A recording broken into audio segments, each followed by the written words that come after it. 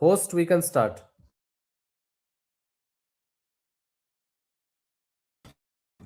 Yes, sir.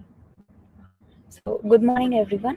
It's a genuine privilege to welcome you all to the South Asian Technology Law Conclave 2026, held under the esteemed third South Asian Global Intellectual Property Summit 2026. I'm your host Bhavya, and my co-host is Kushi. So, this conclave brings together an extraordinary gathering of minds from across the globe: legal scholars, policymakers, technologists, industry leaders, and students, creating a dynamic platform where ideas don't remain confined within the disciplines but instead interact, challenge, and evolve in meaningful ways. So, what makes this platform truly significant is not merely its scale, but its purpose to examine the rapidly evolving intersections of technology, law, governance, and society, particularly within the context of South Asia and Global South. So, at a time when digital transformation is reshaping economies, governance structures, and social interactions, discussions around the AI regulation, data governance, cybersecurity, platform accountability, and digital inequalities are more critical than ever. So, this session doesn't simply revisit what we already know, but it also challenges our assumptions, refines our understandings, and boldly explores what lies ahead. So, over to my co host, Kushi. Before we proceed, we take a moment to acknowledge the institutions that make this initiative possible. The Center for Development of Intellectual Property and Research and Naovina Development of Intellectual Property and Research Foundation, whose consistent efforts in advancing intellectual property discourse play a vital role in shaping platforms like these. This conclave is proudly organized in collaboration with Meta, Blueprint, and Cambridge Teachers of Tomorrow, and powered by Community for Academic Research and Development Foundation, a collective whose disciplinary and global spirit truly defines the characteristic of this event.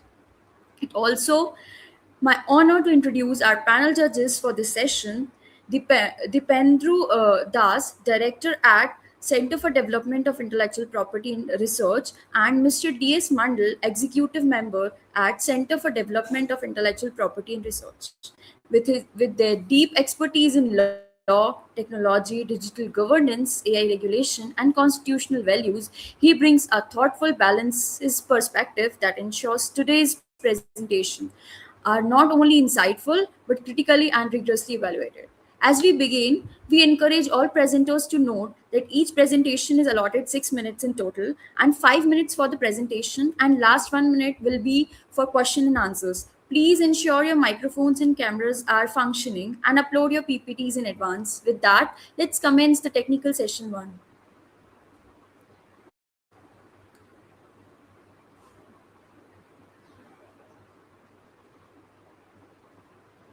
Starting with our first presenter, Jinal Bhatt. Hello, good morning, everyone. I would like to correct my name. It's Jaisal Bhatt. Participant, your voice is not audible.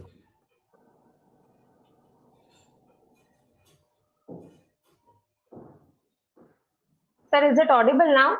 No, your voice is not audible.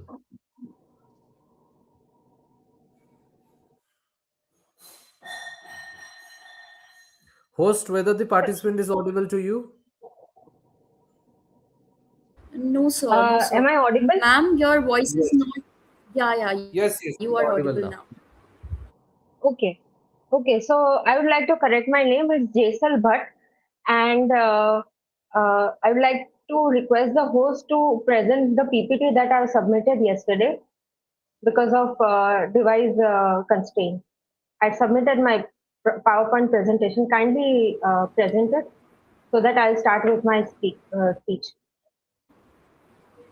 Yes, ma'am. Actually, it's processing. We will just share it as soon as it is done. Okay, okay, no problem. Yes, Yeah, yes, it's showing. We can proceed with the presentation. Yes, ma'am. You can start. Yes. Okay, sir. Good morning, everyone. I would like to start with a question. Imagine making a decision that feels entirely your own, only to realize that the options that you considered, the preferences you formed, and the conclusion that you reached were in fact designed to lead you in a particular direction and make a particular decision. At that point, the question is not what you decided, but whether you were ever truly free to decide. The last sovereign territory on earth is not a nation state, it's the human mind. For decades, kindly next slide, please. For decades, the law assumed that while power could regulate speech and behavior, thought itself remained beyond reach. That assumption is no longer safe because today, algorithmic systems not only just observe how we think, they actually engineer how we think. Let me be clear about this.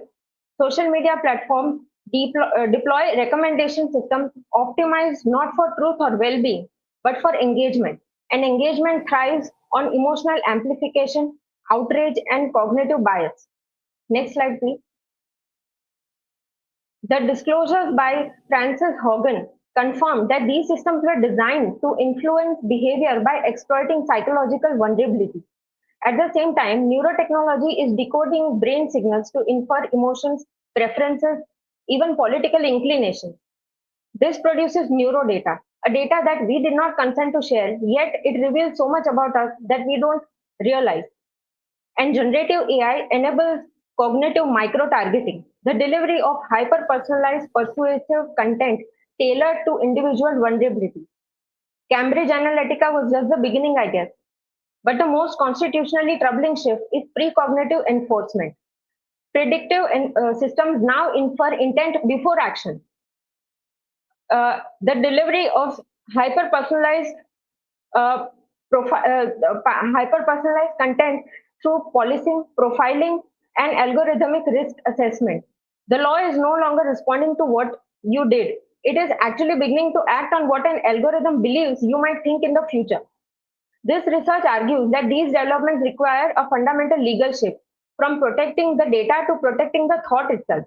It proposes recognition of cognitive liberty as a fundamental right, similar to Chile's constitutional amendment on neuro rights, and drawing upon the work of scholars like Marcelo Lenca and Roberto Adorno. Cognitive liberty includes three core freedoms: freedom from non consensual mental surveillance, freedom from cognitive manipulation, and freedom to control one's own mental state. These are not abstract ideas. They are the conditions that make autonomy and therefore all rights possible. Because when systems bypass rational deliberation and exploit psychological vulnerabilities, they do not merely influence behavior, they undermine human autonomy itself. However, existing laws are structurally inadequate. Data protection regimes like the GDPR and India's Personal Data Protection Act regulate information flows, not cognitive processes. They ask what data is collected. They do not ask whether and what beliefs were shaped. An algorithm can manipulate thought without processing identifiable data and still remain lawful. The harm is real and the law cannot see it. Even human rights law, while promising, is incomplete. Article 18 of the ICCPR protects freedom of thought as absolute. And in Justice K.S. Puttaswamy versus Union of India, the Supreme Court recognized privacy as the autonomy to develop one's personality and exercise choice. But these frameworks were designed for state interference, not for private systems that engineer cognition at scale. To address this gap, the research proposes a global cognitive liberty framework based on four main pillars. First, a binding international convention recognizing cognitive liberty, including mental privacy, self-determination, and cognitive continuity, with strict protection of neurodata.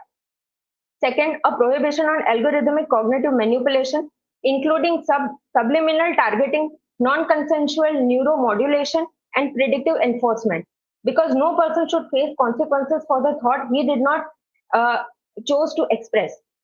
Third, mandatory cognitive impact assessment for high-risk AI systems, ensuring cognitive liberty by design. And fourth, an international cognitive rights council to oversee enforcement across borders. For South Asia, this could be operationalized through a regional framework, with India, given its constitutional foundation, well positioned to lead. Next slide. I actually forgot to mention next slide. Please continue with the slides. Yeah, so here I have mentioned the, yeah. Next slide.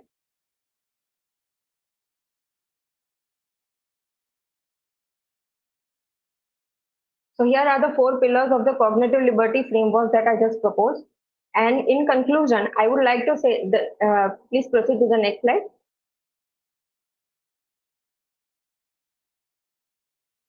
The history of rights is drawing a line around something essential and saying that this belongs to individuals.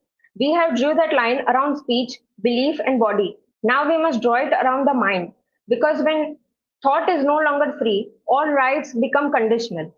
Thank you. Okay, participant, you had talked about the cognitive mind, let's say artificial mind. So currently, which countries are having such regulations across the world? Is there any country having such regulation? Sir, as far as I know, only Chile has made constitutional amendment and has implemented the neuro rights. No other country has done anything about this. So whether Chile's constitution is like right based on the personal data protection, or like it's any kind of neurological, artificially made neurological integration can be protected. No, sir, it includes all the neurological neuro data protection, as well as uh, cognitive micro targeting and precognitive enforcement. It implements all of these. All of these are included in the Chile's constitutional amendment, neuro rights See, one law. of the major challenge in Chile's constitutional amendment is like it cannot protect big corporates from experimenting from this data breaches. So, like if you looked into it, you will see there are a number of provisions which comes as a safe harbor for the corporates to bypass those prevailing laws. So, my point is specifically that's my suggestion. You cannot cite Chile's constitutional amendment as a precedent, to looked into a welfare provisions towards it. It's not a welfare provision, it's kind of giving a safe harbor to those big corporates who are snatching out the digital personal data and training the AI. So again, the rights, private rights is getting breached and the right to privacy is being leaked.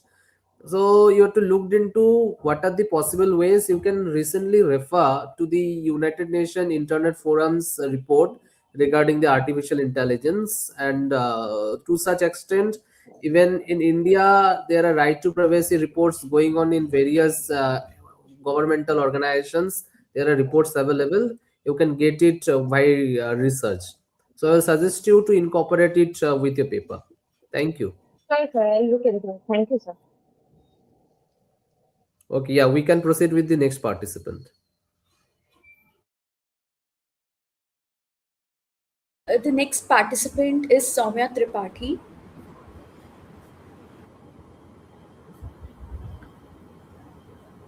My screen is visible.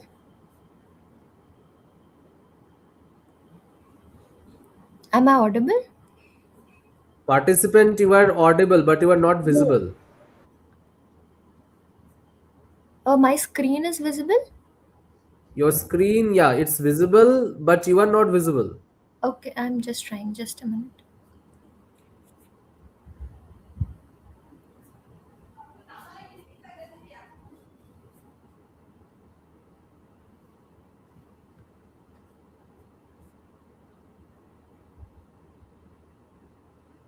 I think some due to some technical glitch, my video is not visible. If my screen is visible, can I present? If I'm audible also. See, it is compulsory for the presenters to keep their audio and video everything ready. Um, Okay, proceed with your presentation. okay, thank you, There will sir. be Thank marks you. deduction.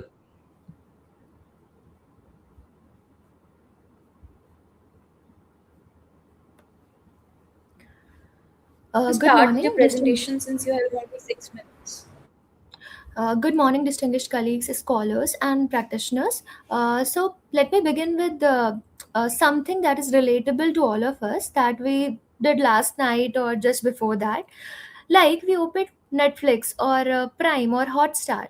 So basically what we do, we clicked, and somewhere at data center thousands of miles away that moment was recorded or analyzed and filed permanently into a behavior profile that known us in some way better than we know ourselves. That is not fiction, that is the operating reality of the OTT platforms in India today. It is the subject of the research that I present you all to this morning. So India is now home to over 547 millions online video viewers. Like 81% of them access OTT content exclusively through smartphones. The OTT market is growing at over 20% annually, like to the FICCI and the EY report that I just took this data. So there are extraordinary numbers that speak to a profound democratization of content and culture. But behind that democratization lies a question that our legal system has conspicuously failed to ask, like what happens to the data? Like every time browse, every episode paused, every search query typed, every moment of your viewing life that is collected, stored, and monetized at a scale that is frankly staggering. So, India's regulatory response to the OTT revolution has been at its core a response to content, what can be shown, to whom, under the what age classification. So basically these are the legitimate questions, but they are not the most important questions, and in answering them we have allowed like three far more constitutional questions to go unanswered, like who owns your viewing habits, who shapes that what you watch, and through that what you think, like who guards from you the state that now access to all of it. So OTT platforms are not merely the entertainment providers. They are by design large scale data harvesting machines, and our law thus far has looked the other way. So, this is not merely a political failure, it is a constitutional one. Like in the landmark judgment of Case Puttaswamy versus Union of India, that was particularly a nine judges bench of the Supreme Court unanimously held that the right to privacy is an intrinsic part of Article 21, the right to life and the personal liberty. The court was explicit informational privacy, the right of an individual to control information about themselves. It is the constitutionally protected dimension of that right.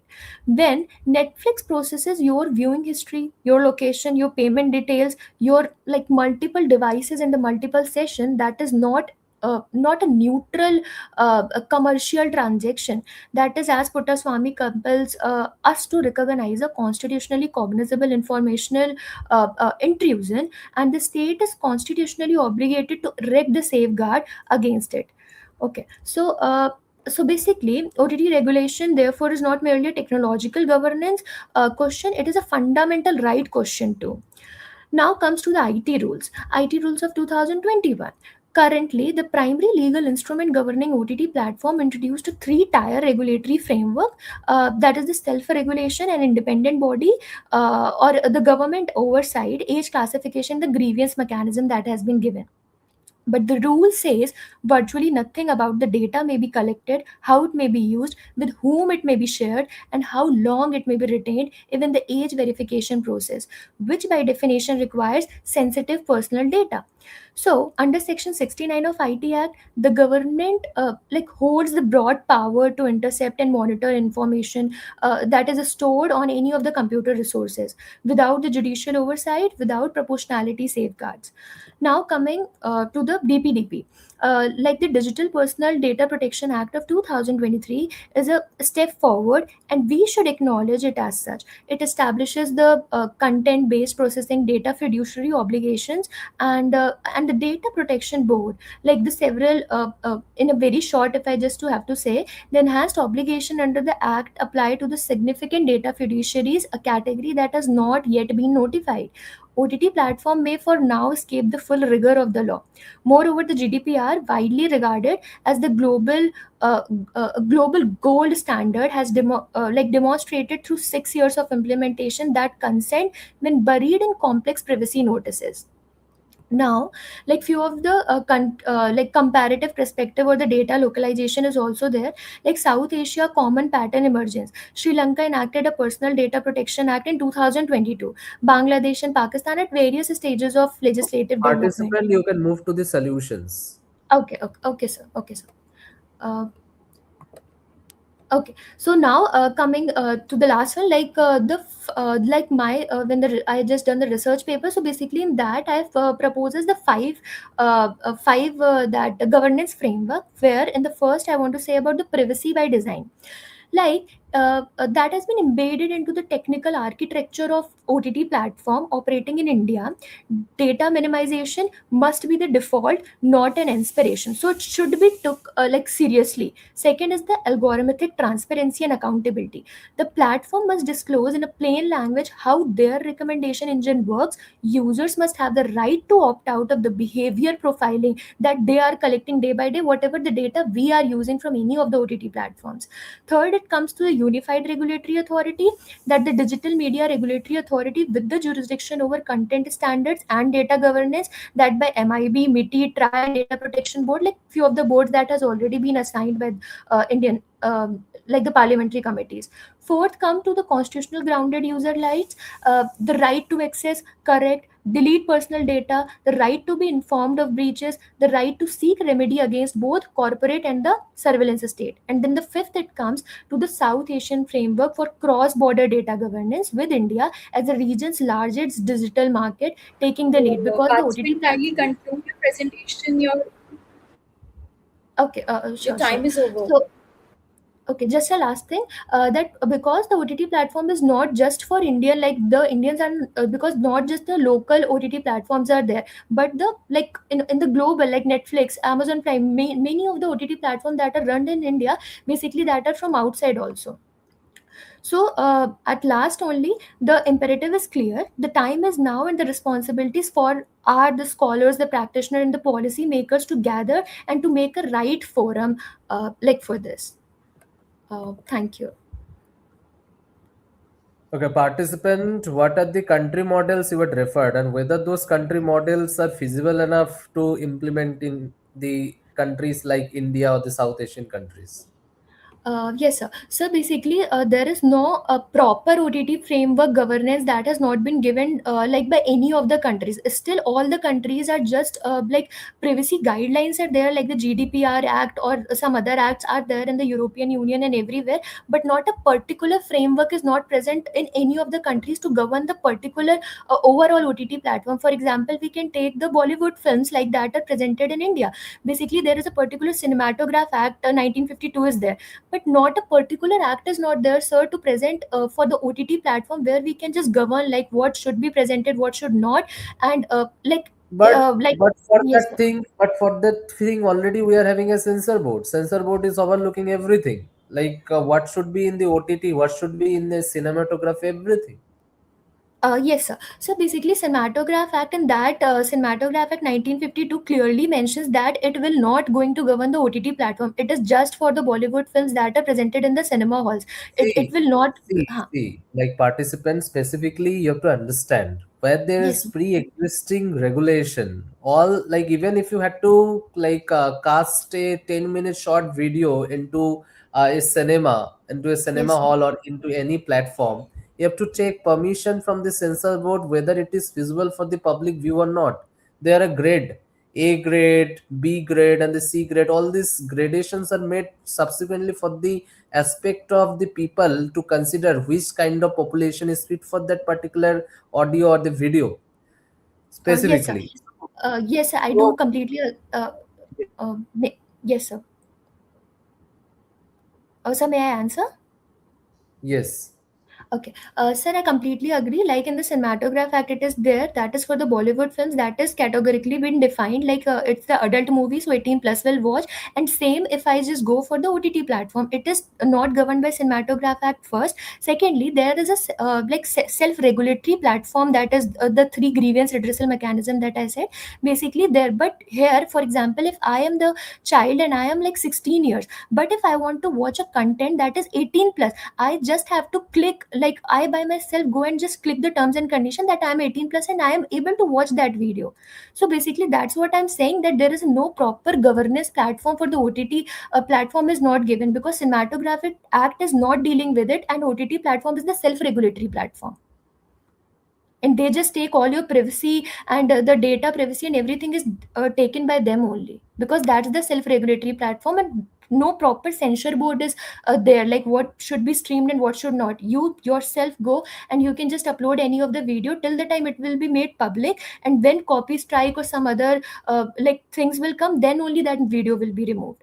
So there is no proper censor board for the Okay, OTT platform. the countries you had mentioned, whether there is proper rules and regulation. As per my knowledge is concerned, already Yes sir. China has such regulation. You Yes sir. can look Yes sir. into the Chinese governmental policy on Yes sir. the child and the underage. They have a policy on child and underage. And Yes sir. very recently, there are also few more countries who has added on, like they had also restricted the mobile uses to certain hours Australia. for Yes sir. the Australia. Yes for sir. this.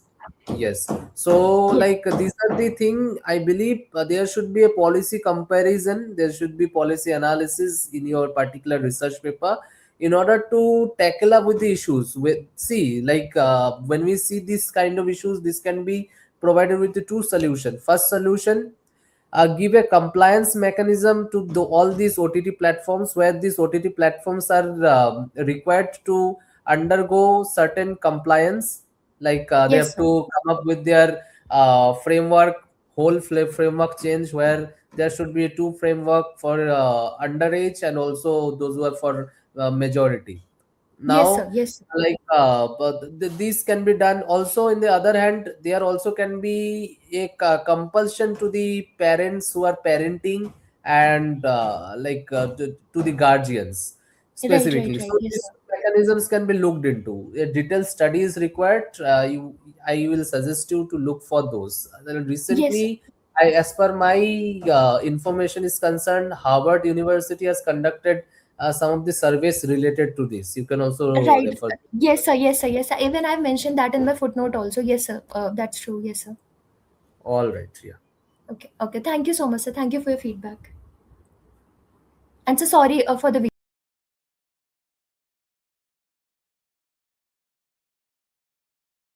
Yes, we can move ahead to the next participant. Hello, am I audible and visible? Yes, yes. Next participant is Abhishek, and you can start your presentation. Okay, I just have to verify whether I am audible and visible, and my presentation is also like visible, right? Um,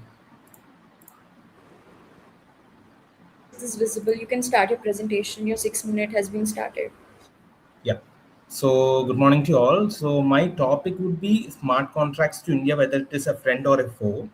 So, whether we heard of contract, we always associate it with that phrase called in writing. Like it, that phrase itself gives a sense of authenticity, a sense of like it is true. Like we can, trust upon it. But when it comes to like smart contracts, it's a bit different. Like it is writing, but at the same time, it is not writing. It means like in writing means there is a digital proof, like there is something called as smart contract and all that. But it is not in the language use is different, like it mainly consists of codes like zeros and ones. So in that sense it might not be called in writing in our terminology.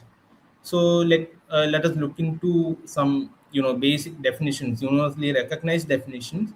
Like according to Jay Casano, who is an independent journalist, smart contracts are computer programs that can automatically execute the terms of the contract. This is a simple definition, but according to Nick Szabo, who is like a famous, American cryptographer and legal expert, there are a set of promises, including protocols, within which the parties perform other promises. The protocols are usually implemented with programs on a computer network or in other forms of digital electronics. Thus, the contracts are smarter than the paper-based ancestors. No use of artificial intelligence is implied. So there has been a certain official definition given by the UNCITRAL, or the United Nations Commission on International Trade Law, through their model law on automated contracting, as they describe it, automated contracting or arithmetic contracting. So automated contracting or arithmetic contracting is essentially the use of automated systems to generate or otherwise process data messages, that is inputs and outputs, that are recognized as communications in connection with the formation of contracts, such as an offer or acceptance of an offer, or other actions in connection with the performance of the contract. So there is a there are mainly three features of smart contract, I believe. First of all, they are drafted not using any machines or any systems. They are mainly drafted using source code, as opposed against conventional methods of drafting contracts. They can be standardized and executed at nearly no cost, hence to decrease the marginal cost of contracting, as opposed to the stamp duties which is imposed upon us. The second feature is that for the party valuing certainty, there will be no room for ambiguity of contract interpretation, but to execute the contract. So the final feature is smart contracts are designed on a decentralized format, so that it is not concentrated on a particular authority or a particular entity. It is it spans across multiple platforms. So there are mainly three differences between traditional contract and smart contract. In a traditional contract, the terms and conditions are set by parties set themselves. But when it comes to smart contract, you know uh, the the power to impose terms and conditions still retains upon the parties themselves, but the format for agreement are wholly provided by the computer system. But in the traditional contract, they can set up the terms and conditions independently. In the second difference is that in the traditional contract, the parties are said to be reading and understanding the contract. But in the case of smart contract, a third party comes in, which is the computer system itself. And the last difference would be like in a traditional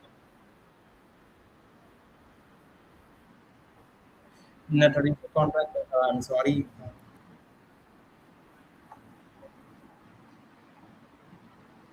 Uh, okay, so am I still visible right now? I just have to verify.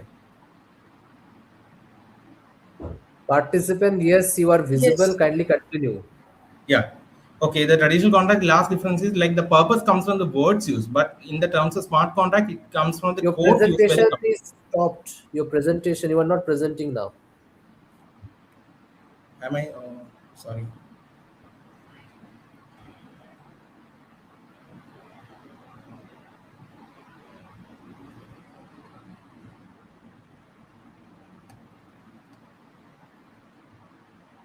Is it visible right now? I just turned on. Yes, it's visible. You can straightly move to your solutions and recommendation. Yeah. So this is what the general take is on about smart contracts. Now it is about my personal proposal or my personal take on what can be done. So hereby I present to you a smart contracts bill which I was able to draft within my own limited resource sources of research. Because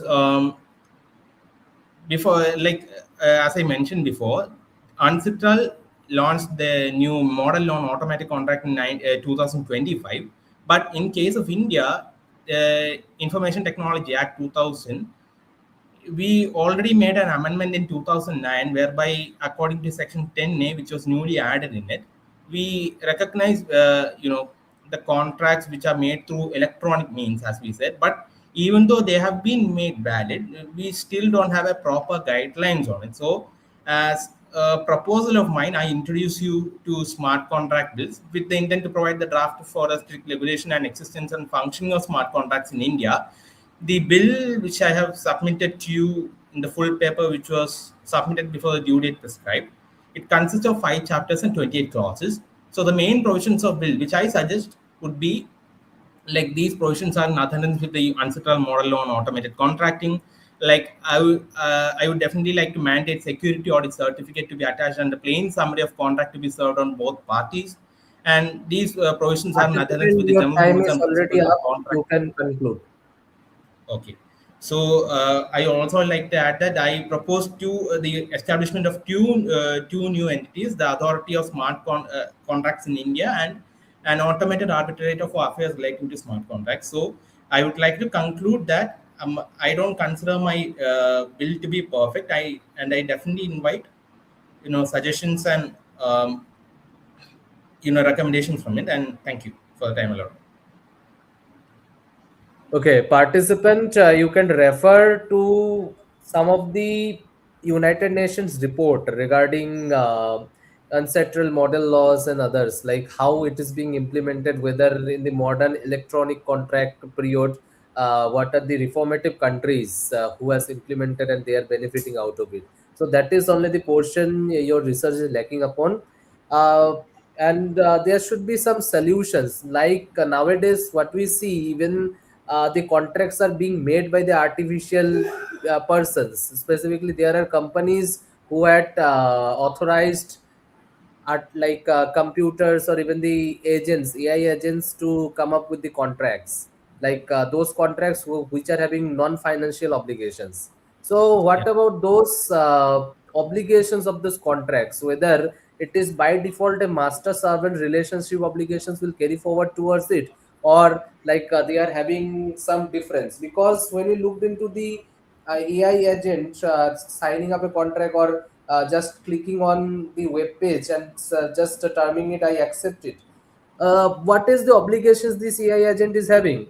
If we looked into the general master servant relationship, then like it's fine. But here the master is unaware what the AI agent is doing, because the master is not knowing what the AI agent is looking into the website, and where the AI agent is going and accepting those smart contracts. This is one aspect. Second aspect is, when an AI agent is clicking I accept, that is heart and soul decision of an artificial intelligence who is having its own intellect. There is no decision involved of the master. So in this scenario, what are the possible ways and how these kind of aspects or challenges should be tackled out? Your paper should include all this. So that's the suggestion. Okay. Okay, sir. Thank you. Thank you. Or like we can move ahead with the next participant.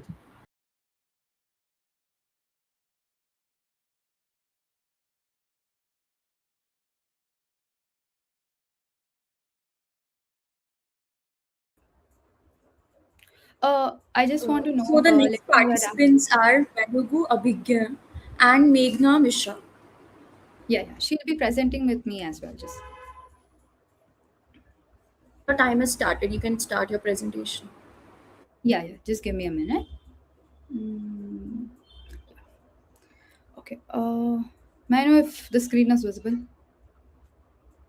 My presentation. That's visible. Yes, yes. You can start. Okay. Okay. Good morning, everyone. My name is Merugu Avigna. My co-author Meghna Mishra and I will be talking about the topic "When the Dead Speak Again: Legal Personhood, Postmortem Data Rights, and the Regulation of AI Technology in India." Listen, what if you could talk to someone even after they passed away? That's actually possible today, because with the rise of AI, companies can now recreate a person's voice, personality, and memories, allowing conversations with the dead. This is called a niche in industry that is called as digital afterlife industry. But there are legal and ethical issues that come with this. In India, the law currently protects the living persons very strongly. Like courts have protected celebrities like Jackie Shroff regarding the misuse of their personality. But the problem is this protection disappears after death. In fact, in the case of Krishna Kishore Singh, the court had affirmed that privacy and privacy laws are not inheritable. They decease with natural person. And this is the lacuna that the digital afterlife industry thrives on. With a country with 900 million users, this lacuna is even more problematic in this current age, because the DPDP Act, the succession frameworks, basically do not answer these questions. Now, how does this industry work? Basically, it harvests your raw data like messages, voice memos, social media, etc., puts it in an engine that marks your language, your cadence, the way you speak, the way you text, and brings it into a product. The problem is, while grief tech industries can simulate conversations with dead, they're often using data without a clear consent. And this creates a major issue, because who is owning this data after death? Who's controlling its use? And can it be commercially exploited? The problem with Another problem with this is, in India we have three laws that we are concentrating in this paper: is data protection, succession laws, and personality rights. Data protection basically construes that data principle must be living, and succession laws do not consider digital assets as inheritable assets, while personality rights are basically extinguished with death. So When you look at the comparative perspective, for the purpose of this research, we have done four countries: India, United States, European Union, and China. You would see that India is the only outlier. United States has a patchwork by state, like California Celebrities Act, which provides 15 to 75 years of protection after death. European Union, whose recital 27, while excluding disease, basically states that member states can draft their own laws, and which is done by France and Germany. And China. Perhaps China is the only country with a comprehensive framework. Its deep synthesis provisions mandate that providers must obtain legal consent if the AI is using biometric editing. And if the person is dead, you have to obtain consent from their estate. So in India, the first problem is the DPDP Act. The problem with DPDP Act is, while Section 4 or 14 allows for a data nominee, the data nominee is basically an opt-in provision. And with 900 million people, that statistically is a microscopic for people to opt in for that. Second, it's a reactive provision, meaning you can access the data, you can ask for refusal, but you do not have an explicit right to prohibit a company from training on that model. And ambiguous jurisdiction. Because of lack of clear guidelines, India has become basically a cesspool for companies to use this data. But I have to tell that there is a human dignity concept. Under the German constitution, human dignity is somewhat defined differently from that of India. While Indian definition of dignity would extinguish with that, human dignity under the German constitution is something that transcends their death as well, because it is connected to the person. And because while their systems are different, we can draw that similar idea from Article 21 of the constitution. I now would like to request Meghna to take up the stage to go further into this topic. Thank you, Abhigna. Am I audible? Yes. You're audible. Yeah, so I'll be sharing my screen. Just a minute. Or, yeah, it's okay.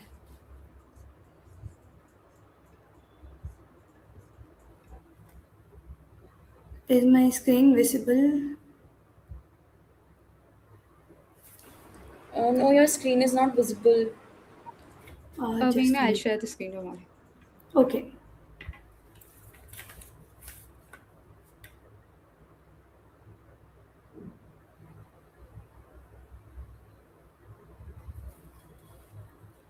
Okay, thank you, Abhigna. So, I'll be dealing with the corporate hijacking of digital estate. We know that succession in India is dealt under the Indian and Hindu Succession Act that dates back to 1925, and it includes only the physical property. As a result of this, the digital property is not yet recognized as a inheritable right in India.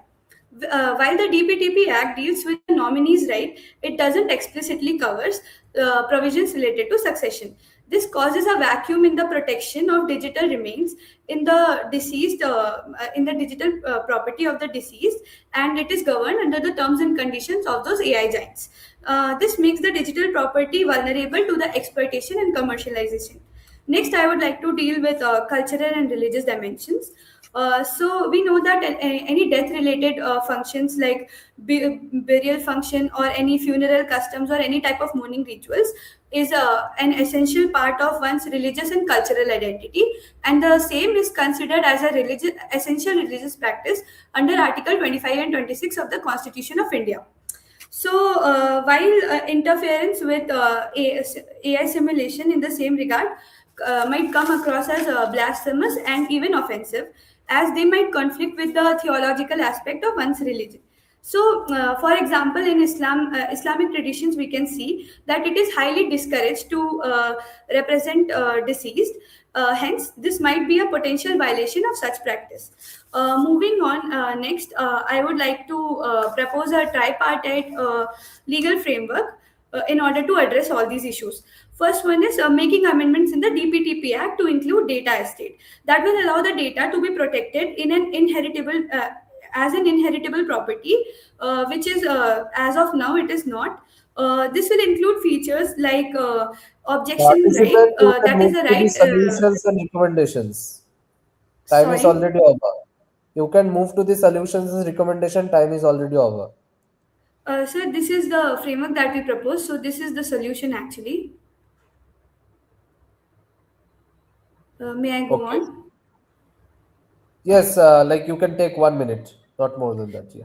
Okay, thank you, sir. So, as I was saying, like it gives the family a right of objection.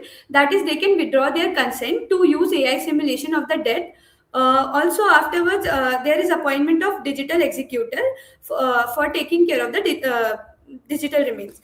Next, there is making amendments in the personality rights, that is enacting a Digital Dignity Act to protect the rights of those who are not a celebrity, and this is not a perpetual right. This is granted for over 15 years. That's what we propose. Next is IT intermediary guidelines that establish DDNR registry. Also, it notifies the users about the AI simulation, and it helps the user to distinct between real and AI, and it has an option for opting out during the lifetime. Lastly, I would like to conclude with saying that it leaves us with something really heavy to ponder, something beyond the laws and algorithms. If the grief text becomes completely normalized, if we never truly have to say a final goodbye to the simulation of a loved one, how will that alter human evolution? Do we eventually lose the essential, painful, yet the totally necessary human ability to forget, to heal, and to move forward if our digital ghosts are purposely designed to keep us company forever? Thank you so much for listening. Okay. All right, participant, we don't have any suggestions for you. Thank you for your presentation. Thank you, sir. Thank you, sir.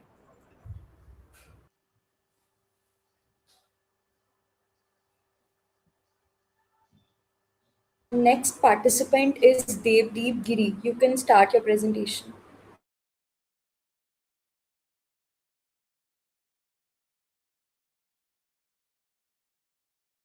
You are not audible actually. Am I audible now? Yeah. Perfect.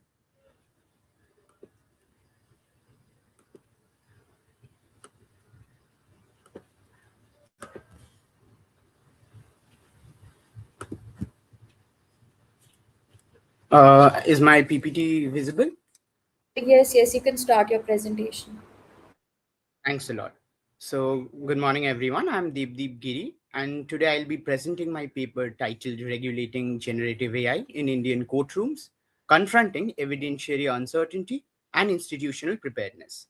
I've divided my paper into 10 different segments, and I'll pursue each one of them in brief. Moving to the introduction, we must remember that the Indian judiciary is undergoing rapid digital transformation through virtual hearings, digitized records, and the e-courts project. While these developments enhance efficiency and access to justice, generative AI introduces a fundamentally different challenge. Unlike earlier technologies, AI can generate highly realistic synthetic content, blurring the line between truth and fabrication. This raises serious concerns about authenticity, reliability, and accountability in judicial proceedings. Existing evidentiary frameworks, particularly the Bharatiya Sakshya Adhiniyam 2023, are based on assumptions of human authorship and traceability, assumptions that generative AI clearly disrupts. Moving on to the next segment of my paper, that is the generative AI and the transformation of legal epistemology, we must remember that at its core, this is a crisis of legal epistemology, that is, how courts determine truth. Now, generative AI challenges this by producing content without clear origin or intent. Concepts like AI hallucinations, deepfakes, and black box decision making undermine traditional methods of verifying evidence. Now, this creates a mismatch between computational outputs and human centered judicial reasoning. This leads us to the next segment of my paper, that is what the current statute has to say about generative AI. So, the Bharatiya Sakshya Adhiniyam 2023 recognizes electronic evidences and requires certification. I'm extremely sorry for the sound.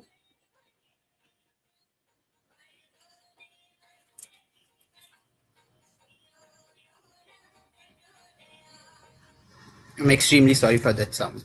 Moving on, so the Bharatiya Sakshya Adhiniyam recognizes electronic evidences and mandates certifications under sections 61 to 63 as reinforced in cases like Anwar PV versus PK Bashir, as well as Arjun Panditrao Khotkar versus Kailash Kushan Rao Goriantal. However, this framework assumes identifiable sources and traceable origins. That is, these are conditions that are absent in AI generated content. The absence of explicit recognition of AI generated evidence creates a statutory vacuum, leading to uncertainty and inconsistent judicial interpretation. Now, moving on to the next segment, that is the focus on evidentiary uncertainty in the age of generative AI. There are 10 different points which I have highlighted here. I've covered each of these in details in my paper. So now generative AI introduces multiple layers of evidentiary uncertainty. From deepfakes and fabricated legal content to breakdowns in chain of custody, courts face unprecedented challenges in verifying evidence. Issues such as algorithmic bias, lack of transparency, and privacy concerns further complicate this adjudication. Importantly, these uncertainties also affect the very standard of proof, that is, whether beyond reasonable doubt can still meaningfully be applied in an AI influenced evidentiary landscape. Moving to the current judicial engagement with generative AI in India, we see that Indian courts have begun cautiously engaging with AI primarily for research, translation, and administrative efficiency. However, this use remains assistive and not determinative. Yet concerns of automation bias, opacity, and lack of uniform guidelines persist, raising risks of inconsistent judicial practices. Moving to the comparative regulatory approaches to generative AI throughout the world, we see that globally, jurisdictions are moving towards structured AI regulation. The EU AI Act adopts a risk based model, while the US follows a sectoral approach, and while the UK emphasizes principle based governance. Across these systems, a common thread emerges, that is, human oversight, transparency, and accountability. Now, further moving on to the regulatory framework governing generative AI within India, we see that in contrast to the other countries, India's regulatory framework remains fragmented, spread across the IT Act 2000, the DPDP Act of 2023, and other intermediary rules like the 2021 IT Acts. The special 2026 amendment of the IT Act addresses harms like deepfakes, but there is no dedicated legislation governing AI in judicial contexts. This approach remains reactive rather than anticipatory in nature. Moving to the current institutional preparedness and the challenges, we see that institutionally the judiciary faces significant challenges. Participant, you can There- move to the recommendations and solutions. Sure, sir. The next slide itself is the current need which I have highlighted. So, as we can understand by now, targeted reforms are essential. Now, this includes recognizing AI generated evidence within evidentiary law, developing authentication and forensic standards, and issuing judicial guidelines. A risk based regulatory approach combined with institutional training is critical for responsible integration. Thus, in conclusion, I would like to say that generative AI is not merely a technological shift, it is a transformation of legal epistemology itself. Existing frameworks are inadequate, and unregulated integration risks undermining fairness and judicial integrity. The path forward lies in balancing innovation with robust legal safeguards, ensuring that technology strengthens rather than compromises the justice system. And altogether, thanks a lot, sir. Okay. So, like in legal terminology, we see generative AI content and AI generated content are very two different aspects of artificial intelligence. So these two are not same. Where generative AI are having no control, and it is itself generating the content or artificially engaging into whatever work provided it to them, like an artificial agent, where the AI generative thing, like it's required a prompt or like order from the master to serve its purpose. So there's these are two different aspects. Now, when these things are different, the laws and the aspect of contract laws, also Data Protection Act, are coming up in a very different segment. Now, your paper deals more with the generative aspect of artificial intelligence. So, I will suggest you, just before two, three participants I already mentioned, when we looked into the generative aspect, nowadays the biggest challenge is of AI agent, because the people are employing AI agents to do their work. Now, what if the artificial intelligence comes to a contract? That's a smart contract, and the smart contract, whatever agreement the AI agent is making with the smart contract is for the purpose of the master, but master here don't know what is the contract the AI agent has come into. So who will serve the obligation of those contract? Who will look into the aspects of this contract? Because here the two aspect comes again, like the master is unaware, and also the person, that's the AI agent who is signing up the contract, he is he or like that agent is having the authority to sign in, but the agent is using its own intellect. The master is not involved in that decision. So these are the aspect I believe beyond your presentation problems or the challenges. These are the challenges, practical challenges, which needs more emphasis. Your paper should include all these stuffs. Noted, sir. I'll definitely include it in the current paper as well, sir. Thanks a Okay, lot. thank you for your presentation. We can move ahead with the Thank next participant. Next participant is Ishita Singh. Good morning, everyone. Am I visible and audible? And is my screen visible? Yes, you are visible, audible, as well as your presentation is also visible. Yeah. Good morning, everyone. The topic of my research today is the dilemma of captain of the ship, analyzing the legal responsibility of use of AI instruments in healthcare. Now, suppose a hypothetical situation. A leading cardiologist, while sitting in a clinic, uses advanced AI to assess a patient's. She reviews two patients who have identical age, health, and similar minor health heart problems. She notices something strange.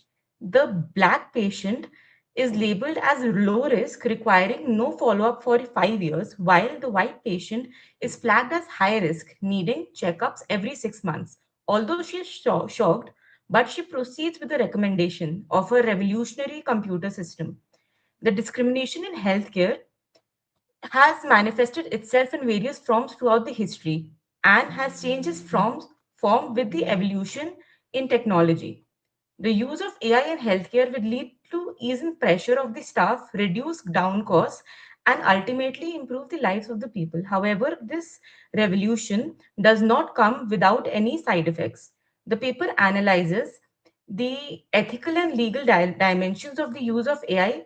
While providing a green field for innovation, it further creates a parallel problem of discrimination, inaccuracy, liability, and legal issues.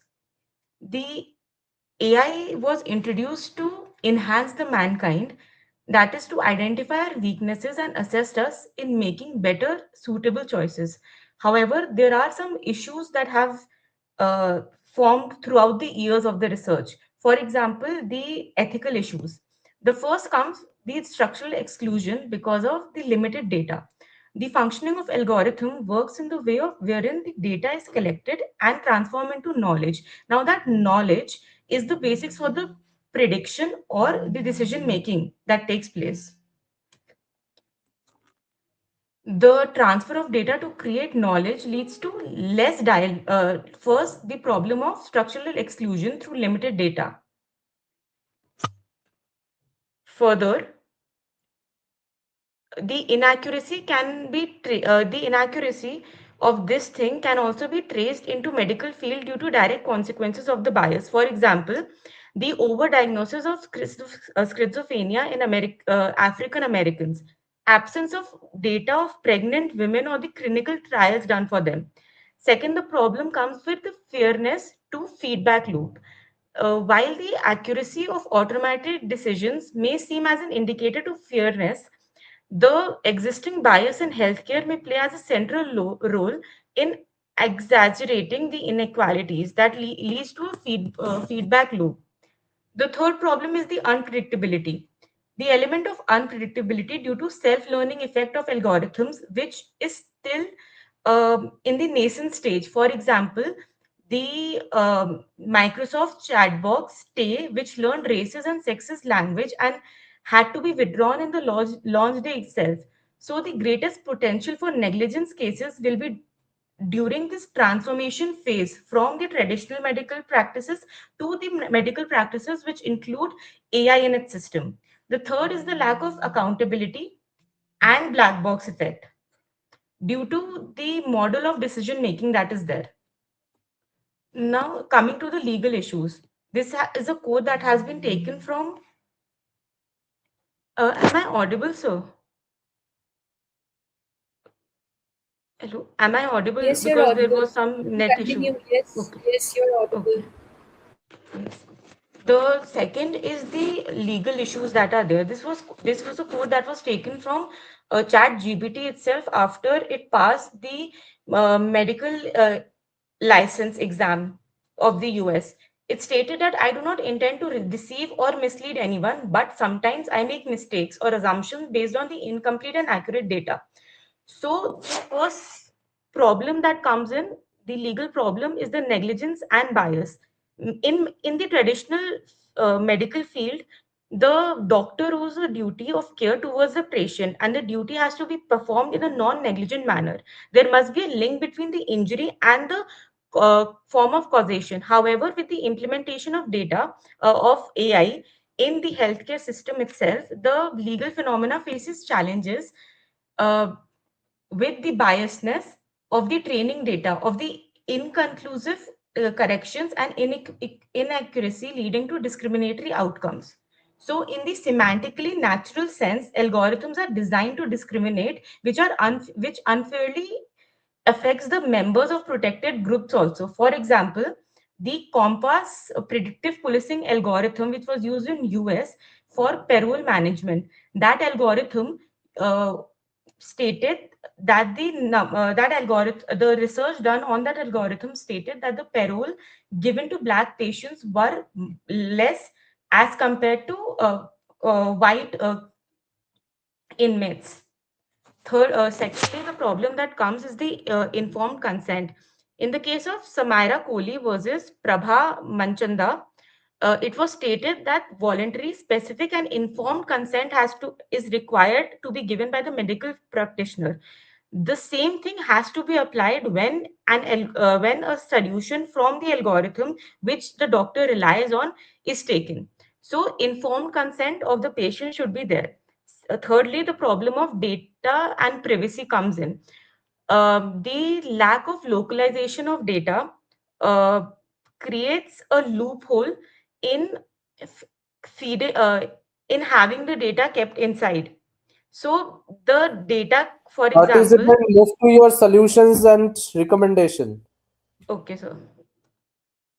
So, in conclusion, there are six solutions that I have come up with. There should be a building of robots infrastructure, establishing an AI ethics board, prioritizing explainable AI as compared to the box AI that is being used. Fourthly, enact targeted legal frameworks. In India, there is a lack of targeted frameworks relating to AI in healthcare, although there are guidelines that have been provided, but specific solutions for AI in healthcare are not given. The informed consent and the data rights structure should also be strengthened. For example, the DPDP Act, uh, even though it talks about that the consent of the individual should be taken, but in the specific section itself, it has been giving that data fiduciary can bypass that in certain circumstances. Thirdly, adopts pseudomized data standards. For example, the raw data should not be shared.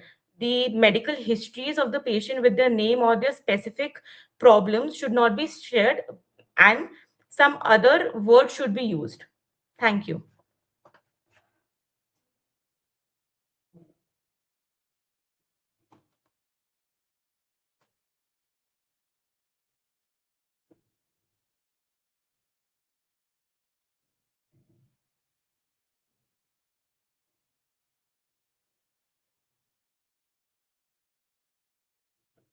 Um, Thank you, sir. Okay, okay, I was not audible. Yeah, am I audible now? Yes, sir. Yes, sir. Okay. So participant, if you looked into the Digital Data Protection Act under Section 4, subsection 1, clause B, you will see there are certain legitimate cases, like it has been mentioned by the legislature, where the certain legitimate uses, the grounds of the DPDP will not like looked into, and where the data fiduciaries can be bypassed upon the digital protection. So, what are the legitimate uses as per your understanding? Have you mentioned it, or have your research delved into the aspect of legitimate use? Because nowhere in the legislature it is mentioned what is to be considered, what is to not consider. Sir, while I was researching for the paper, the legitimate use that I could found was for national security was one of the legitimate uses wherein this could be bypassed. And there have been cases in the Supreme Court also wherein it was held that this is a legal practice to be done. However, I will be researching more on the topic wherein this legitimate use can be used for healthcare also. Now, this is a very serious subject matter for specifically India and the subcontinent, where this legitimate use can be used as a weapon for overriding any such legislative effect. Like there can be corporates coming up, snatching out the digital personal data of Indians and just tying up with the politician and proving it's a legitimate use. So how and which like boundary should be maintained, it is us the researchers to be informed and to research upon it, where the boundary should be created and up to what extent that boundary should be maintained. So I will suggest you to research more upon this subject, like specifically this legitimate use exception, in order to provide a fair idea how the court should delve into it, how this act, whenever it would be challenged, definitely it would be challenged in the Supreme Court in coming days after the implementation in a full-fledged manner. But the aspect of legitimate use is so wide, nowhere it is defined, nowhere it is mentioned, even the government has not said anything regarding it. So why it is wide, again it's the subject matter, so I will ask you to research on it.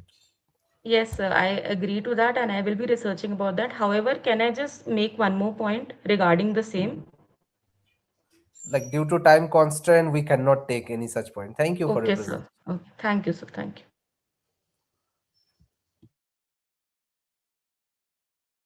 Next participant is Ashi Jain. Am I audible and my screen is visible? Yes, you're audible and visible. Okay.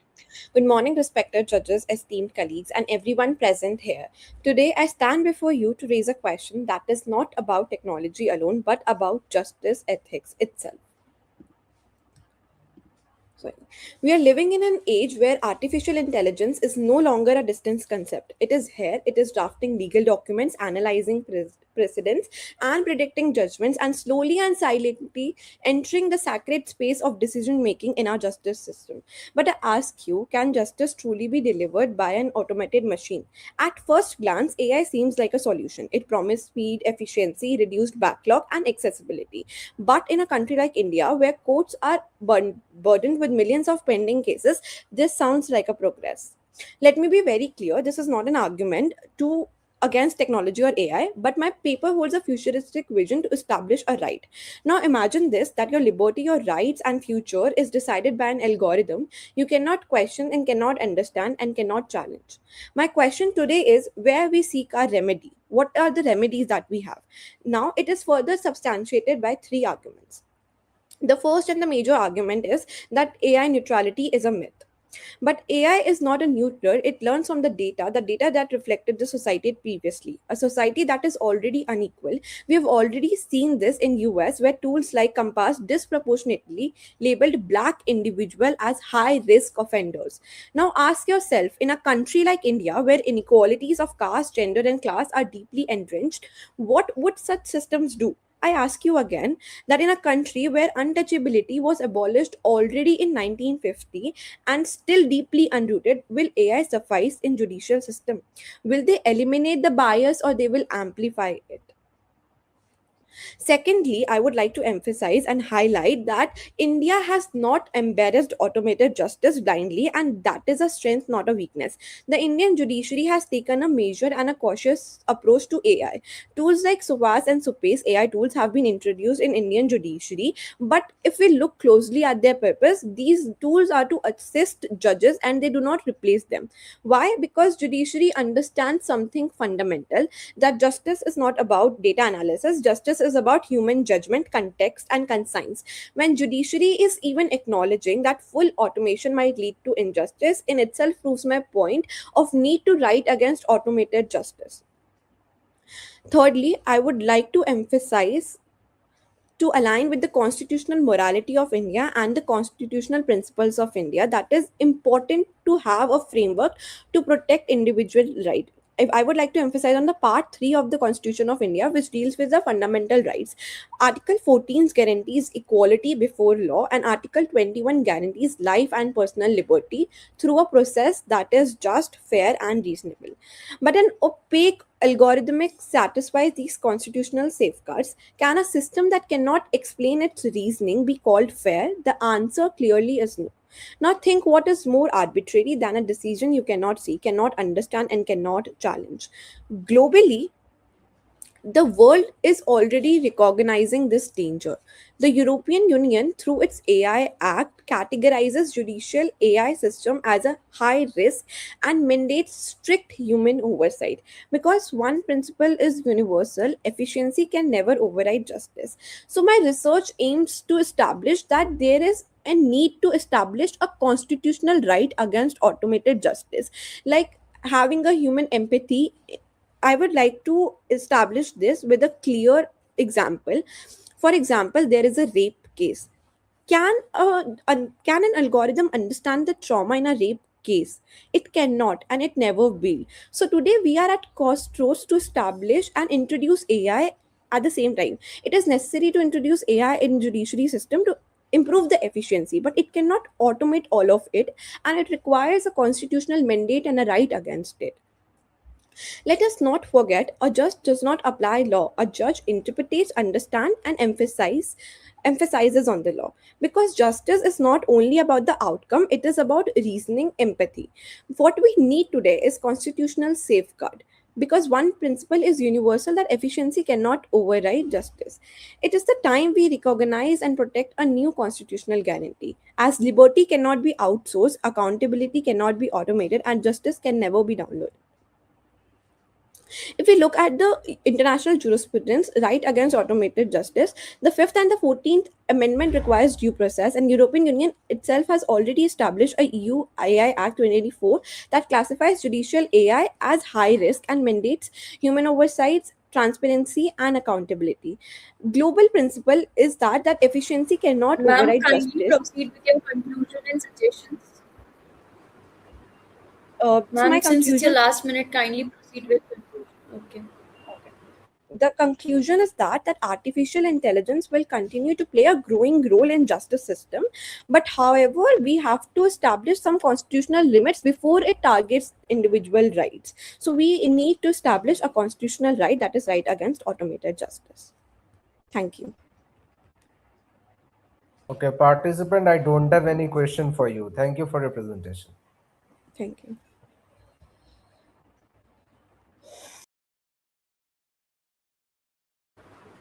Next participants are Nikhil Saini and Sakshi.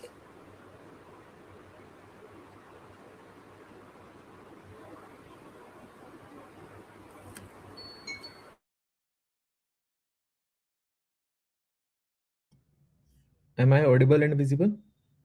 Yes, you're audible and visible. You can start your presentation. Okay. Good afternoon, everyone. I want you to imagine a headline. A novel wins the Booker Prize, but it has no author. The book exists, people bought it, millions were earned, but no one created it.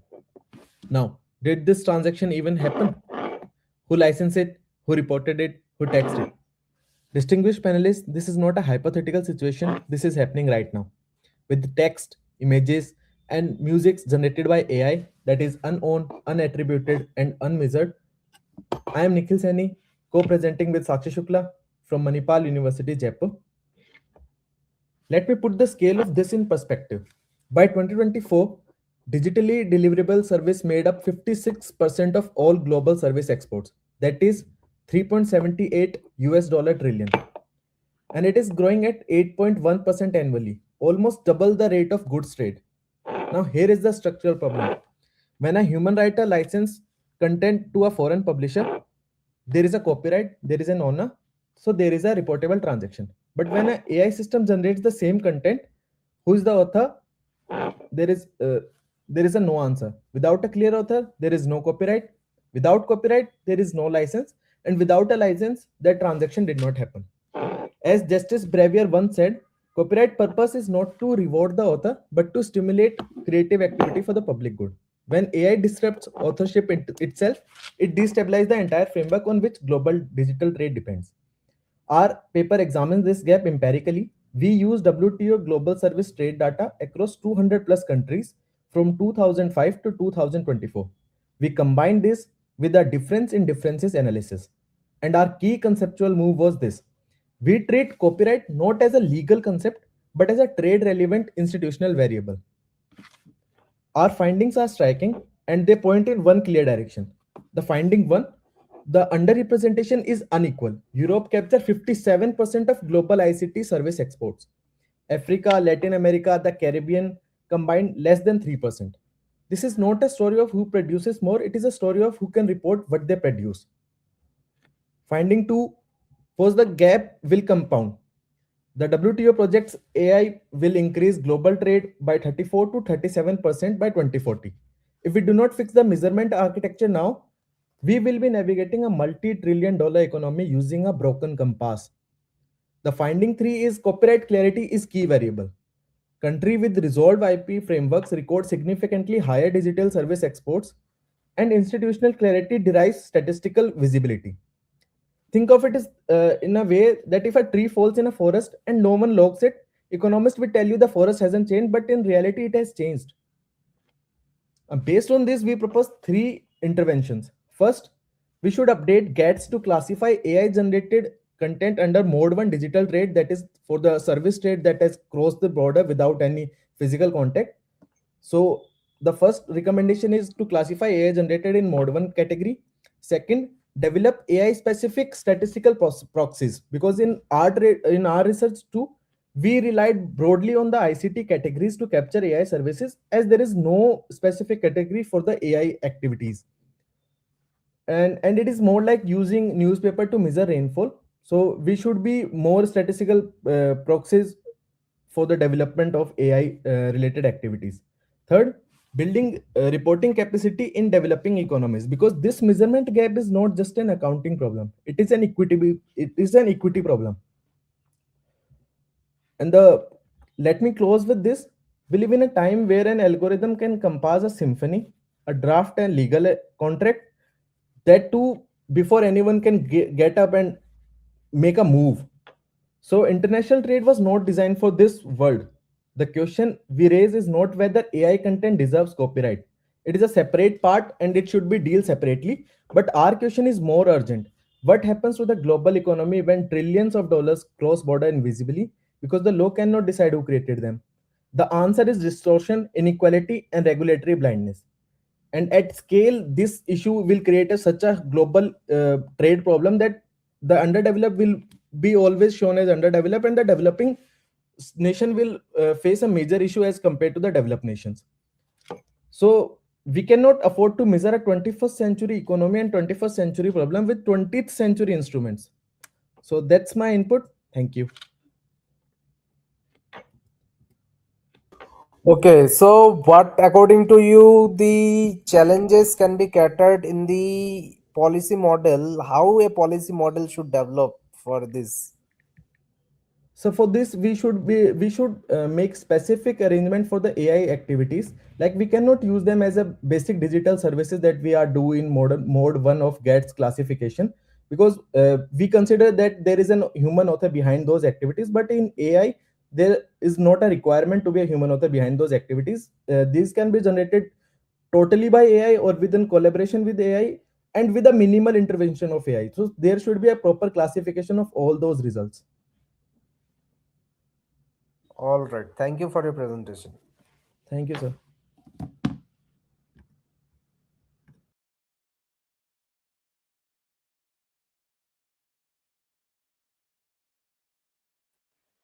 Next participant is Sai Hingmaire. Yes. Am I audible and visible? I'm just sharing my screen. Yes, your presentation is not visible. Okay. Is it visible now? Yes, you can start. Okay. Okay.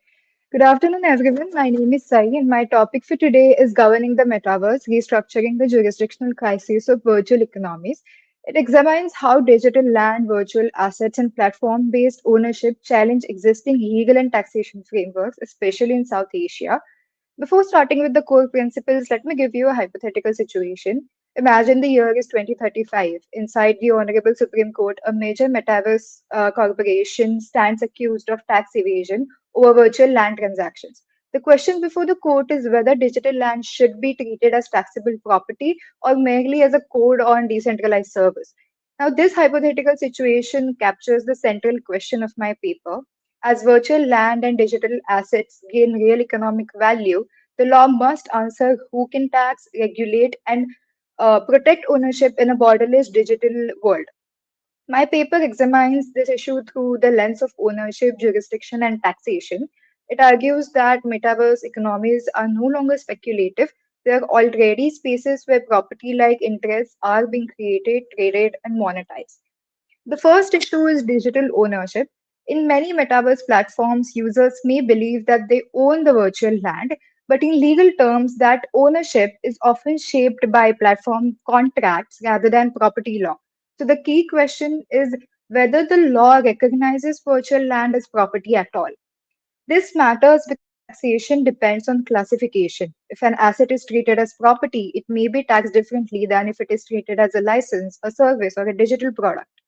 And various precedents show that courts are already moving towards recognizing digital transactions, taxing intangible value, and holding platforms accountable. The second issue is jurisdiction. And here the problem is of triple jurisdiction. Traditional tax law relies heavily on physical presence and territorial boundaries, but the metaverse does not operate like any physical land. A single transaction may involve a buyer in one country, a seller in another, and a platform headquartered somewhere else. If multiple jurisdictions claim the same transaction, it can lead to overlapping taxation, legal uncertainty, or even double taxation. And if no jurisdiction claims it clearly, then the result may be regulatory gaps or tax avoidance. Now, this is where the South Asian context becomes especially important. The region is experiencing rapid digital growth, but its legal frameworks for virtual assets are still underdeveloped. India has taken early steps like the equalization levy, while other South Asian jurisdictions are still developing more basic digital tax tools. Now, this fragmentation creates a policy opportunity and shows why this issue cannot be handled in isolation. South Asia needs a more coordinated approach to digital taxation and virtual asset regulation. The paper also draws on lessons from crypto and e commerce. Governments have already faced similar challenges in taxing online commerce and digital value, and those experiences show that traditional tax frameworks can be adapted but not simply copied. The metaverse requires a more specific response because it combines ownership, commerce, and platform control in one space. Economically, this issue is already significant. Virtual land is being bought, sold, and leased for real value, and metaverse related markets are expanding quickly. So, the question is not whether the metaverse matters, but how to regulate it without stifling innovation. And that is why I argue for a legal framework built on four pillars. First, there must be clear definitions of virtual property and digital assets, which are missing from current traditional taxation laws. Second, there must be a workable tax nexus model that reflects digital realities rather than only physical presence. Third, platforms should be subject to compulsory compliance and reporting duties. And fourth, consumer protection and innovation must remain central so users are not misled about what they actually own. And in the South Asian context, this also means thinking regionally. A harmonized approach would reduce jurisdictional conflict, discourage tax competition, and make enforcement more practical across countries such as India, Nepal, Sri Lanka, and Pakistan. Without some degree of coordination, the region risks creating regulatory gaps that benefit platforms more than users or nations. And to conclude, the metaverse is no longer just a fictional digital space. It is becoming a real economic environment with legal consequences. If the law does not adopt, it will struggle to address ownership dispute, taxation gaps, and platform dominance. But if regulators respond thoughtfully, especially through South Asian cooperation, the metaverse can be governed in a way that is fair, transparent, and future ready. Thank you. Okay, participants, what are the country policy reference you were taken into for like analyzing? First of all, I've analyzed India's equalization levy, which has given 2 to 6% direct tax in India on income earned by non-resident e-commerce platforms which don't have a physical presence.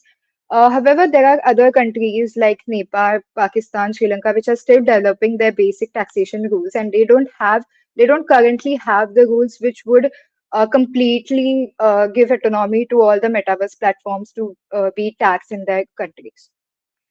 I have taken some references of OECD's base erosion and profit shifting, which gives 15-point action plans for addressing tax avoidance and which ensures the coherence of international tax rules and enhances the transparency between taxation rules amongst different nations.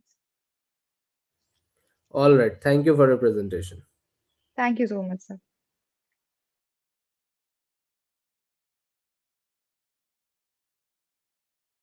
Presenter is Ankita Moheshwar.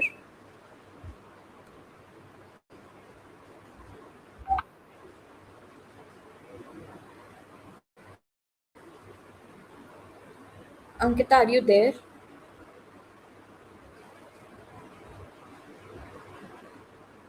Participant, you are not visible and audible.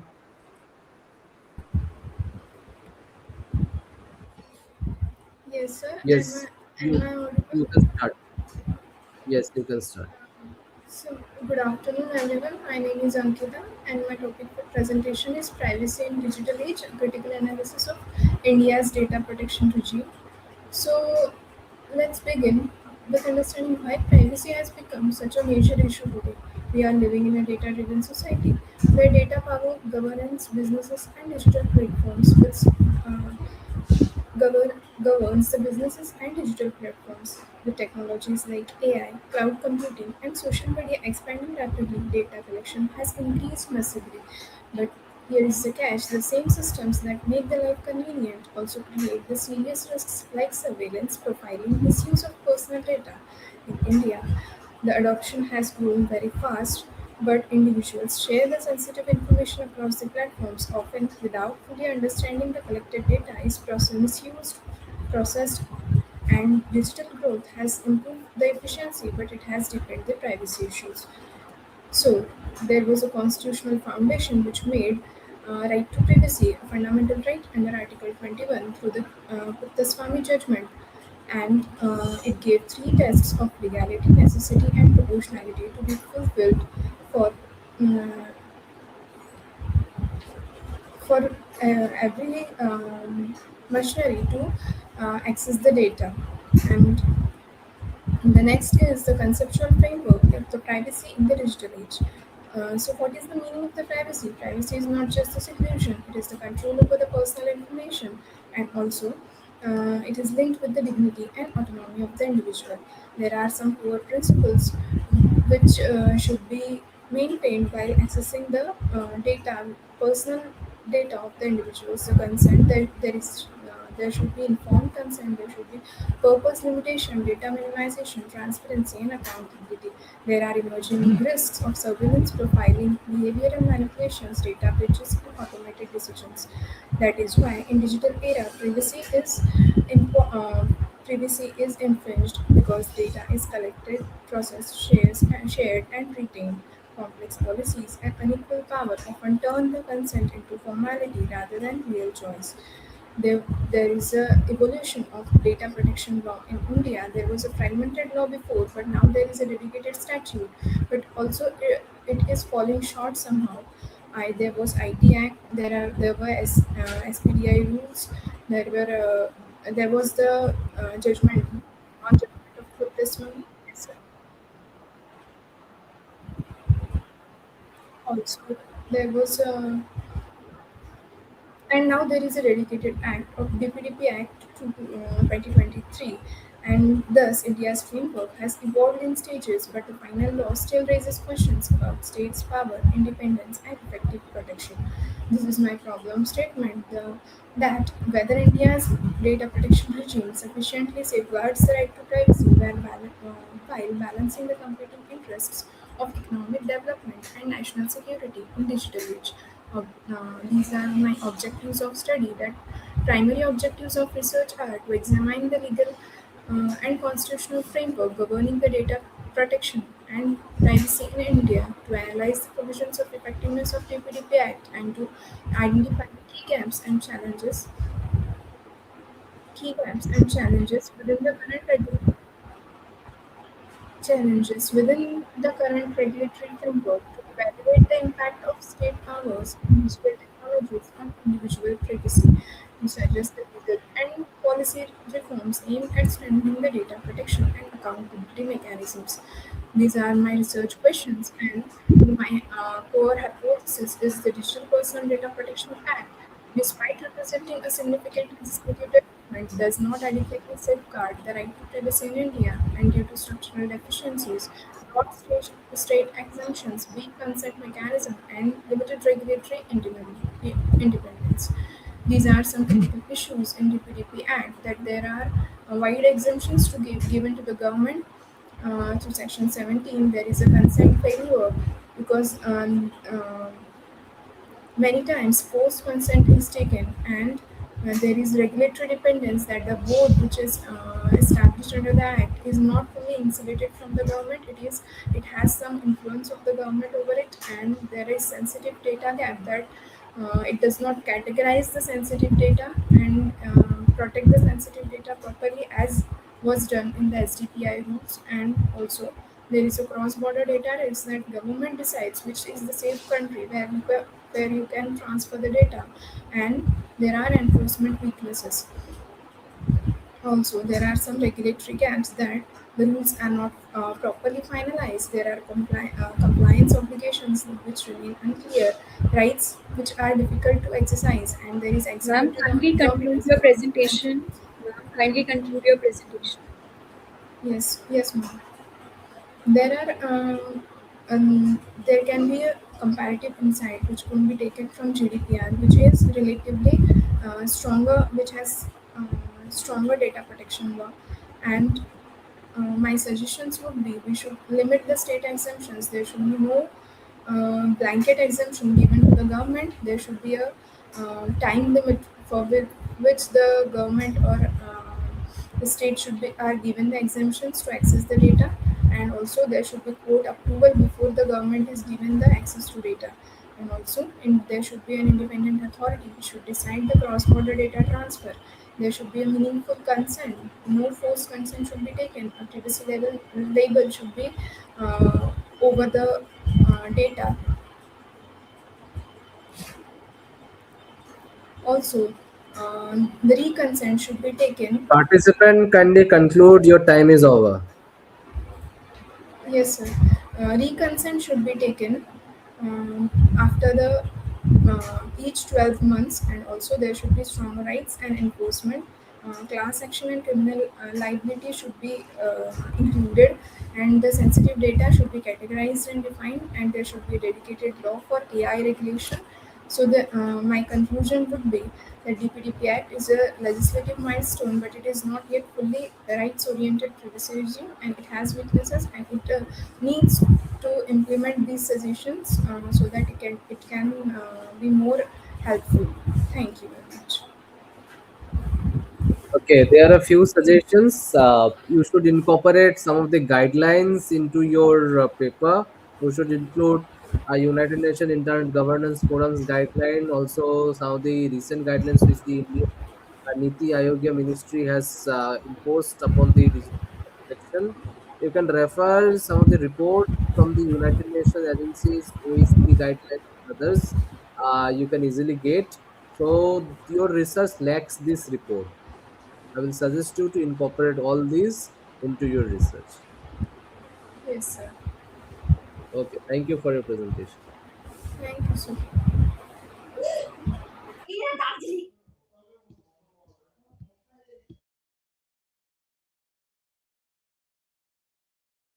Next participants are Sojatya Roy and Sana Mondli.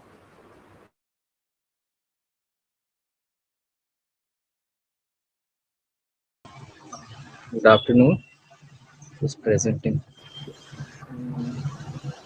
You both are not visible actually. Uh, just a second. Okay, yes, participants, your presentations are not uploaded. I'm presenting, sir. Just a second. So, is it visible? Yeah, you can start. Okay. Good afternoon, sir. My name is Shojato Roy, and today I, along with my co-author Sana Mondol, will be presenting our paper, Are We Subpaining the Womb? Period Trackers as Regulatory Orphans, the Weaponization of Inferred Data, and the Evidentiary Blind Spots of India's DPDPA 2023. So we are going to look at two main questions.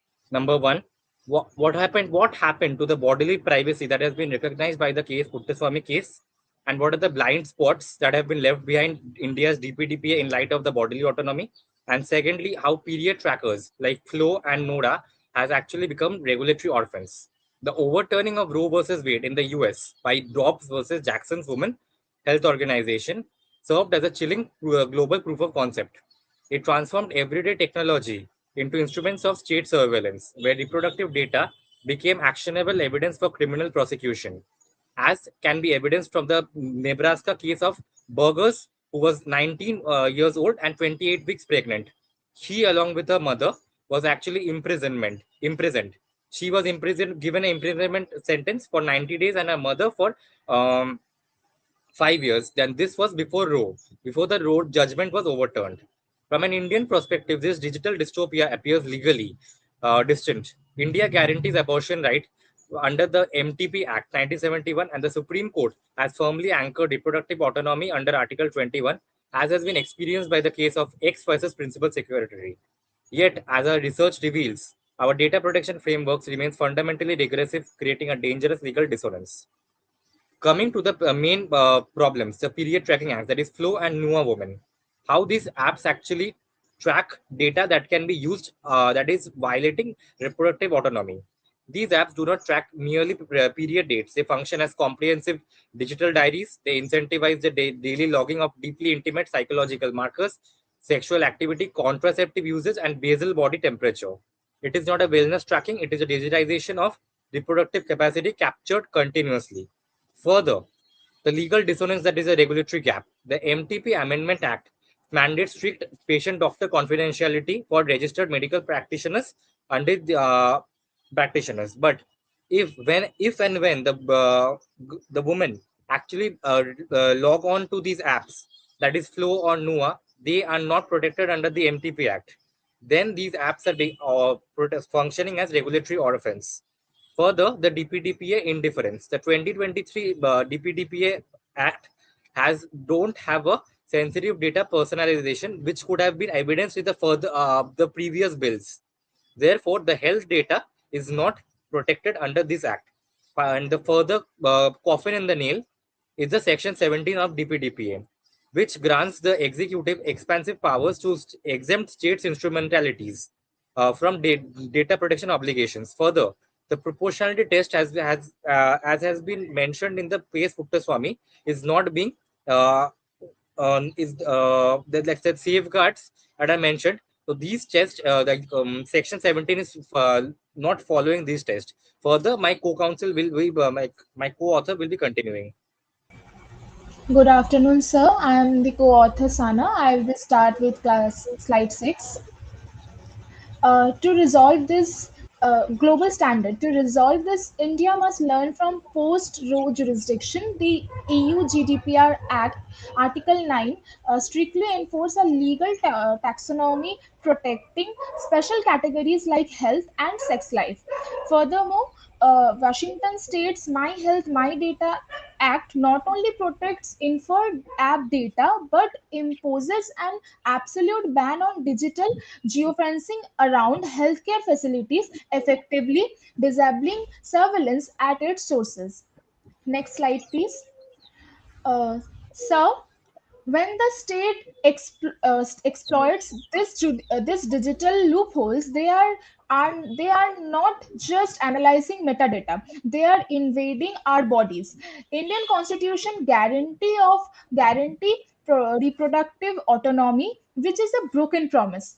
If our own phone acts as a de facto surveillance state against us, our privacy is at serious risk.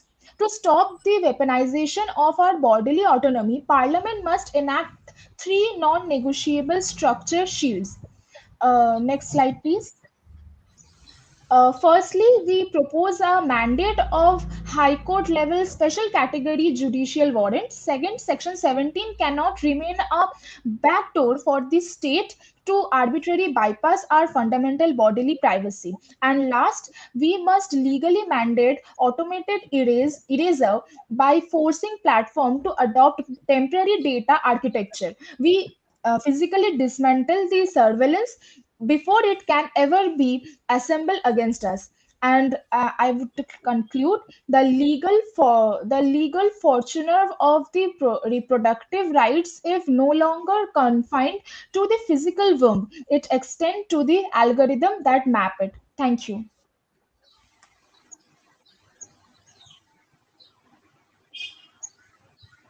Okay, we don't have any questions for you participants. Thank you for your presentation. Thank you, sir. So we can leave, right?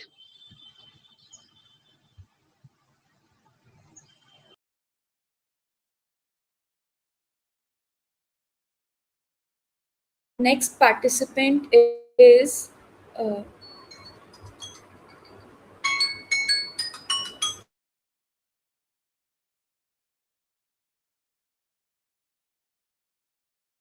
participant is Bebhav Satish.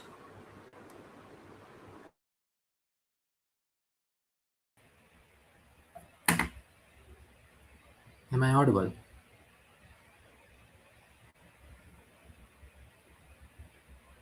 Yes, you're audible. Yes, okay. Um,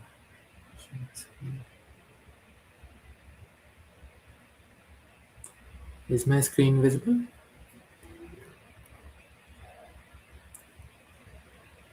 Is my screen visible? Yes, yes, Hello? screen you're visible. You can continue with your presentation. Okay, so hello everyone. Hello, sir. A lot of great presentation we have seen around governance and regulatory frameworks and laws around AI.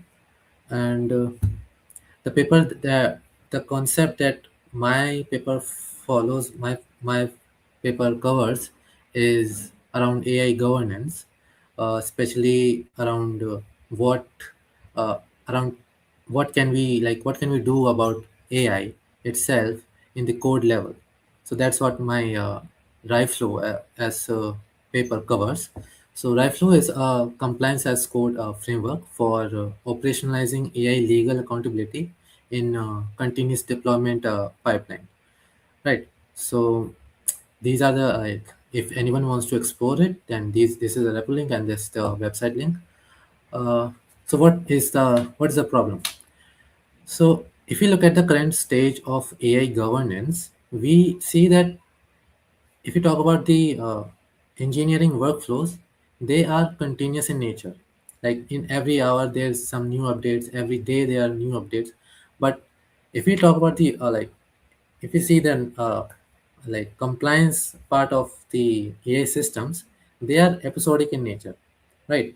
They happen like after every quarter or every month. Like they basically have a point in time approach. So what we see as an audited system right now is is most likely something like most likely a system that was audited in past. So the current AI system that is in production might not represent the audited system that we have in hand. So these are problems. Like by the time an audit is completed, the system has already changed. So this creates a scope drift. The audited system is not exactly the deployed system anymore. And these hidden changes showcases like small updates like prompt tweaks and data pattern changes can materially alter the behavior but may not trigger a full review. So accountability gaps is another thing that if something goes wrong, then it's unclear which version is accountable, which version should we track that, yeah, like, yes, this is where things went wrong. So why does all this matter? It's the like one of the example is EU AI Act, which is most popular AI regulatory framework in practice right now, and the deadline of maximum compliance is coming on August 2, 2026. So the maximum penalty, if you talk about these EU may enforce on an uncompliant system, can be over 35 million euros or 7% of the global turnover, right? So let's see what the existing solutions are doing. If you talk about the AI governance systems, AI governance approaches, they all sit in the four categories. We have enterprise GRCs, we have enterprise GRC like OneTrust, IBM, Watson X, Purview. So they are built for legal departments, right? They have 180,000 to 420,000 euros per implementation, and they cannot block a deployment. We have AI governance platforms, Credo AI, Holistic AI, Author AI, right? They are policy first, not pipeline first. So again, these produces only documentation. Similarly, we have GRC automation and professional services like the big four adversaries, PwC, Deloitte, KPMG, right? They produce report. They of course not, they are not a system, and they also cost 80 to 250,000 euros. Obviously not very startup friendly. So what's the solution? The RIFE flow. This is what our RIFE flow is the solution. Like we are presenting a dual layer architecture. So first architecture, the layer one is the de jure document extraction and with judgment, uh, like judgment application evolution, right? So what this does is it ingests the AI regulatory framework PDFs or any sort of format, and it translates the rules and compliance rules into machine Python like assertions that can be enforced into the CI/CD pipelines. So RIFE flow is what it like is the enforcement happens at the RIFE flow, which is my paper's contribution. So it consumes a YAML paper and seven. Like we have implemented the for a proof of concept. I have implemented 7 statutory compliance checks and 4 stages. I know my time is running out, but let's go over it. So this is how at the code level how it looks, and 7 compliance checks are these. NX3 band model scan. If our tool detects a band model in your AI system, then it completely uh, blocks the deployment. and so on. These are Article 13 and 14, 12, all relevant uh, compliance checks. Then we did a case study on private GPT Participant and move to focus. the solutions and recommendations. You had exceeded the time.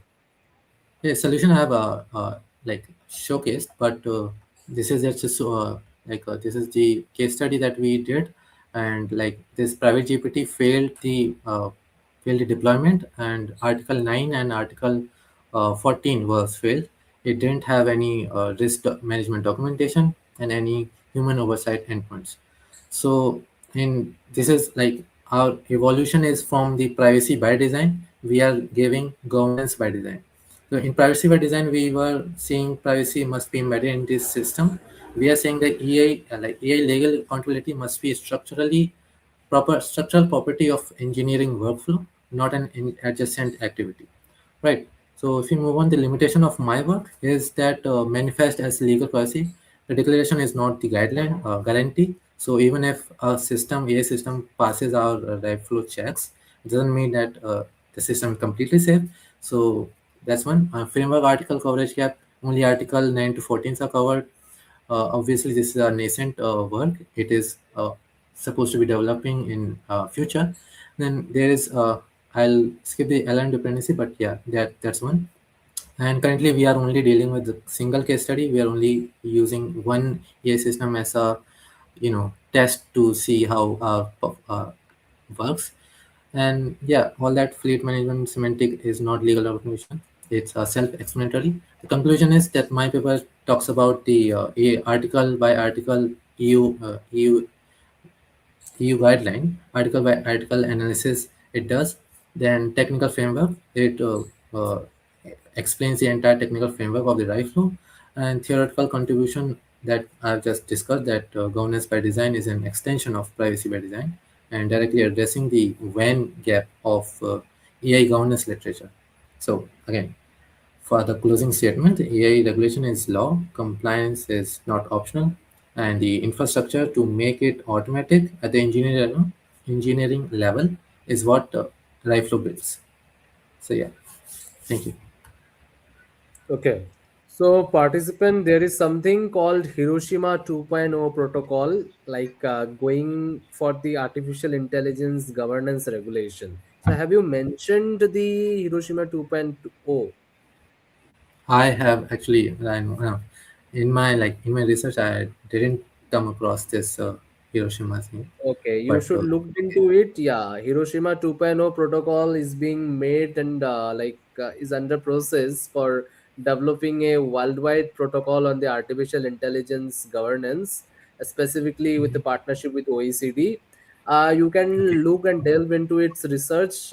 It's going to be the world's first protocol where all the international governance we looked into how a artificial intelligence should be managed worldwide. So it's one of the very yeah, recent and very happening topic for your research. okay, That's the suggestion. thank you, sir. Thank you for your. Okay, thank you.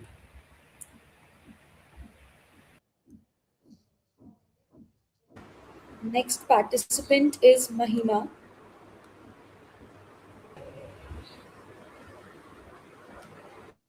Afternoon. Am I visible?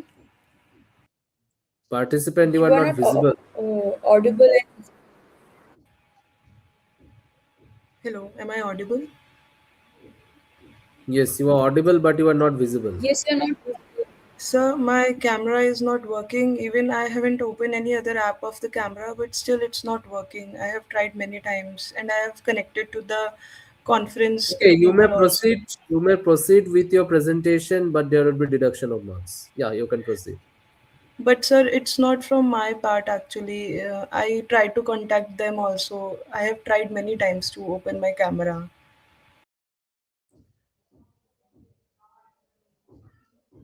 Okay, proceed with your presentation, participant.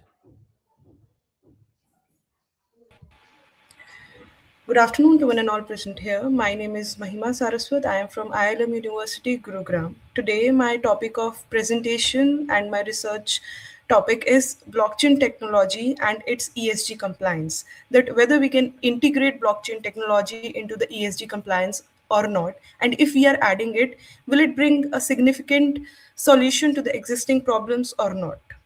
So before we move further, my research mainly tries to find out that how blockchain can address governance failures and strengthen sustainability compliance in modern corporations. As I am presenting a few recent scams that happened in our country, like Harshad Mehta scam, Satyam scandal. Satyam scandal was one of the Satyam company was one of the third largest IT company in our country, and the scandal was one of the largest corporate governance scam or scandal that happened in our country. Third was Punjab National Bank fraud. Approx 13,500 crore rupees was frauded in this particular bank's fraud. And as we all know, one of the most famous, the Kingfisher default of approximately 9,000 crore. The corporate governance has evolved beyond financial reporting. Today, the companies are not at all accountable only for the financial reporting, but today they are expected to ensure accountability, sustainability, transparency, and stakeholder protection. There was a time when only the shareholder ideology was most important, but today, if we look around ourselves, it is not only for shareholders. The company need to look at stakeholder as whole as well, the employees, the director, the person who are giving certain auditors, or any single participant in a company. The company need to look upon them as well, not only the shareholders. If we take the example of Punjab National Bank only, so before we move further, it is important for us to understand what actually blockchain is. Blockchain is a decentralized distributed ledger. Initially, it was made for curbing the financial transactions only for Bitcoin currency only by a pseudonymous person, Satoshi Nakamoto. But today, decentralization mechanism of blockchain is not only related to finance. Today, it can used in all the domains of ESG and corporate governance. The blockchain is having three major characteristics, that is decentralization, immutability, and real-time verification. Decentralization, in which no single person is entitled to hold the information of a company. The information is recorded at different nodes, and each participant of a company is having its information. And if anyone is doing any misrepresentation or fraud, they all will be having information that this is happening. Immutability, once the data is recorded in decentralized chain, no one can alter it without the permission. And real time verification, at every step, all are having access to what can be done and what cannot be done. So this is the blockchain. Now, if I talk about the Punjab National Bank fraud case, earlier the Punjab National Bank was having two major systems, that was Swift and CBS. Swift and CBS was two financial systems. Swift was for international transactions and CBS was for Indian transactions.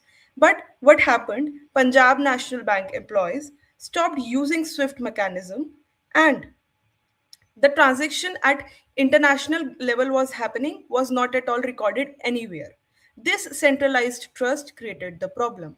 There was no real time oversight. The audits were getting done, but no one was having information that where the money is actually going, because the access of information was not there with everyone, and no one was there to complain for the same. So this was the problem at Punjab National Bank case. Now, to understand governance failure, liabilities remain undetected. My argument is not that blockchain is a complete solution, but I feel that it can create instant visibility, tamper proof audits, and operational, it can reduce the operational frauds. Now, if we talk about ESG, we all know that today India is having a lot of large level of compliance with respect to ESG. We are having CSR responsibilities, SEBI's regulations, SEBI's obligations, but in reality, are we able to fulfill them? The ground reality is that the problems in ESG is still there. For example, greenwashing is there, manual data collection is there, lack of supply chain verification is there, and absence of real-time evidence. This creates a trust deficit between corporations, regulators, and the investors as well. Today, there is a condition that the global investors in our Ma'am, country. kindly conclude your presentation Yes, since it's I'll 30 do it. minutes left. So the main issue in the ESG, as I have discussed, is about the transparency. So I want to just share two cases in which the blockchain technology was used for ESG and how it brought a significant change. In 2023, the pilot project was initiated for cotton ethical sourcing. So when the blockchain was incorporated, the ethical sourcing was able to be published everywhere. Investors were having its information. So due to this, the child labor was reduced to 40% and farmers' income increased to 22%. So also one of the major segment in which the blockchain is used is by UN Sustainable Development Goals. The UN is also supporting blockchain. So I really feel that for economy, for planet, for society, and for governance, the country should use ESG compliance.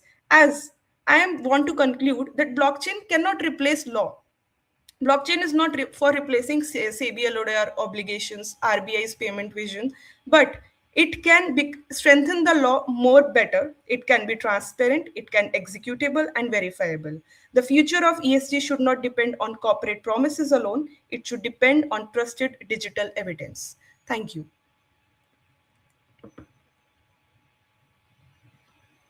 Okay, participant, what are the country regulation models you have cited as the reference for your analysis?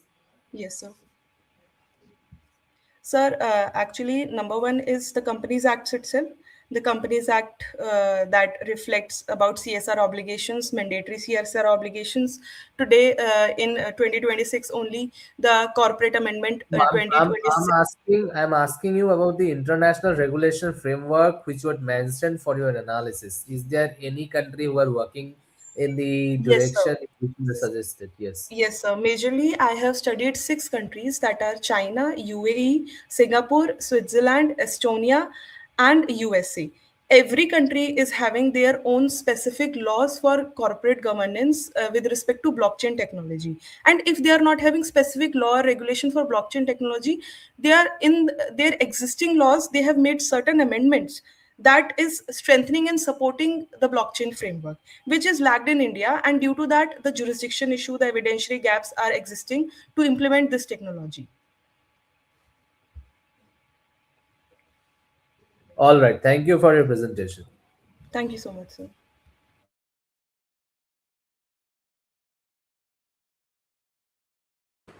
Next for the presentation is Nasreen Rashid.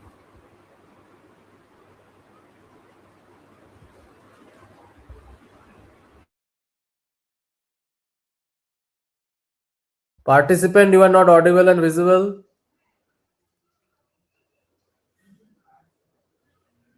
Am I audible, sir? Yes, but you are not visible.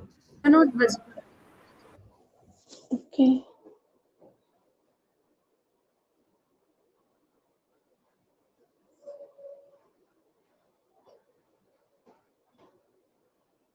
Kindly be fast. We had already delayed the program.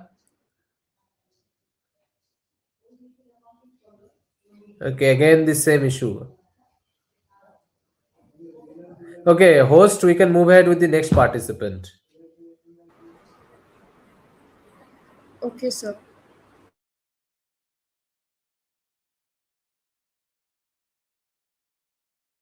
Next participant is Nikasha Dogra. Yes, am I visible and Yes, audible? you are You're visible and visible and audible. audible, yes. Yes, yes, I am just sharing my screen.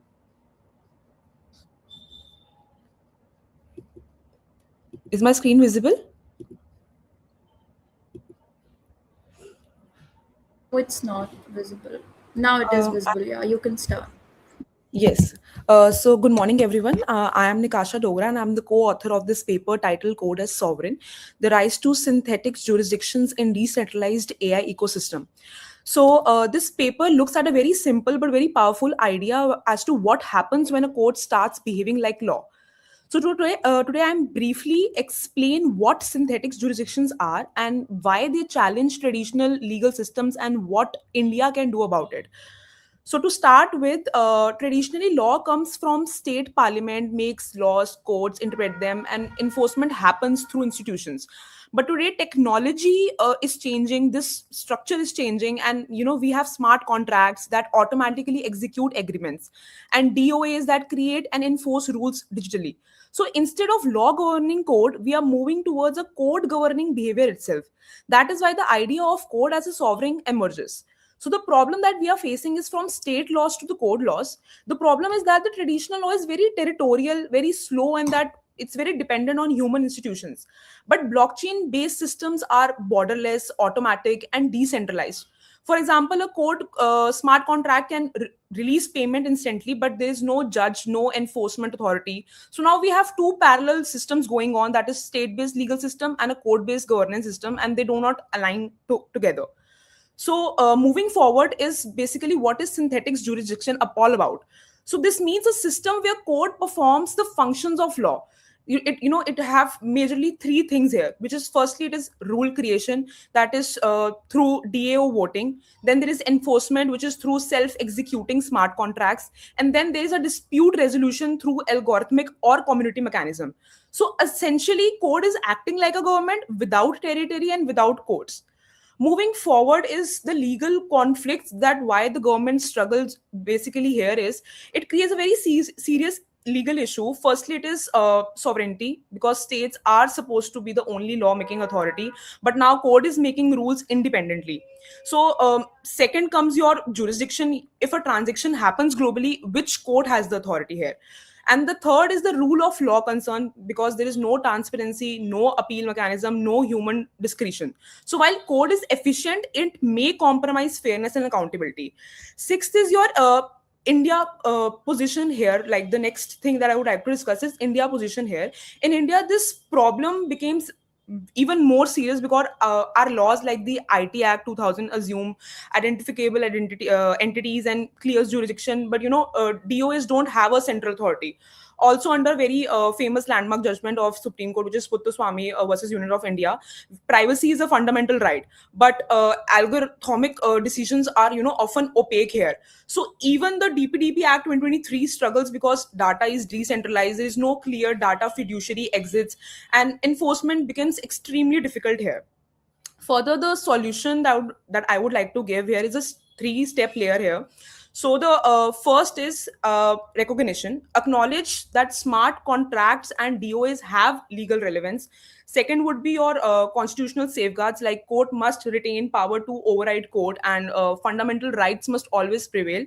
Third would be the regulatory interferences, like regulate entry and exit points like exchanges and wallets, ensure accountability without disrupting decentralization. So the goal is to balance not rejecting technology but controlling its risk. Now, to conclude, I would like to say that synthetics jurisdictions are not replacing law, they are just coexisting with it. So, this shifts sovereignty from purely territorial to something partially digital. So, the real question is not whether we accept this change, but how we regulate it responsibly. So, if law does not evolve, its risk becoming irrelevant in a code driven world. Thank you. Okay, so have you mentioned how the challenges faced on the AI agents? Nowadays, people are employing AI agents for various works. So, like in last 3 to 4 presentations, I had also like deliberately told this. Like, what if AI agents comes into smart contracts, whether it would be run by the classical or traditional master-servant relationships, but if you looked into the deep aspects here, master servant relationships, the master is not aware where the AI agents are making contracts or smart contracts here. So have you mentioned this type of like a class, like today's problem, contemporary problem in your paper? So AI agents, I haven't specifically mentioned. I was just mentioned the perspective of how courts will deal with it. Since it's already a evolving scenario here, we still are in the progress to evolve something and bring in force. So this is something that has to be brought in force, but it's not there right now. So AI agents is one of that part. I feel like it should be there, but it's not. All right, try to incorporate this part and also how we can look the probable solution towards it. Because today I am employing an AI agent with number of applications, web applications, where the applications are itself having their clause in their license that any kind of obligations the company is not going to bear.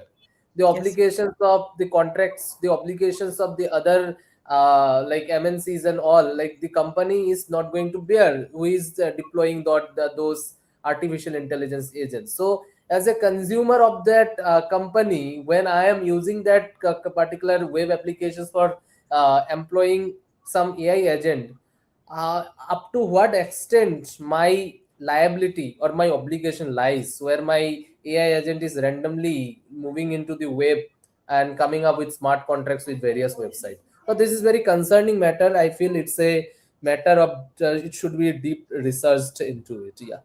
I'll include it, sir. Yeah. All right. Thank you. Thank you, sir.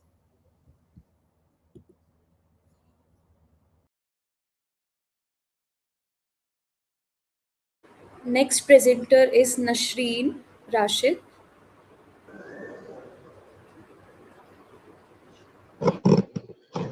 Am I audible? Hello? Am I audible? Yes, ma'am, you're audible. You're not visible.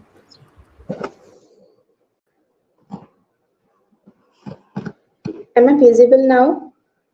Yes, you can start with your presentation. You are audible and visible. Okay.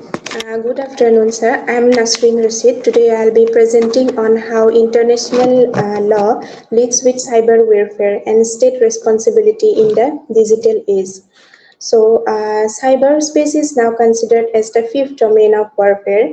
It borderless, decentralized, and operates in real time. However, with growing threats like cyber espionage, infrastructure attacks, and election interference, traditional international law struggles to regulate such non-physical conflicts. So we are going to next slide, and it is concept of cyber warfare. It includes espionage, cyber attacks, and full-scale cyber warfare. These operations are low cost, high impact, and exist in gray zone between war and peace.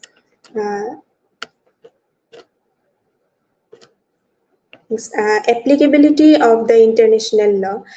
International law apply to cyberspace through principles like sovereignty, non-intervention, and prohibition of use of force. However, there is no clear consensus on when a cyber attack qualifies, such as use of force, which attack qualifies, which creates major legal uncertainty. Uh, and international humanitarian law regarding cyberspace during armed conflict. International humanitarian law applies. It focuses on distinction, proportionality, and necessity. A major challenge is dual-use infrastructure such as power grids, which serve both civilian and military purposes. Now, a case law analysis. Number one is Estonia cyber attack, where this attack disrupted government, banking, and media system. The key issue was attribution, as responsibility could not be clearly established. It also exposed weakness in international law and led to development of NATO, that is not Atlantic Treaty Organization, cyber defense policies. Next is Stuxnet attack, which one second. Sorry. One second.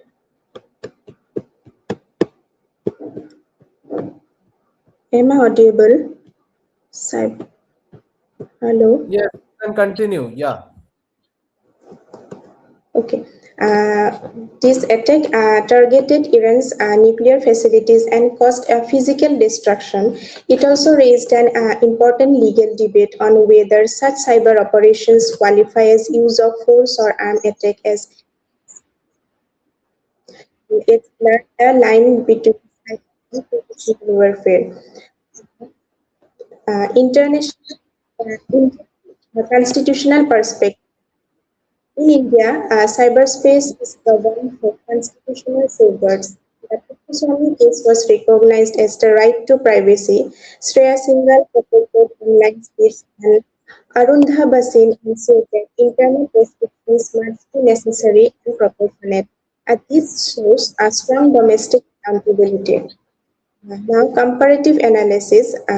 Comparatively, Estonia reflects weak international response. Suspects showed strategic cyber warfare with physical impact, while India demonstrated right-based domestic framework. This highlights that international law remains weak while domestic systems are still stronger. So, conclusions and some suggestions. Uh, in conclusion, I like to add that while international law applies to cyberspace, it remains inadequate due to lack of definitions, acquisitions, issues, and absence of binding treaties. Moving forward, there is a need for clear global norms, stronger cooperations, and effective cyber governance. So, I would like to conclude effective regulation of space is essential for maintaining international peace and security in this digital age. Thank you. Okay, participant, what are the country policy models you had mentioned in your paper? Sorry, sir. Can you please repeat? What are the country policy reference you had mentioned in your paper? In my paper, I have mentioned about a state control model, multi-stockholder model, and open global internet model, etc. All right, thank you for your presentation. Thank you, sir.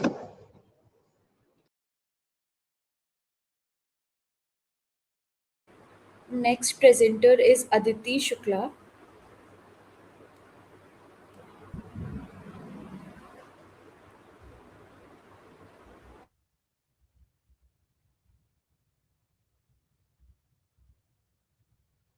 Participant, you are not audible and visible. Hello, sir. Good afternoon, sir. Am I audible? Yes, kindly share with your presentation. Yes.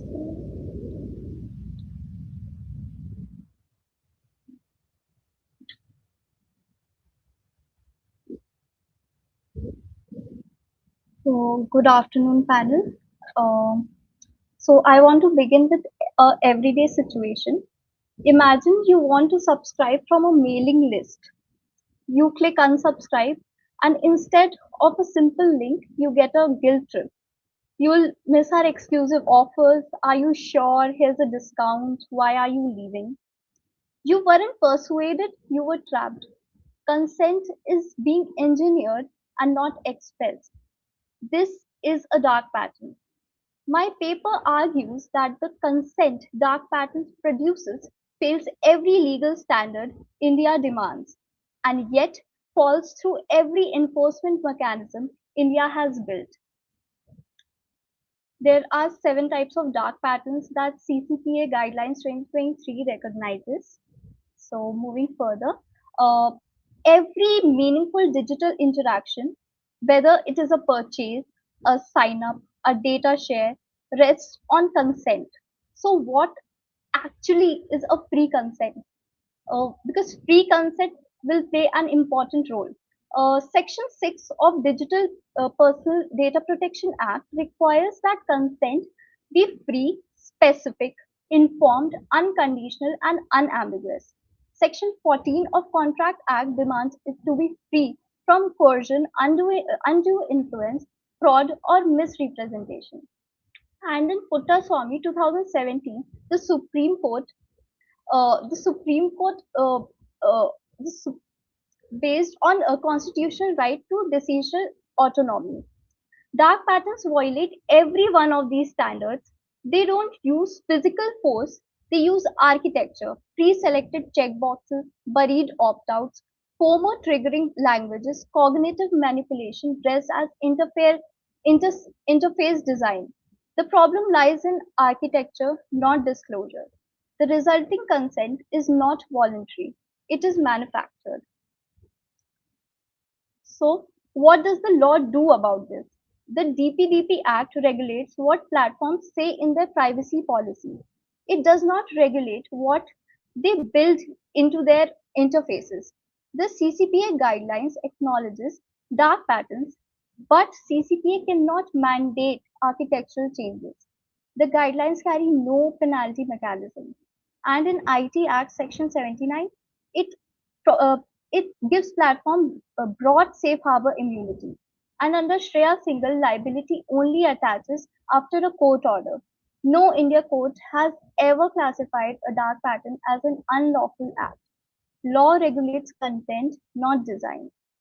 Platform architecture becomes primary site of manipulation, which sits entirely outside every regulatory framework. So even where a violation exists, accountability does not follow. DPDP Act penalties flow to the Consolidated Fund of India and not to the victim. Unlike in GDPR Act, GDPR Article 82, where there is no individual right to compensation. The consumer must identify and prove manipulation. They were specifically engineered not to notice, with all relevant evidence locked inside the platform's proprietary system. This creates a liability vacuum. Violation exists, accountability does not. If we compare with the European Union shows this problem is solvable. GDPR Article 25 requires privacy by design safeguards embedded into their interface before deployment. The Digital Services Act explicitly bans interfaces that deceive or manipulate users. Platforms face affirmative architectural duties and platform level liability. India's intent is converging, enforcement is not. And intent without enforcement is legally insignificant. I propose three reforms. A consent by design obligation modeled on GDPR Article 25, individual compensation rights before Data Protection Board, and express withdrawal of safe harbor for platforms that architect manipulative interfaces. So, concluding, the law says what platforms write. It remains blind to what they build. Consent obtained through manipulative architecture is legally defective and constitutionally suspect. Until the law looks at what platforms build, not just what they say, consent in India's digital economy will remain manufactured rather than genuinely obtained. Thank you.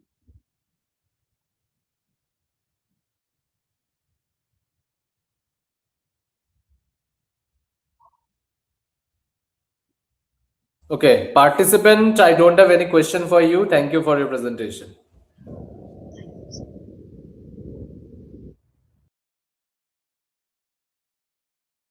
Next participant is Minaka.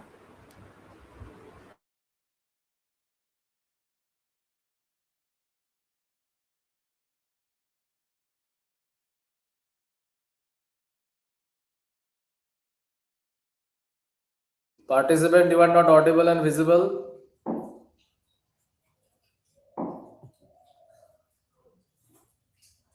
Participant, you are not audible and visible. Okay, there might be some technical issue. We can move ahead with the next participant. Akansha is the next participant who will present.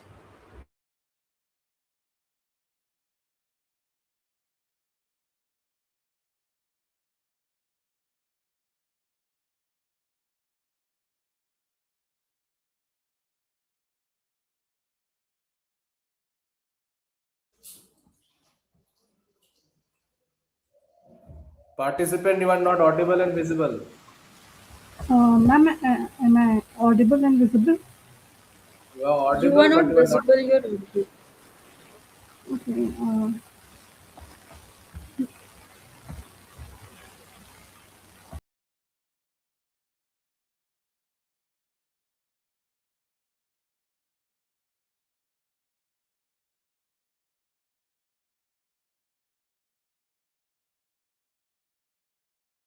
All the participants who has connected to the StreamYard platform have to provide their specific permission for the camera. Otherwise, you cannot be added or you would be not visible. So I can see there are a number of participants who are in back. They are not provided with the permissions.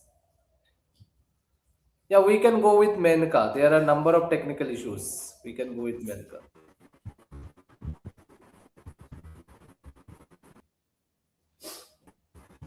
Yes, participant.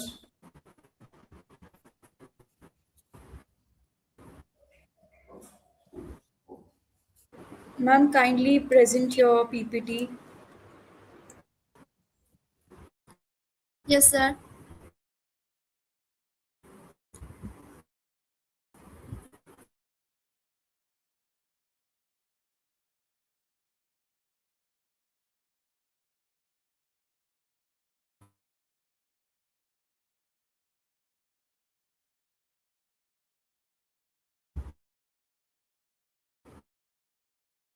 Participant, your PPT is not visible.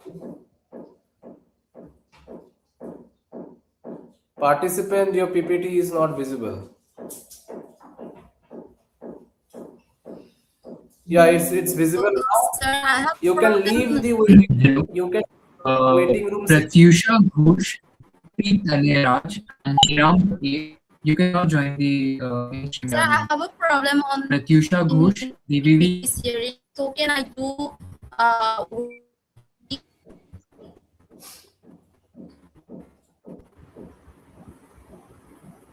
excuse me, sir? Participant, you can. No. It's completely a technical error. Host, we have to move with the next participant. We cannot take her. Next participant is Akansha.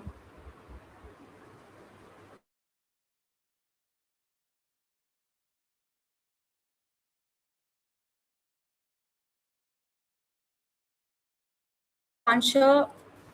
Uh, Good afternoon, one and all present here. I'm very sorry for the disturbance initially. Uh, Today, I'll be presenting on the two important topics of this time, that is artificial intelligence and the environmental governance. Coming upon the research problem, the accelerating climate change, biodiversity loss, and the systematic pollution has overwhelmed the governance structure, which was never designed to with such a fast pace of change. Our frameworks are chronologically under-resourced and more critically reactive. It never built to respond harm before it happens, rather respond to the harm after it happens. At the same time, the AI has evolved beyond the data analytics, and now it enables continuous monitoring, early warning systems, and evidence-driven enforcement scale, a capability that was never a part of the regulatory architecture. So, what's the problem statement in my research? In my research, the main focus is on how the AI can become a governance tool which is very transformative in nature, and how India can enforce it in a better way. I have used a qualitative comparative analysis doctoral research method to combine this whole report. For the literature review, I have studied various international reports, and all the studies show that there is existing reports suggesting that while AI is that AI is a transformative instrument, it can strengthen and improve the environmental governance while supporting the Sustainable Development Goals 13, 14, 15, and 17, and strengthen the measurement, reporting, and verification system under UNFCCC. It can also shift the institution from being merely reactive compliance towards a proactive data-driven stewardship. For example, the Google's DeepMind GraphCast improves climate forecasting and enables independent emission tracking, while satellite-based image recognition support real-time biodiversity monitoring. However, the literature also highlights that there is a significant risk, including algorithm bias and a black box opacity under the which undermines the legal accountability and data privacy vulnerabilities. Coming upon the case studies which I have discussed, for the international level, I have focused on the Netherlands Rotterdam, which uses AI-based flood prediction to build a climate-resistant urban structure. The reports have shown that it is very effective in nature and has reduced the cost from damage repair to at least 30%. They have also integrated Internet of Things with AI to make a smart water management infrastructure, which is embedded in not only the local governance at the municipality level with transparent accountability mechanisms. The same model has been adopted by the EU in different EU Green Deals. Further, there's also EU smart city models which use AI to monitor the air quality and emissions, urban heating and mapping of it, and using uh, IoT to in governance dashboard to enable municipality governance environmental decision making. Coming upon India, I'm not saying that there is no enforcement of AI in the Indian environmental sector. India has been using AI in Jharkhand for forest monitoring so that we can monitor deforestation while while its prevention. The results have shown that there's 22% of forest loss reduction and 72% detection lag. This highlights that while the monitoring has been done, there's a limited community access to the decision data. Even in the Project Tiger, 50%, 50 plus tiger reserves has been covered, and AI camera is used to trap and predict patrol models, so hence to prevent poaching of the tiger. In the Project Dolphin, which is in its phase 2, aquatic ecosystem AI monitoring is used to monitor gangetic dolphin population, which enables a real-time ecosystem health data. Further, fishing Participants, communities. question and suggestion. So, can I just focus on the challenges? Just a minute, just a minute. Okay, yeah. For the challenges, I have identified 5 main challenges in the Indian sector.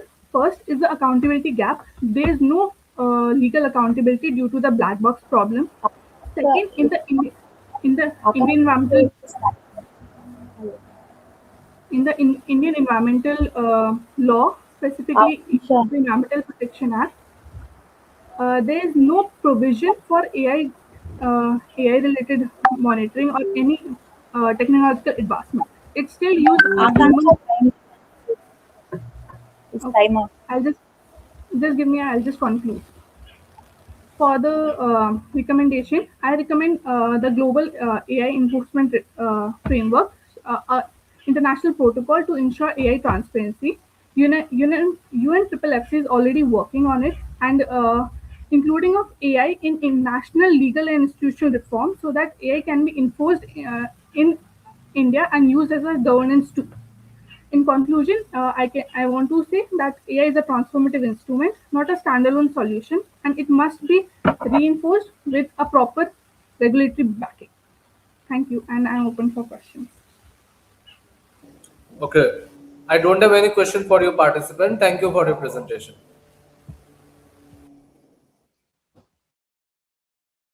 Next up, we have Menaka. Menaka, are you there?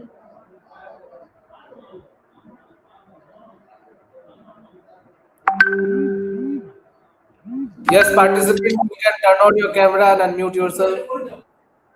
Menaka.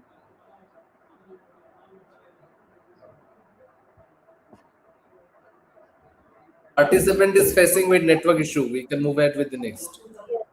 So next is Sharmati. But they are also not there, sir. Uh, Arya Premchand. Yes, I'm there. Yeah, yeah. Present your PPT. Yeah.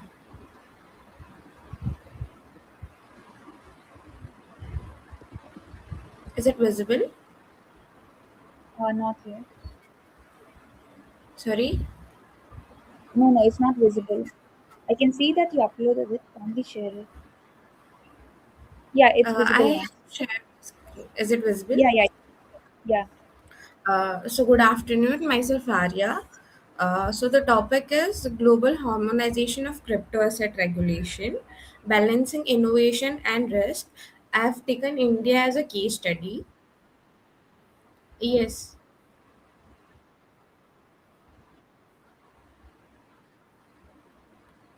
Introduction.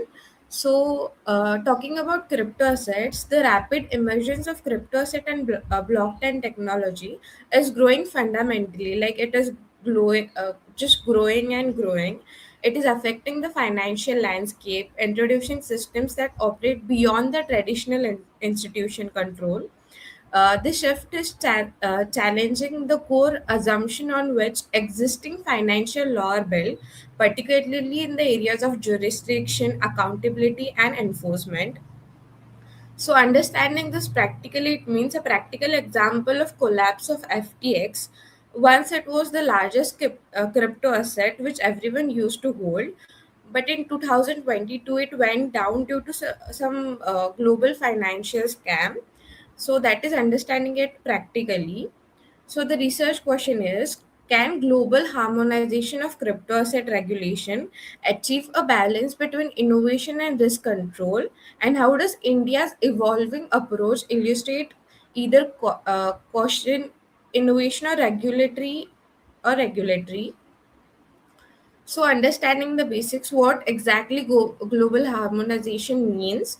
So, it will mean the rules and regulations for crypto assets will be same all over the world, not just India. All over the world, it will align each other, so they'll follow common principle and standards. Even if the exact rules are not identical, they'll be similar. It helps reduce the conflicts between jurisdiction and ensures consistency in how cross-border activities are regulated. If countries adopt the similar rules for Bitcoin and other crypto assets, such common standards for taxation and anti-money laundering will become easier as such. So, understanding blockchains. Blockchain is distributed as a digital record system. It is a system where all the transactions or each and everything is recorded in a blockchain. So, let's example imagine a Google sheet is shared that records the land ownership details, where every update is time stamped, not just detected, but it is recorded. What are crypto assets? Crypto assets would mean use of cryptography and blockchain to the technology to secure the transactions. Example.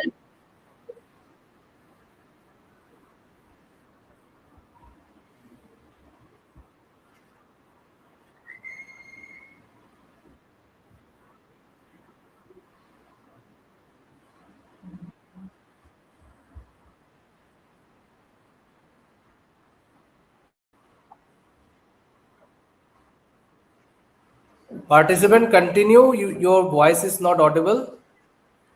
uh, Talking about the legal perspective, in India, although there's no such regulatory definition for all this, the Income Tax Act 1961, as amended by Finance Act 2022, introduces the concept of virtual digital assets, that is VDA. Section 247A of Finance Act states about the crypto assets, which is any information or code or number or token that is stored digitally in a as an asset.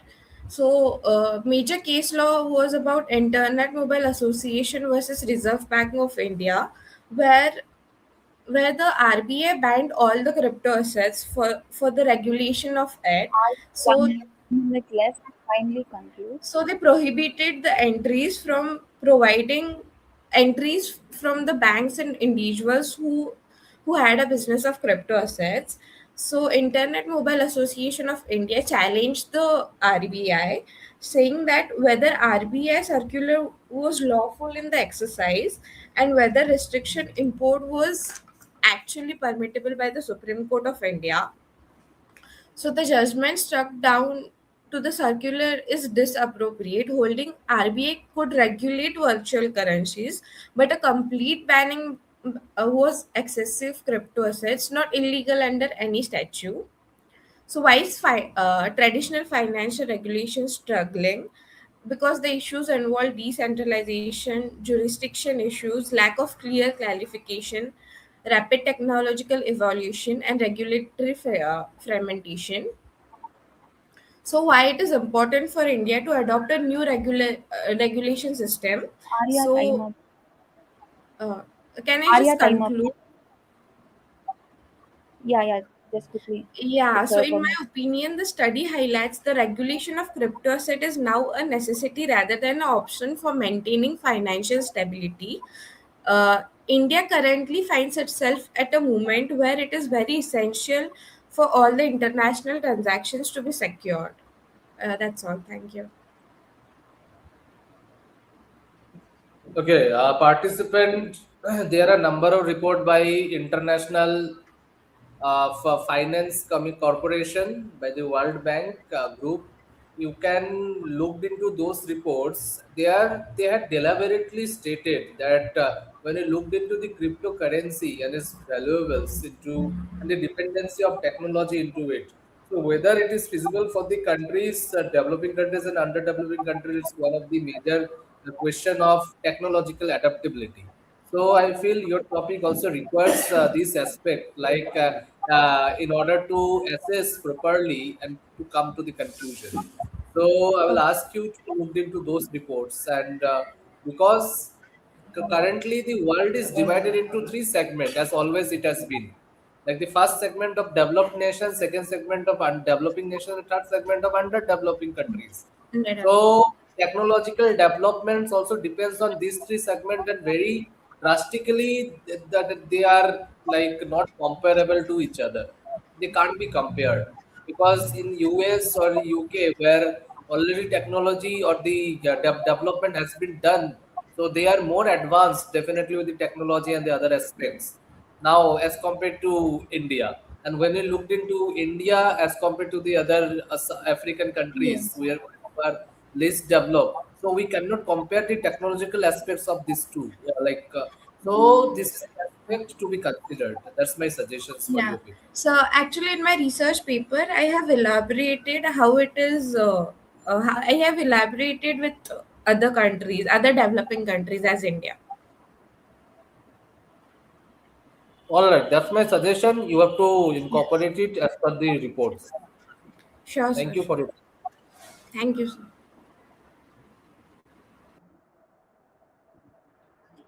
Next up, Arya Nambudri. Arya, are you Am there? I? Yes. Can you hear me? And can you hear me? Yeah. Hear you. Yes, you are Can you audible, kindly share participant. your PPT? Yes.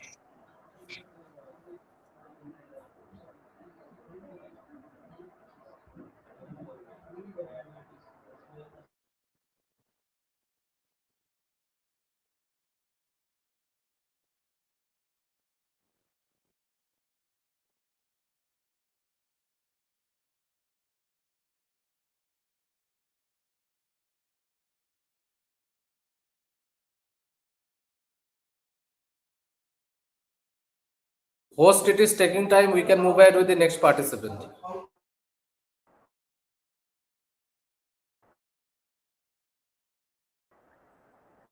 Okay, sir. Next up is Sharmati. Uh, Yes, ma'am. Am I audible? yeah, yeah, you're audible. Can you please turn on your video and share your PPT? Wait.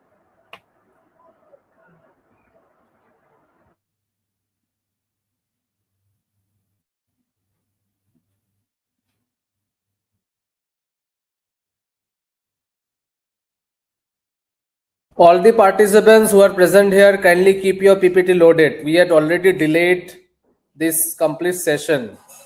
We cannot delay further. Ma'am, is it visible?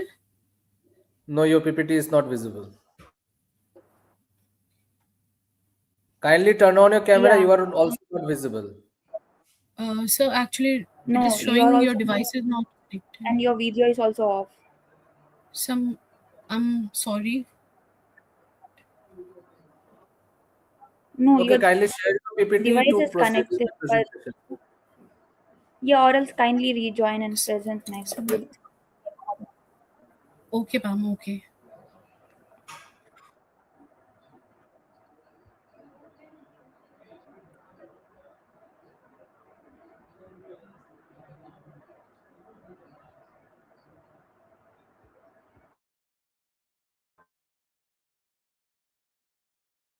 Tanai Raj. Hello, am I audible? Can Yes, you you turn are on your audible, video? but you are not visible. You Sir, can actually, try. I'm having some technical issues that I've been trying to switch on my video, but it's not opening, sir. See, so is it fine, sir? Okay, you can proceed with your presentation. Kindly share your presentation, but there will be deduction of Right, sir. marks. So it's some technical issue. I'm really sorry.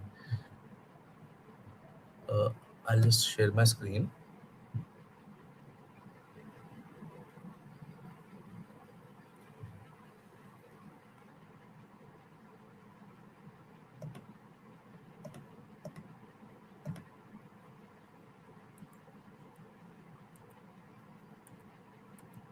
Is my screen visible, sir? Yes, you can proceed with your presentation. So good afternoon, respected members. So basically, my paper examines how artificial intelligence is already transforming adjudicatory environments. So that's why its title is Algorithmic Assistance Without Algorithmic Authority.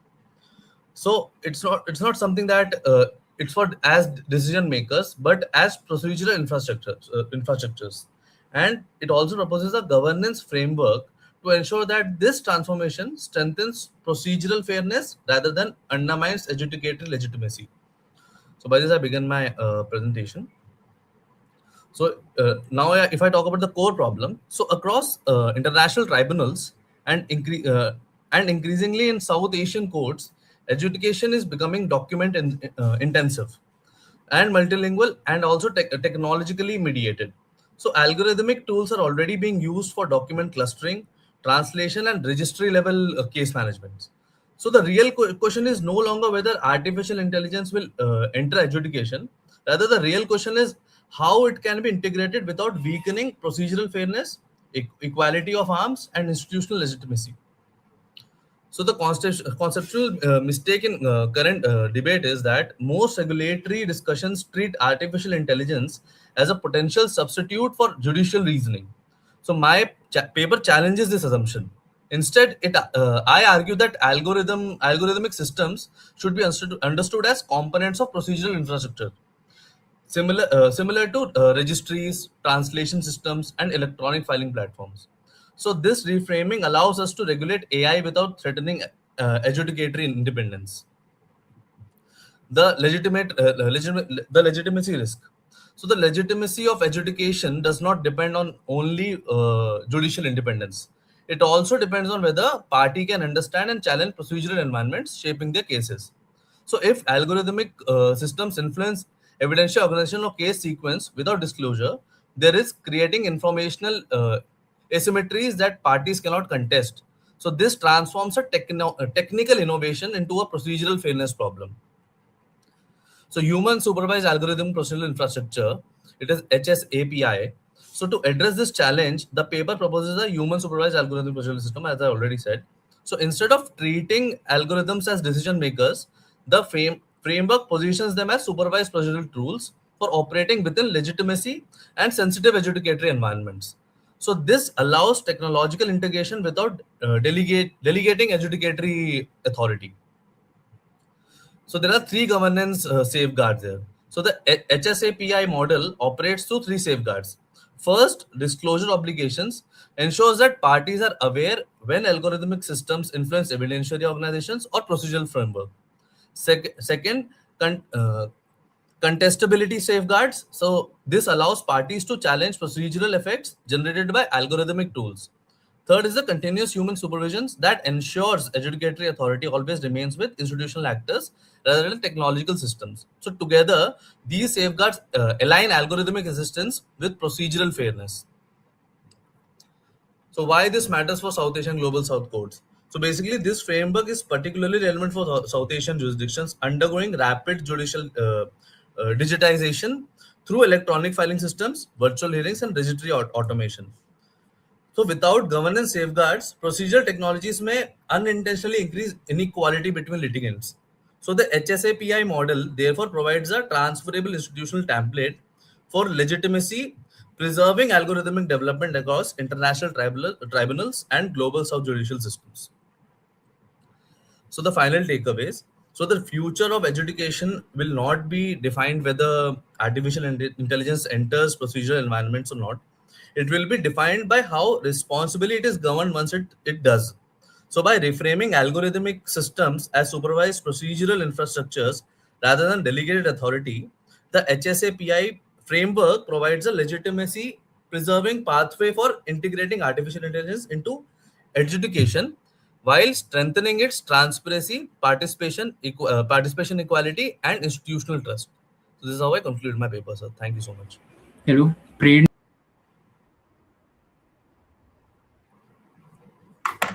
Okay, participant, what are the reference country you had taken for your policy suggestion?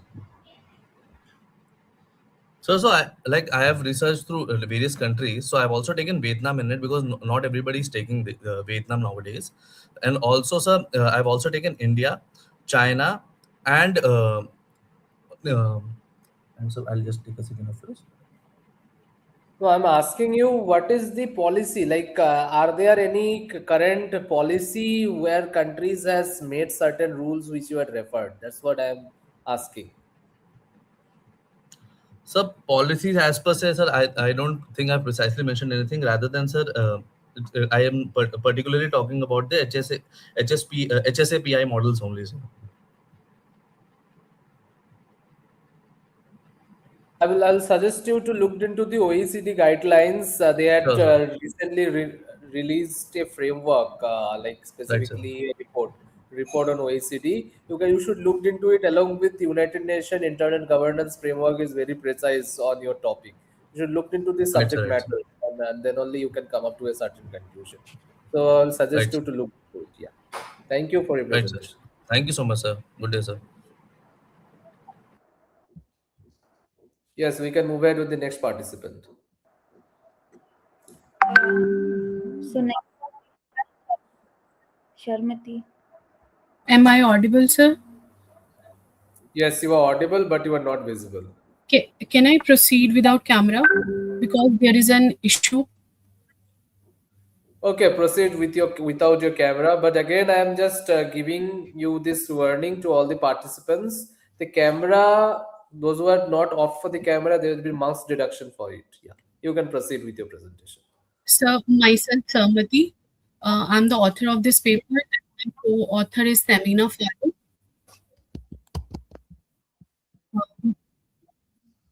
My topic is e-waste regulation and environmental accountability in the digital age. So, electronic waste is one of the fastest growing solid waste stream in the world. Every year, millions of electrical devices are discarded as products break or become obsolete and are thrown away. First, I will start with the introduction. E-waste is the one of the fastest growing solid waste stream in this world, caused by quick damage in technology and rising use of electronic gadget in our society. Electronic waste uh, include old unwanted electronic items and their parts like used mobile phones, computer, TVs, refrigerator, etc. Handling and getting rid of e-waste has become serious issue because so many electronic devices are being used and thrown away. E-waste include many different types of items, from small devices to big machine, all of which have useful material. They are dangerous, and these materials can include precious metals like gold, silver, as well as harmful.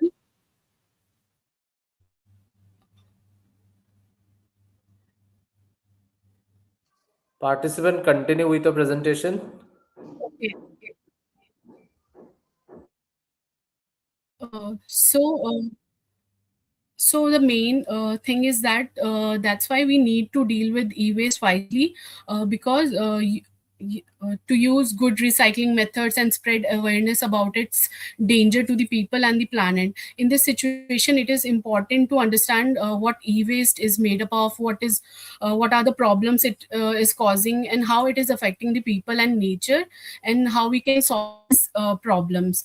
So this statement of problem is that the rapid growth of the digital economy has significantly increased the production and consumption of electronic devices, this resulting in sharp rise in electronic waste. This surge poses serious environmental and public health risk due to the presence of hazardous materials such as lead, mercury, cadmium, bromium. Despite the existing of regulatory framework at national and international level, the management of e-waste remain inadequate and ineffective. A major problem lies in the weak implementation and enforcement of existing law. So the regulatory system often lack clear accountability mechanism, resulting in poor compliance by manufacturers, distributors, and consumers. Additionally, a large portion of e-waste is handled by informal sector also, especially in developing countries where unsafe recycling practices contribute to environmental pollution and health hazards. So there are drivers of e-waste. The first one is the rapid technology advancement. It include rapid pace at which technology advances. Each year we witness speedier processor, sleeker designers, upgrade features, and enhanced functions on our laptops, smartphones, and various electronic devices. And second is planned obsolescence. Planned obsolescence is a deliberate plan used by the manufacturer to reduce product lifespan, plays an important part in the escalating pollution from e-waste. So what is the process behind this? The design of product by companies is in a manner that restrict their durability, repairability, and performance as they age, which forces Participant, customer kindly to. give your solution and suggestion. Yes. Okay, sir. So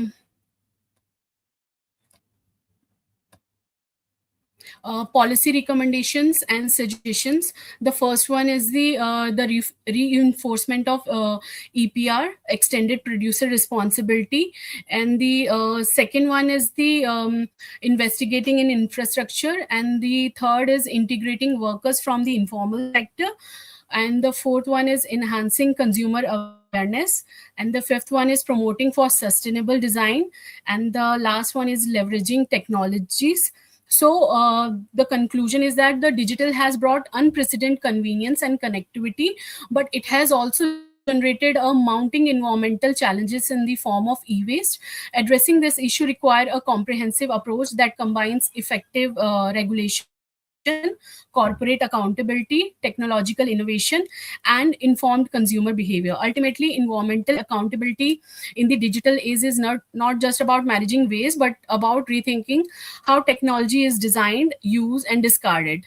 So, a coordinated global effort is necessary to ensure that digital progress does not come at the expense of environmental sustainability. Thank you, sir. All right. I don't have any question for you. Thank you for your presentation. Thank you so much, sir. Thank you. Next up, we have Pratyusha Ghosh. Pratyusha, you can start. Yes. Good afternoon, sir. Today I'll be presenting my paper titled as TRIPS, Traditional Knowledge and Green Technologies, Rethinking IP for Ecological Sustainability. To begin with, TRIPS is a cornerstone of the global intellectual property regime. It was designated to harmonize the IP standards and promote innovation by guaranteeing exclusive right to the creators and inventors. Where, moving beyond the formal structure, we begin to see the deeper issue. TRIPS is not entirely neutral. It was built specifically to understand the complexities of the market-driven desires, and the commodity being an economical thing. This particularly raised the problem that when we consider traditional knowledge system, Traditional knowledge system is not created by a single inventor. It is collective, intergenerational, and deeply connected to our ecological systems. At the same time, we are facing global challenges such as climate change and biodiversity loss. So my paper begins with the simple important premise. There's a structural tension between the way TRIPS understands traditional knowledge and the way ecological and traditional system actually function. Further, moving on to the legal gaps and issues that are raised in the paper, one of the most significant gap in the TRIPS framework is the absence of recognition for collective ownership. Traditional knowledge does not fit within the individual-centric model of intellectual property law. Additionally, TRIPS does not impose strong obligation for benefit sharing, even though frameworks like Convention on Biological Diversity emphasize equitable sharing of resources and knowledge. Another key issue that is not just limited to the effectiveness of TRIPS flexibilities, but also it looks upon the practical implementation that is often constrained in the TRIPS. These gaps give rise to a broader concern, that is biopiracy, restricted access to green technologies, and a growing divide between developed and developing countries in terms of innovation control. The central research question of the paper is hence, can a system based on exclusivity and private ownership truly be reconciled with ecological sustainability and community-based knowledge systems? Further on, moving to structural incompatibility, the fundamental issues lies in the structural incompatibility between TRIPS and traditional knowledge. TRIPS is based on individual ownership, novelty, and exclusivity. In contrast, traditional knowledge is collective, cumulative, and rooted in our ecological practices amongst the community. The mismatch is just not theoretical, but it has been reflected in multiple jurisdictional cases also. For example, Diamond versus Chakrabarti, the court allowed the patenting of a genetically modified organism, which marked the shift from treating a biological life as a commercialized commodity. On the other hand, in Association for Molecular Pathology versus Myriad Genetics, the court held that naturally occurring DNA cannot be patented. This introduced the limits, but it does not actually, in reality, enforce the adequate protection to traditional knowledge. The deeper problem here lies is traditional knowledge does not fit into the categories of invention or discovery as defined by patent law. Further, moving to climate crisis versus patent control, there's a growing conflict between climate urgency and climate and patent control. Addressing the climate change requires. You have 1 minute left. Kindly try to conclude. Sure.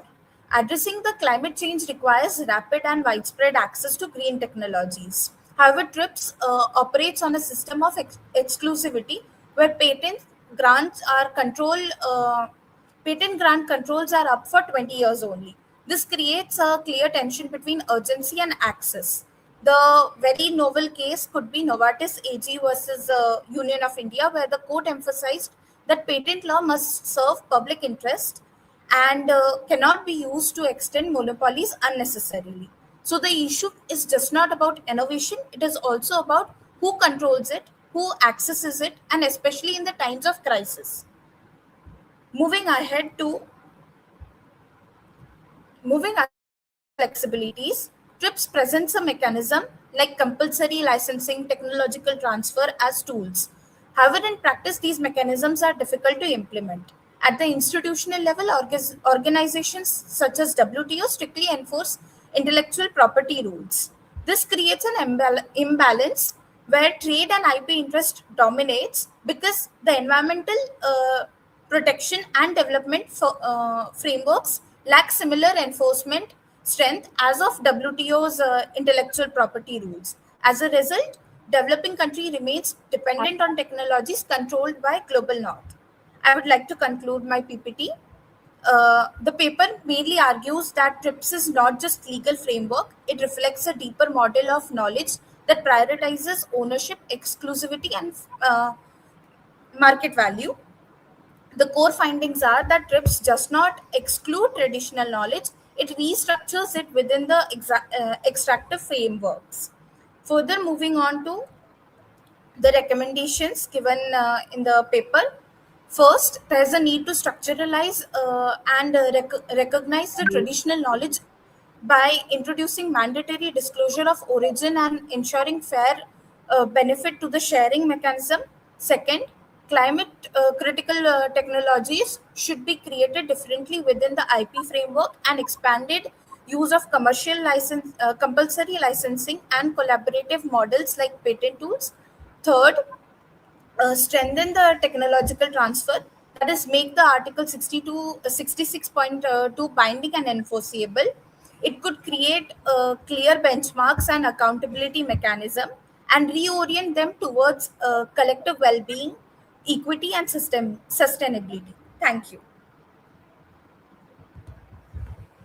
Okay, participant, India's TKDL framework, which the government of India has incorporated with IIT Kharagpur. So the traditional knowledge framework, which has been made for the library-based system. So, what is your take on TKDL? Like, it's one of the unique framework across the world where globally India is being recognized. Also, India is being praised. Like whether TKDL framework needs any improvement or we are good to go with it. What is your take on?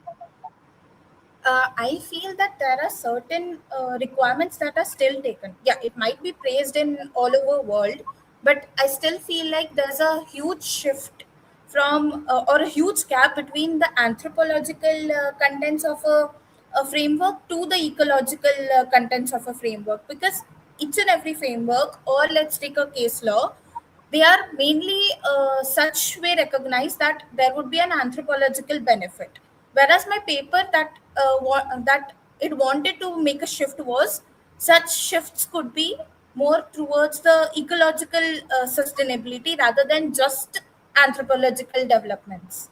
So I feel like there are a few little changes required from my opinion, and I feel like the international regulation should also work around it. All right. Thank you for your presentation. Thank you.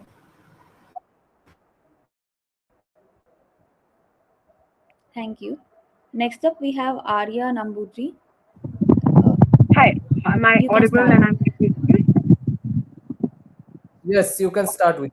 Yeah, yeah, you're thank, audible and you're visible. thank you.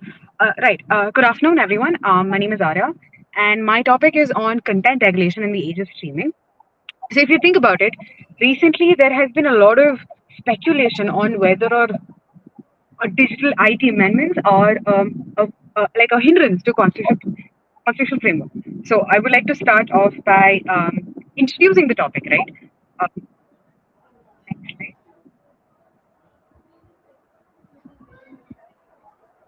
Right. So there has been the OTT revolution, which was obviously ever since the linear broadcasting has ended and the rise of international and internet broadcast services, there has been a wide variety of people using the internet for various kinds of things. Now, specifically, I'll be talking about OTT revolution in a sense of audio and visual. Right. So there has been 39 million subscribers ever since 2019. There has been 500 million plus OTT subscribers just in 2025. The Indian market specifically has been from $5 to $7 billion industry within India because of our internet penetration. And the projected market for 2030 is 13 billion. Now, obviously, the key factors that have helped this growth is the 5G expansion, the geo expansion, a lot of COVID acceleration. So if you've noticed during 2020, there has been a massive outgrowth of people using the internet, and obviously the smartphone penetration. Can we move on to the next slide? Right. So obviously, linear television is satellite using satcom using terrestrial broadcasting, but OTT something different, right? So it uses the internet, which is the open public internet, and you use things that are on demand access, right? So when you compare it with satellite and linear broadcasting is there is one to many, but in this case, OTT is one to one. You get to choose what you want to do, and this is where it's very important to understand the differences between linear and OTT platforms, because OTT allows for content personalization. right? And this really helps with any sense of understanding how OTT regulations itself functions. Um, can we move on to the next slide? Because OTT is primarily regulated through two frameworks, right? The first one is the IT rules, which is the Information Technology Intermediate Guidelines and Digital Media Ethics Code, and part three of which specifically talks about OTT. Now, OTT in this sense, in this code, talks about online curated content, right? And now in this structure, they say three things. There must be an internal grievance mechanism, there must be a self-regulatory body, and there must be an interdepartmental committee.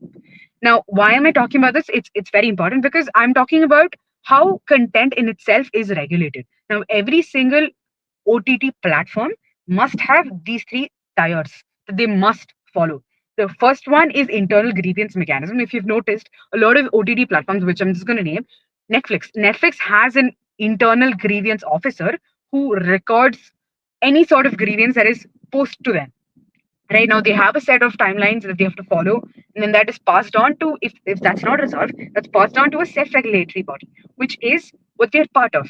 So in the case of OTT platform, they're part of IDMRB, right? Now these are Internet Digital Media Platform boards, which they regulate the general like general environment of an OTT platform. Now, if this fails, there's another step, which is the interdepartmental committee.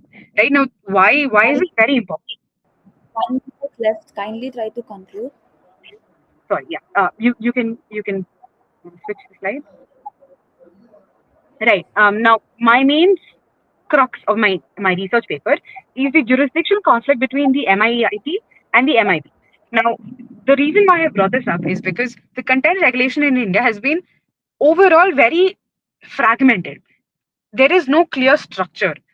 Two different departments, two different ministries have control over what we call as OTT platforms. And now that poses a significant constitutional threat to all sorts of OTT platforms. Because if you don't set out a set guidelines, and if you give it fragmented, and if you have different sort of rules and regulations for each, there is obviously a way for, say, governmental overreach. I'm not saying that has happened, but through, if you read the rules and regulations and the laws, there has been a slightly executive overreach with the way it's structured, with the way the laws are structured. If you can see the MIB rules, which is the Draft Broadcasting Services, the bill of 2023, the significant portion of the law does seem to overreach over OTT platforms, right? I think if we can move on to the next slide. Yeah. Yeah, time up. Can I have 30 seconds to conclude? Okay, conclude in 30 seconds, participant. Yeah, okay.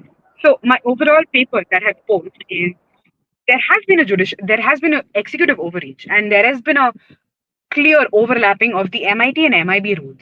And now my paper tries to understand how other countries like Australia and EU try figuring out how OTT content regulation is done, and how we require a new modernized mechanism rather than satellite-based content regulation. Yeah, I think that's about the crux of my paper. Thank you. Okay, participant, I don't have any question for you. Thank you for your presentation. Thank you so much. Thank you, Arya. Next, we have Hiram. You So, can start. yes. Good afternoon. I hope I'm audible and visible. Yes, you're visible and audible.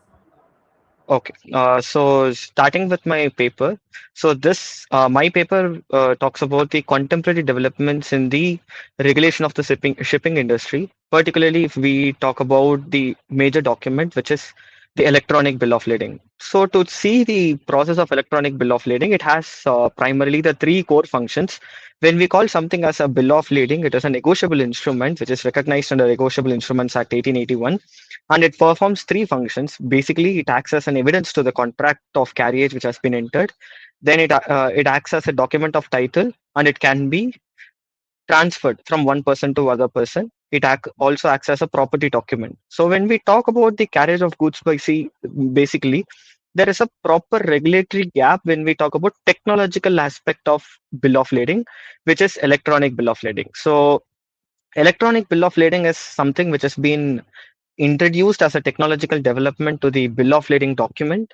Now, when we see the electronic bill of lading, there has been some of the international frameworks which has been tried to develop. So when we talk about bill of lading in itself, it has been recognized legally in the international framework in the year 1924 by adoption of Hague rules in the Brussels conference. So the organization, the Comet Maritime International, have progressively developed some of the aspects of the document, which is bill of lading and the carriage of goods by sea, but there are not much development which has been given to the technological advancement which has been given. A significant notice can be given to the 1990 framework by the organization, but still the countries have not come together to sign and ratify the same. So, but when we see the recent development which has happened, that is UN Citral Model Law on Electronic Transferable Records. So this MLTAR guidelines have established a functional equivalence wherein it has started treating all the electronic records as having the same legal effect as if it has been a physical document. And this has also been tried to be included in Rotterdam rules, and the Rotterdam rules also recognizes the electronic transport records. But the question comes is how much it has been recognized and how much it has been implemented. So my core principle to trace it out in the practical aspect I have taken through the South Asian landscape, wherein I have taken 4 countries in specific. One is Singapore, Then and move to the recommendation and suggestion. sure. So when we see the challenges and way forward, the legal recognition of electronic bill of lading has still been questioned because although we have the technological development to adopt the electronic bill of lading, we don't have much legal coordination between the countries, as no international uh, documentation or international frameworks has been adopted by the countries. There has been inconsistencies in adopting the frameworks, and thereby my recommendation is that if they can, in the Comet Maritime International Framework itself, if the ship owners and other member countries are coming together and agreeing for a neutral technological framework which has been recognized by all the countries, then the shipping industry would be march forwarding towards a technological driven system. So this is all my challenges, and we have formulated with the recommendation in my paper. Thank you so much.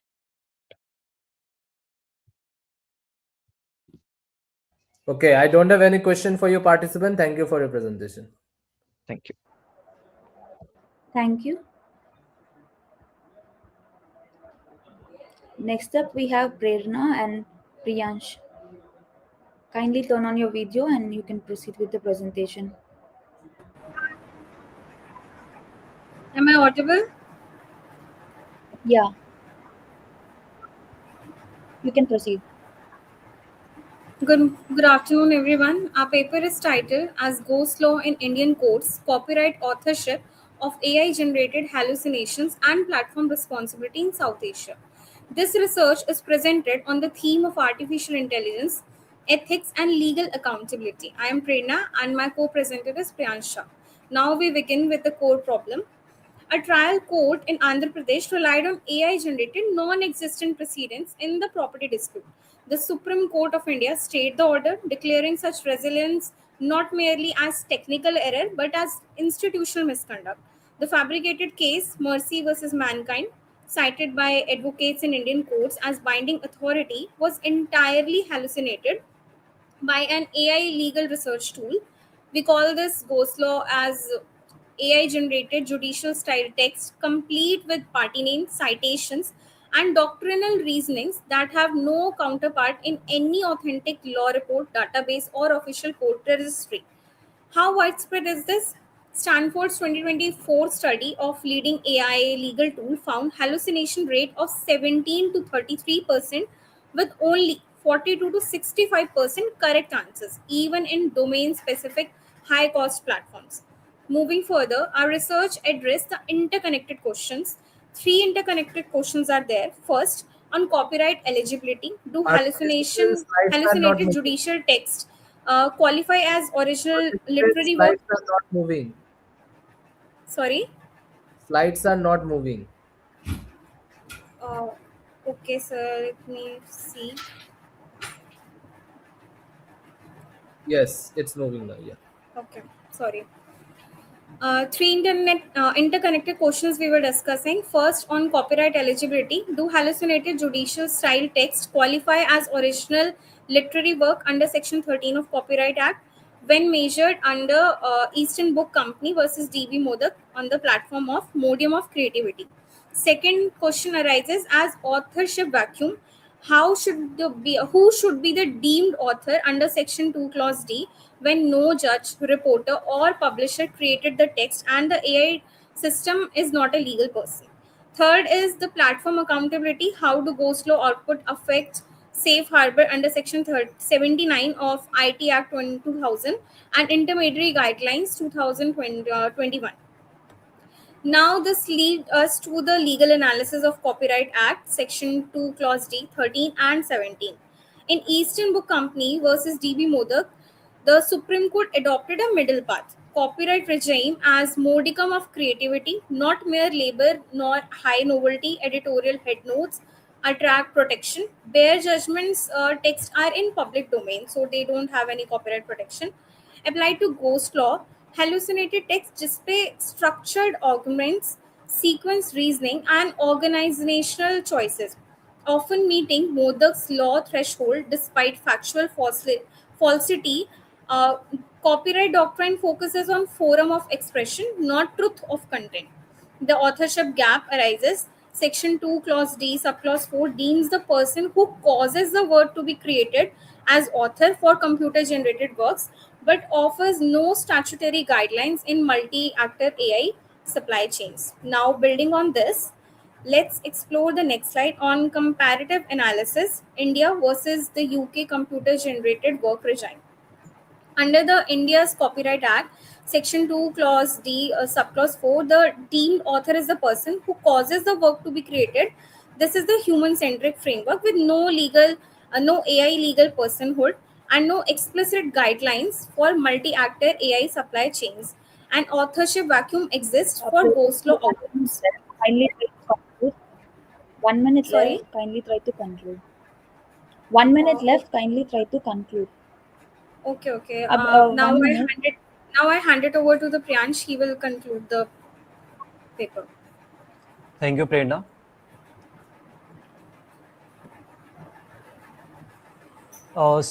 In this research work, like there are some code proposals as well as some authorship model analysis, like who should own the ghost law. These are certain concerns like we are posing, and there are some core proposals that we want to. So there is developer, deployer, implied assignment model as well that we have to take care of.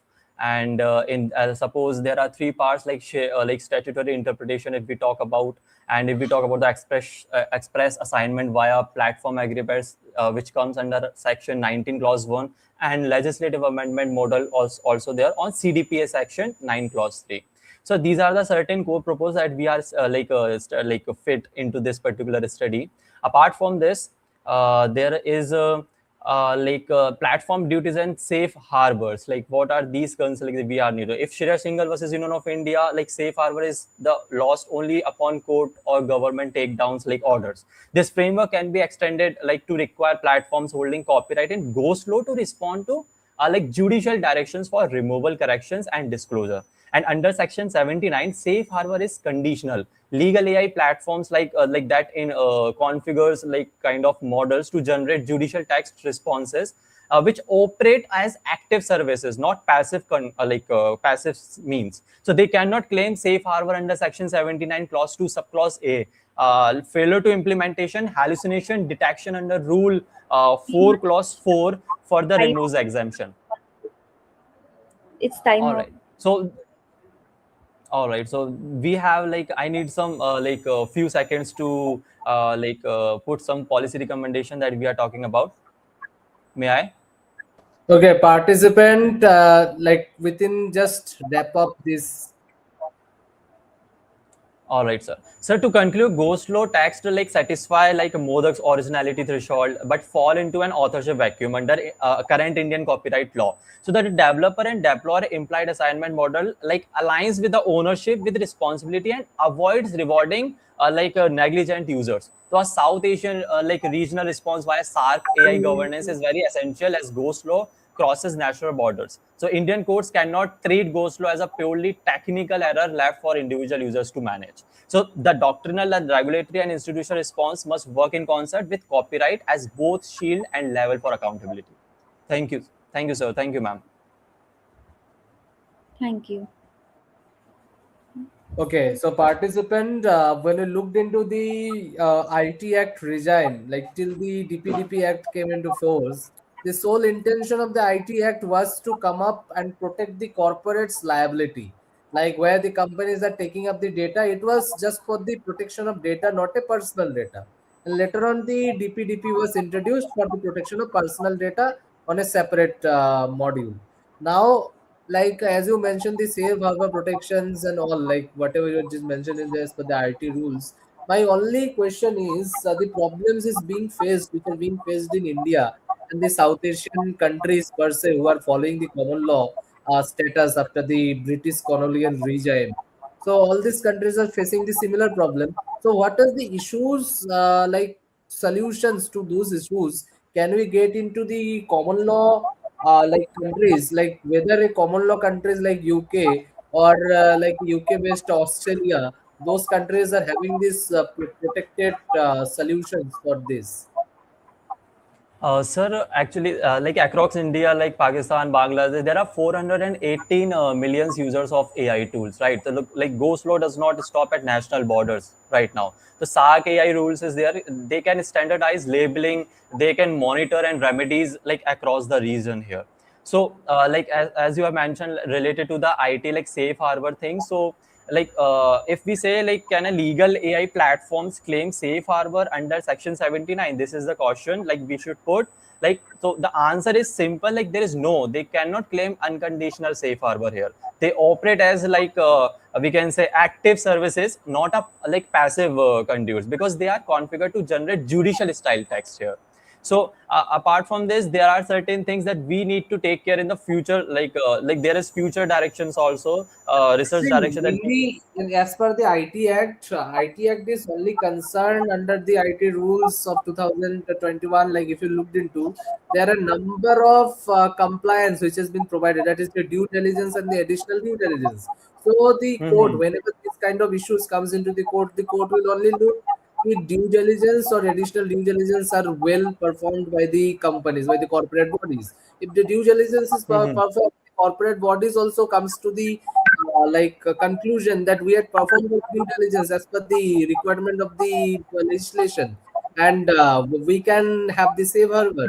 So the safe harbor's only exception is the performance of due diligence. If you have performed the due diligence, you are eligible for the safe harbor. But my question is Yes. still, this is a loophole where the corporate entity is taking up, and they are using these provisions in order to come up of their liabilities or come up of their whatever they are holding into it for any actions. My Mhm. question specifically lies, there are common law countries like UK and Australia who are following the same kind of framework mechanism. Whether these countries are having any type of mechanism in order to tackle this kind of issues beyond safe harbor protection. Sir, if we talk about like India's copyright law, like treat computer generated works. So like what does the UK law say about the computer generated works? So here, if we compare with the UK, so there is CDPA like Act 1988, and there is a section 9 clause 3 also, which says that author is whoever undertakes the arrangement necessary for creation. So it is a legal fiction that channels rights to the system organizer. Like it is a debated bill, like because it may like overprotect outputs that lack any real human creativity. So there is a UK model also, like India not simply copy the UK model here. Like Ghost law is fundamentally, we can say, different from like commercial software, or we can say or digital like graphics. Like it mimics court judgments and directly affects the fairness and like the credibility of the justices. So any Indian rule like must include like some strong accountability and responsibility obligation, not just ownership right here. So that's why we need to compare with the UK and Australia laws as well. So there are certain like statutes that these countries are having for the same. All right. Thank you for your presentation. Thank you, sir. Thank you. Next up is Manushree. Kindly turn on your video and share your PPT. Manushree, are you there?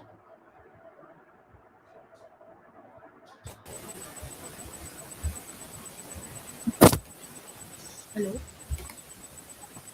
Yeah, you're visible and audible. Kindly.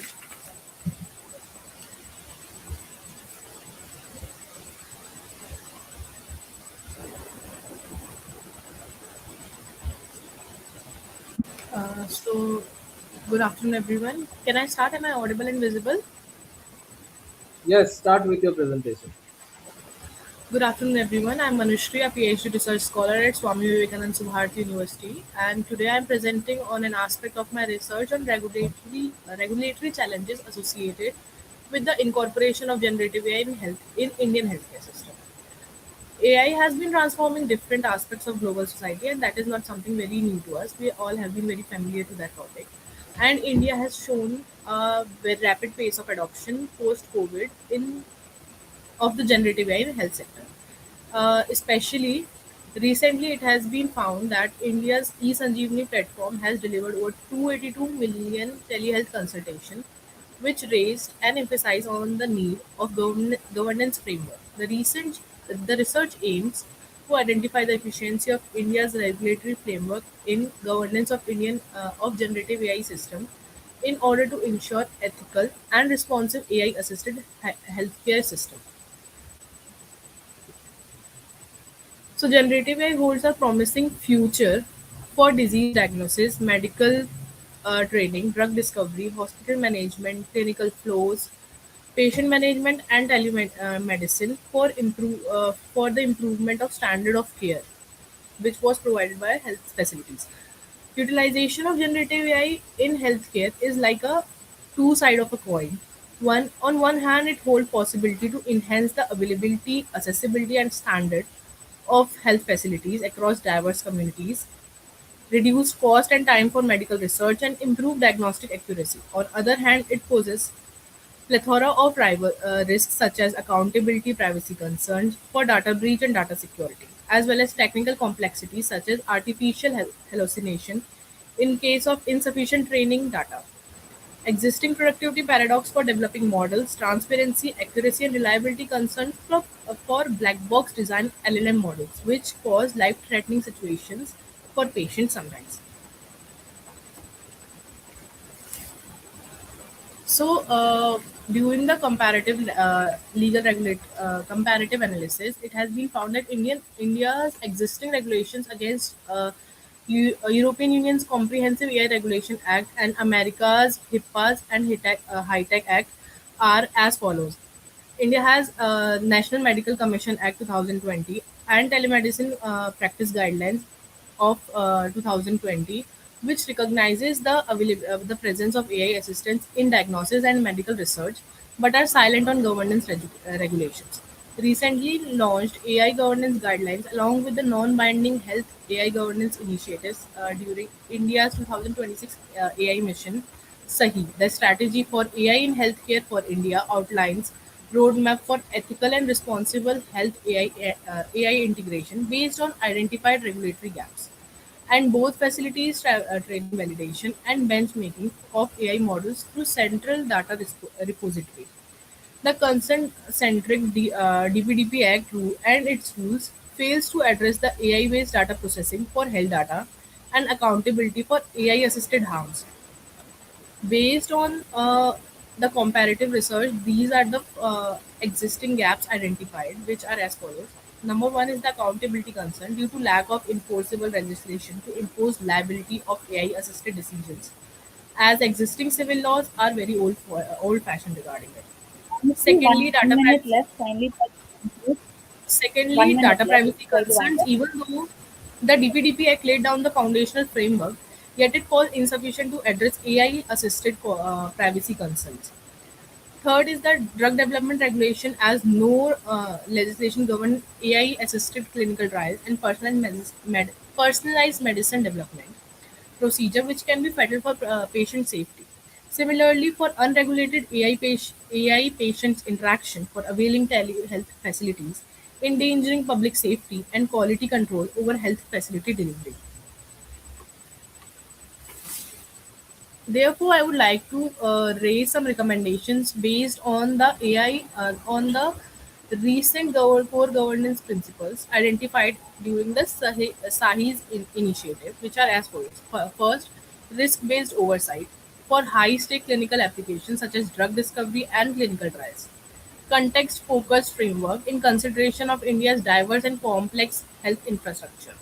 Thirdly, adaptive and Manushree, legally assured framework to safeguard fundamental rights. Ma'am, just give me a minute to conclude. And the fundamental right of health and privacy. Further, I believe government should add legislative backing to its AI governance initiatives such as governance guidelines, SAHI, and BODI schemes. Secondly, an AI regulation statutory authority should be established to regulate risk and formulate binding guidelines and impose penalties in case of breach or any casualties.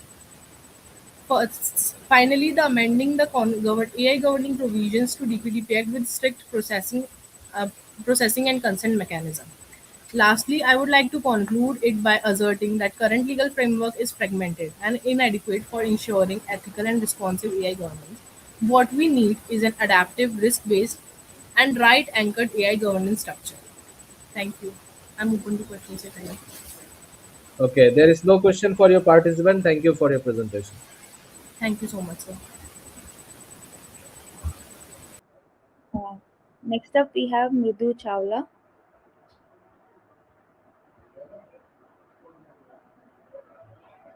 Yeah, you can start. Am I audible? Yeah, you're audible and visible. You can start. And is my PPT visible as well? Yeah, it's visible. Thank you so much. So, good afternoon, respected panelists, fellow researchers, and conclave delegates. Let me begin with a story. In Jharkhand, a daily wager with palms hardened by years of toil queues at her ration shop. Her family's ration card scans fine, but her fingerprints, eroded to ridges and scars, refuse to match the Aadhaar machine. Denied her monthly grain, she walks home empty handed. No grain, no explanation, no official to approach, no mechanism to challenge the denial. This is not a story about a broken machine. It is a story about a denied, broken remedy. Across India, the elderly whose irises fail to scan, migrant workers whose data no longer matches, rural beneficiaries excluded due to unstable connectivity issues. So, in such ways, millions are being silently excluded from food, pensions, and healthcare. What was sold as a leak-proof, inclusion-driven welfare revolution has silently morphed into a silent exclusion machine. Today, I argue that biometric exclusion is not a technical glitch, it is a constitutional injury. And the right to be heard, the foundation of natural justice, must be reasserted in our age of algorithmic governance. Let's talk about numbers now. The unique Identification Authority of India processes approximately 2.5 billion authentication transactions every month. A failure rate of even 1 or 2% translates into tens of billions of denied authentications annually. The Public Accounts Committee's 2025 report explicitly flagged high biometric failure rates, leading to wrongful exclusion from rations, pensions, and healthcare. Consider Telangana's Samagra Vedika system. Between 2014 and 2019, the government cancelled more than 1.88 million existing food security cards and rejected 1,42,086 new applications without notifying the affected individuals. Senior advocate Colin Gonzalez stated that 21.94 lakh ration cards were cancelled using an algorithm with 17 parameters, without any notice to beneficiaries. These are not isolated errors. They are predictable outcomes of systems designed for efficiency, not procedural fairness.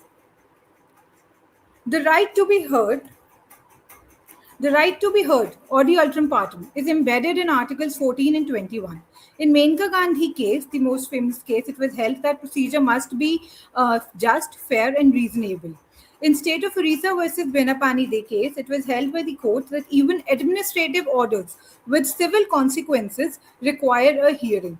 In the recent Justice Puttaswamy case, the court observed that an individual cannot be reduced to a data point.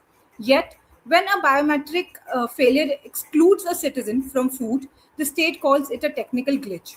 That framing is constitutionally unsustainable. The Supreme Court upheld Aadhaar only for welfare delivery and warranted against functional creep. Yet today, biometric data is being repurposed for private payments without any new safeguards. Let's talk about statutory gaps now.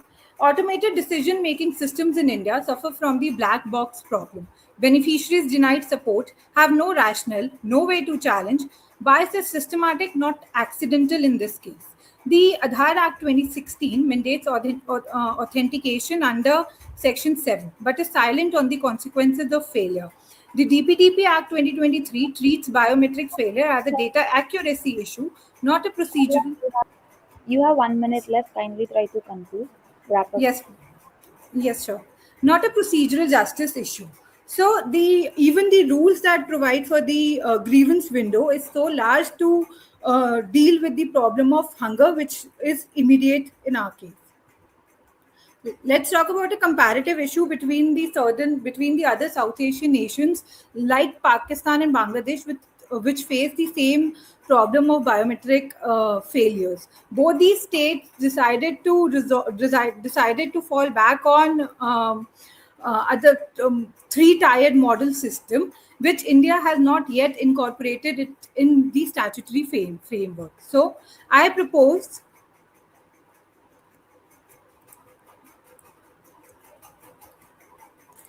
So what I propose is a 5 inclusion by design safeguards. First, human in the loop at the point of denial, statutory override with alternative ID or provisional relief.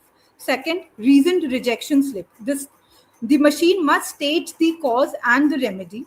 Third, shift of burden of proof, presumption of continuing entitlement, and benefits continue pending the review by the state. 4. Compensation for wrongful exclusion, a structural incentive for better design. And 5th, an algorithmic impact assessment for transparent data maps, district welfare officers, and regular biometric updation camps for the elderly.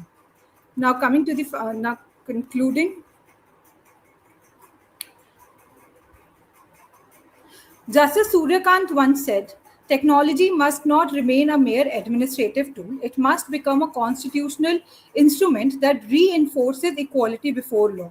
My submission: no machine should have the final authority to deny a citizen life-sustaining benefits without a hearing. The machine of governance has evolved from human clerk to algorithm, but the mandate of fairness remains eternal. Before the state says no, it must be required to listen. Digital India will be judged not by its server, but by whether a citizen with scarred fingers can still be heard in the society. Thank you. Okay, what are the country law policy model you had referred in your paper, participant? Sorry, sir. What are the country law? Like, what are the international countries policy model you had referred in your paper? Yes, sir. So, talking about the comparative analysis, I have done comparative analysis with Bangladesh and Pakistan. So, for Pakistan, I referred the National Database and Registration Authority, that is NADRA for them. The NADRA system supports welfare delivery under the Benazir Income Support Program. They have introduced now alternative verification mechanisms for individuals. One of them is Tasdeer, in which they use 3 questions from the AI generated system in order to verify the identity of the individual and the elderly in most cases. Secondly, in case of Bangladesh as well, in order to address their digital ID system struggles with similar exclusion patterns which were observed in India, they have resorted to multiple mode verification. So in case the fingerprint scanning fails, they resort to a facial matching system as well, or iris scanning systems as well, which in India have not yet been incorporated in any statutory in any statute or in any act or in any legal framework yet. This is what I propose. Some changes, some amendments in the act to make it more All right. friendly in order to deal with biometric issues. All right. Thank you for your presentation. Thank you, sir.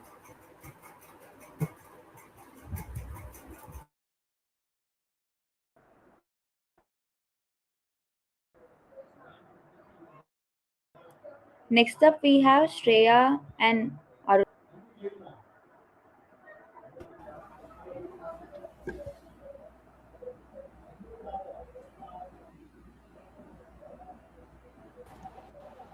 So, is our presentation visible and our audio and videos are clear?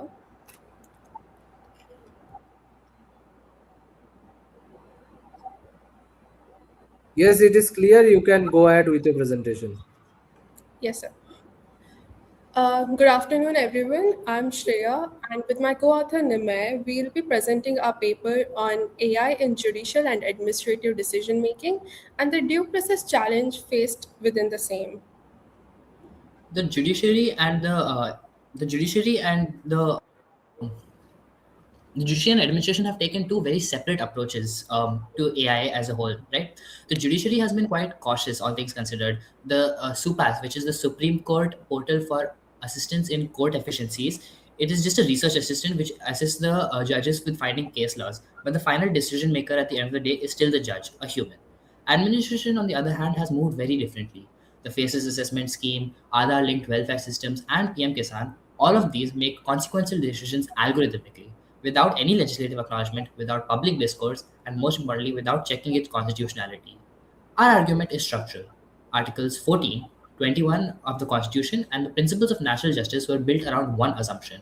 A human being is the one who makes the decision. A human who is capable of hearing both the parties, and the most important factor, can be held accountable for his actions.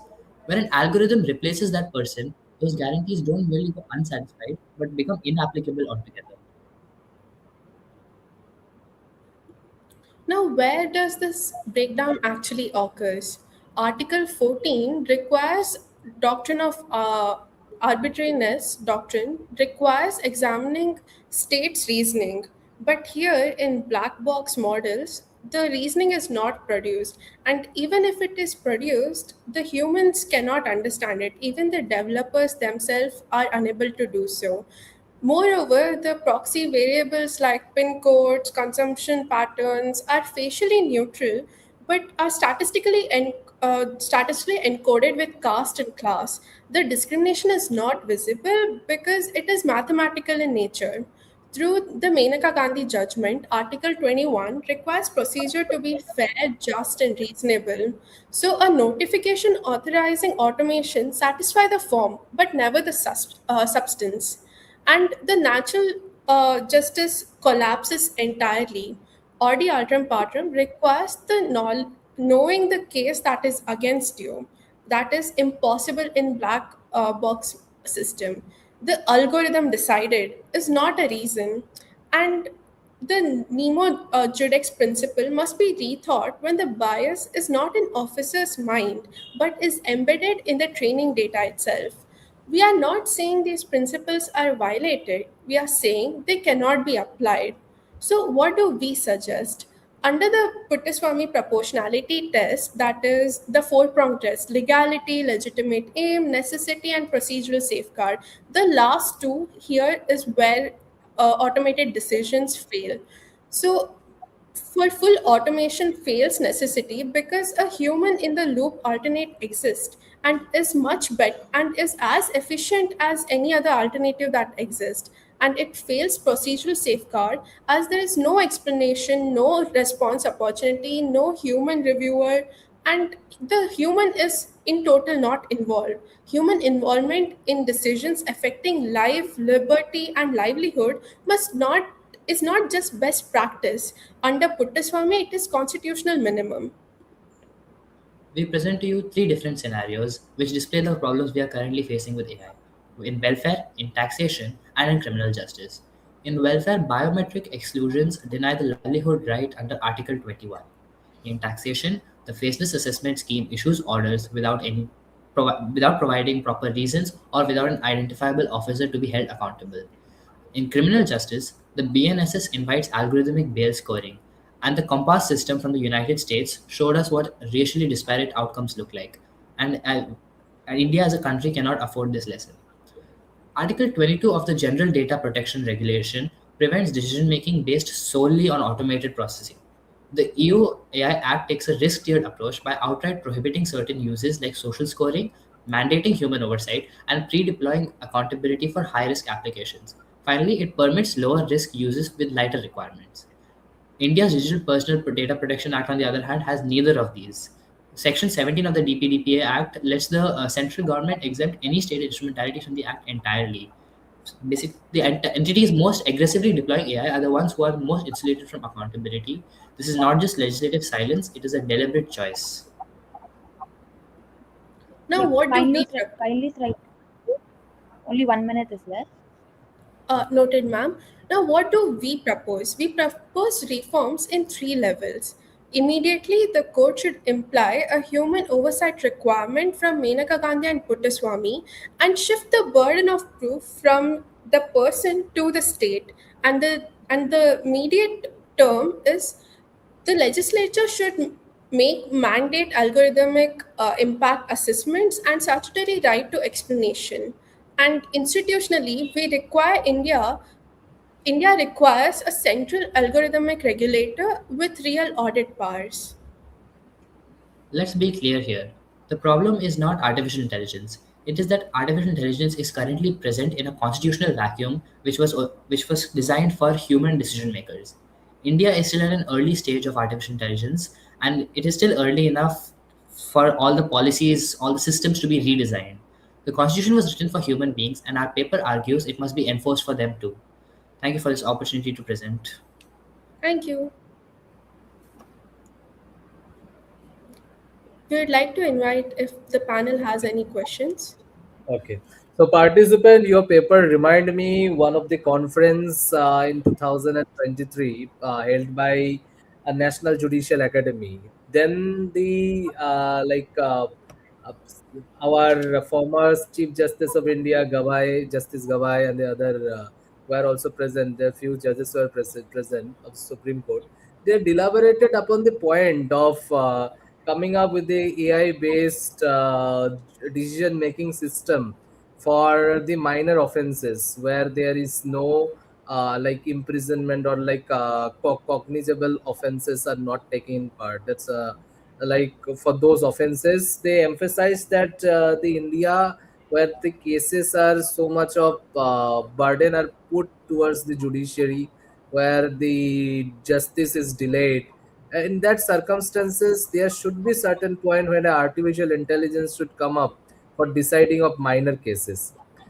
But like there are also arguments put forth by a number of jurists in that particular conference and the discussions where the jurists came up that like even if you let the case to be decided by the artificial intelligence or the system of AI, how can the AI feel a human being? How can the AI feel that a evidence which is being served to it, it's genuine? Because when we looked into the court system, like when we looked into the judges solely not only decide the case by the evidence which are put towards it, they decides the validity, admissibility, and also the impact of such judgment, then only they deliver the judgment to us. But AI cannot solely decide by its algorithm and like the cause for its decision.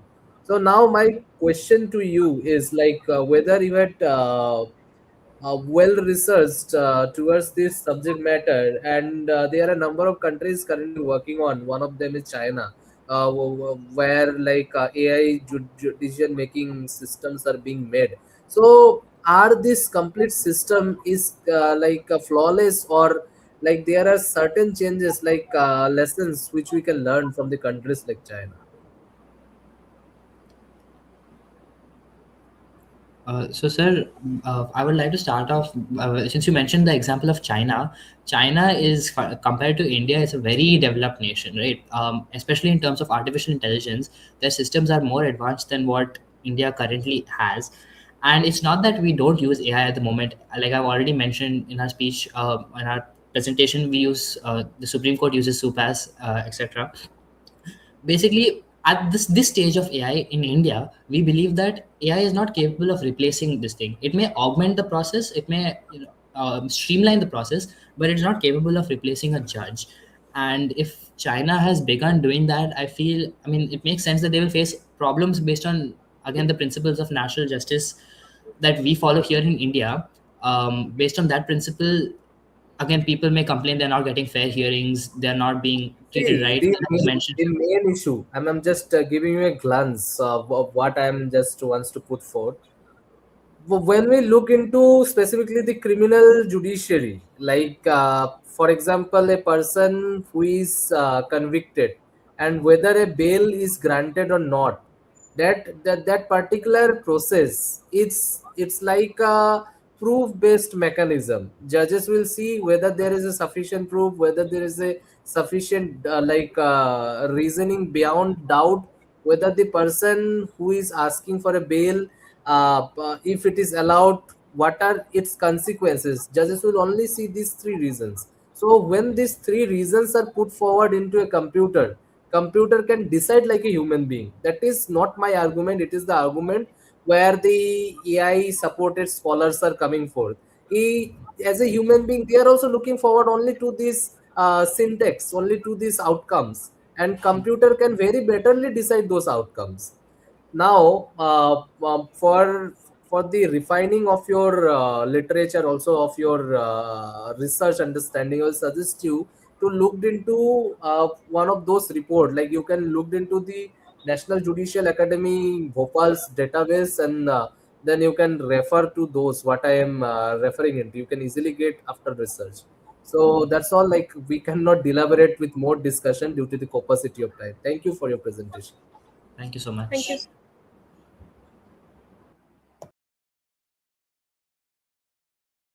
much. Next up, we have Dr. Bishnanand Dubey. Sir, are you present? Yes. Good afternoon, everyone. To the panelists also. My topic is digital battlefield and legal boundaries. The topic basically covers the role of digital battlefield that is cyber warfare, and the basic legal frame which is basically included in this. The IHL Geneva Convention is there, additional protocol is there, and how that this Geneva Convention additional protocol defines kinetic warfare, how that can be introduced or can be used in the definition of cyber warfare. And their key analytical framework is there, the Italian manual, and is 1.0 2013 and 2.0 that is of 2017. And there are few case studies from 2007, 2010 and 2017. The NotPetya, that is the recent one. Even the Operation Sindhu 2025 is also one of the matters related to the cyber warfare.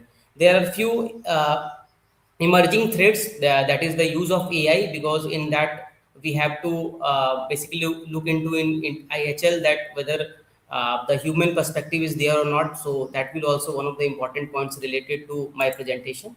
The IHL framework, which is currently right now is in existence, that is the laws of custom of war, the Hague Regulation of 1907, 1949 4 Geneva Convention, 1977 additional protocols, and the Italian Manual 1.0, Italian Manual 2.0, and currently they are working on Italian Manual 3.0 also, that will be in the end of 2026. I think that will be also will be in international domain. So the core four IHL principles are there in cyber warfare. Also, we can include there is a principle of distinction, then there is a principle of proportionality, and there is a principle of military necessity, and the fourth one is the precaution.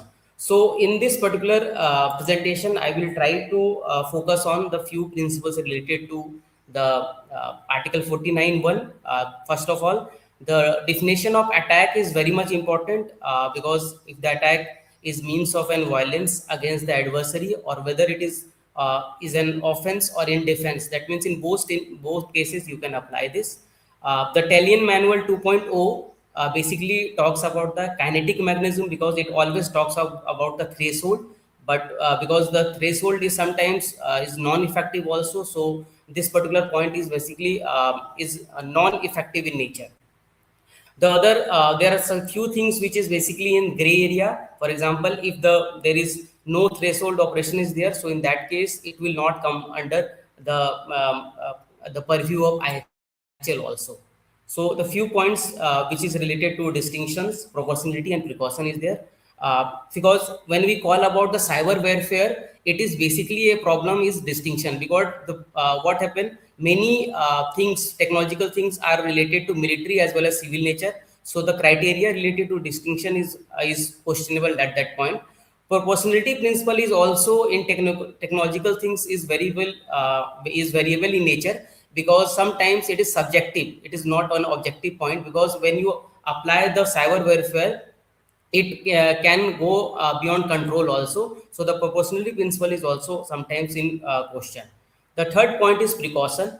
The precaution part is that even in many cases you will find that in cyber warfare precaution was taken, but due to the technical reasons or due to some technological failures, it goes beyond that precaution also, and it hits the civilians part of the network also, because which we basically have seen in NotPetya also. That is related to when Russia has tried to on Ukraine. There are a few things, for example, the pharmaceutical industry, the FedEx and everything was basically and that was basically disturbed. So in that case also $10 billion of international monetary loss was also discussed. So the precaution part was also not there. Talion Manual 1.0 and 2.0 have basically 2.0 has increased the below scope, has also included the below threshold concept has also been treated. But what is the limitation of Talion Manual is that because more of the countries are saying it is a NATO document, so there are many limitations related to it. It is non-binding in nature. China, Russia, India, Pakistan, and many countries have not adopted this particular Talion Manual. And even though the people who have written, or the people who are basically working in Talion Manual, they have basically, experts have said that it is a pure academic work, so it is only used for only for giving the idea related to that. There are few case study, that is Stuxnet of 2010, where US has attacked the nuclear facilities of Iran. In that case also there was some it was a military objective as per the Article 52.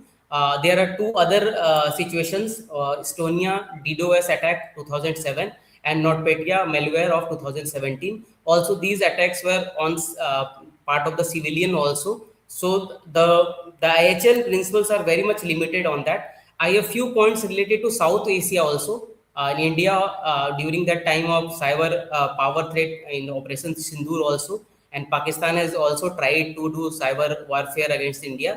Kindly try to conclude. Only 1 minute. Okay, and the few points which I Kindly basically mentioned here is during that conclusion, key findings are there. There are the customary law is there, but we have to focus on effect-based test also, because if we have any threshold limit, that will also create problem. The dual use infrastructure facilities always be there, because it is not possible for any country to create two type of different facilities. When you hit any one facility, it is going to hit the civilian also. The exposure of IHL will be a difficult point. The autonomous AI and the cyber weapons, which is basically in Bangladesh also during that 2024 bank threat also, where multi-million fraud was done. They have used the system from North Korea, and that was also AI driven. So it also create a problem where they have used the system of SWIFT, and they have taken out money from the bank without any direct intervention. So these type of things are basically in question right now.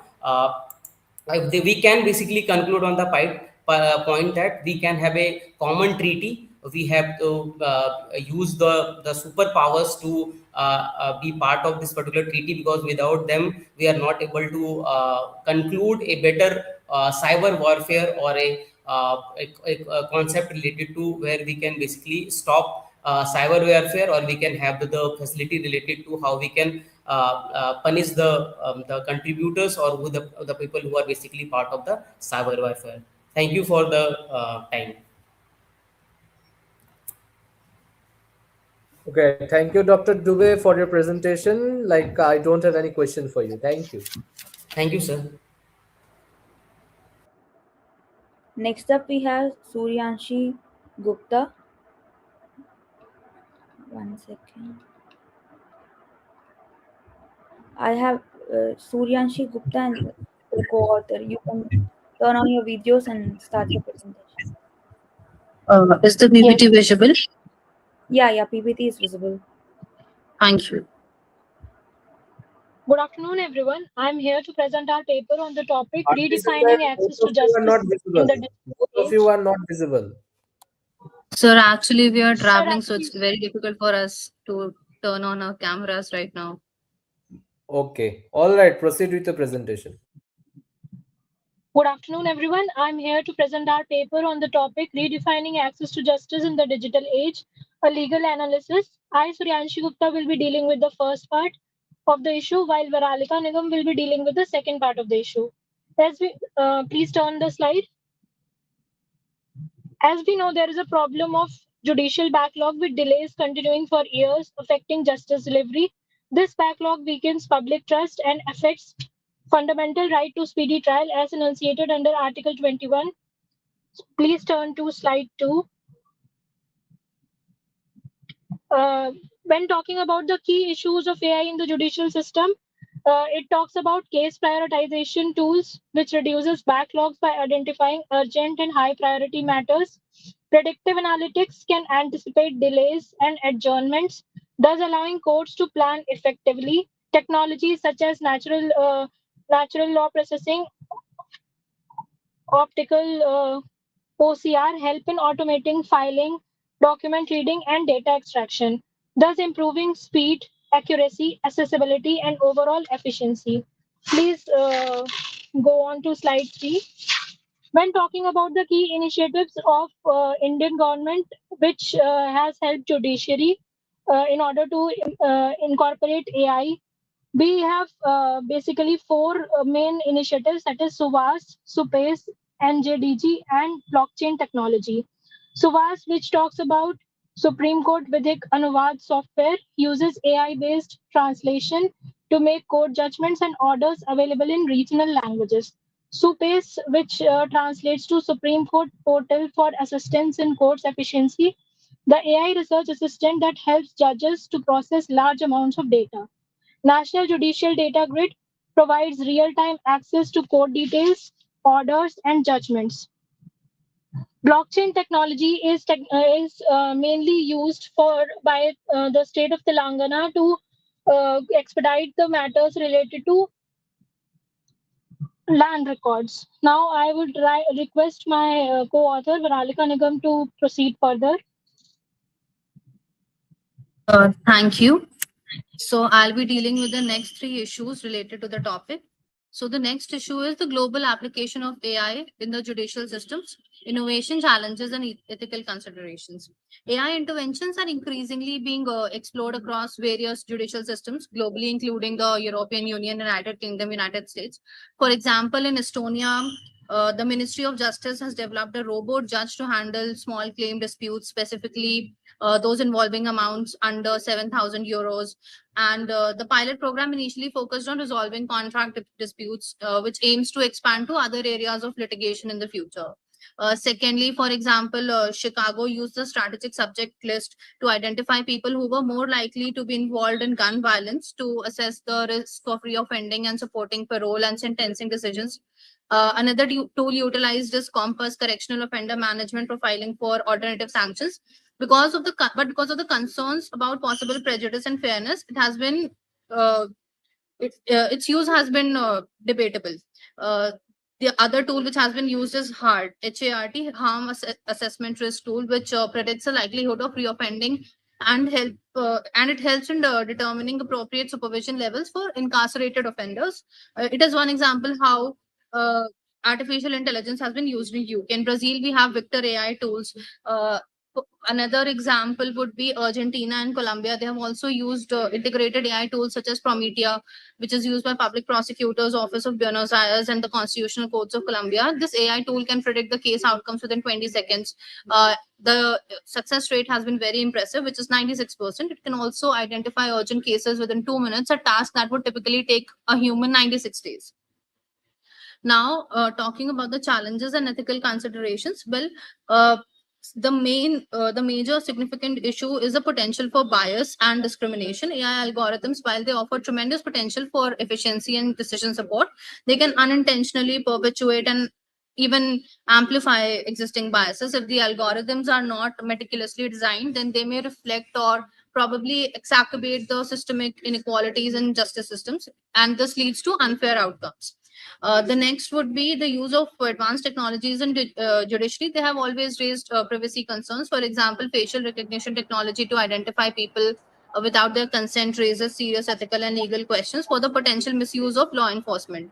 The One next minute, would be kindly try to conclude. yes.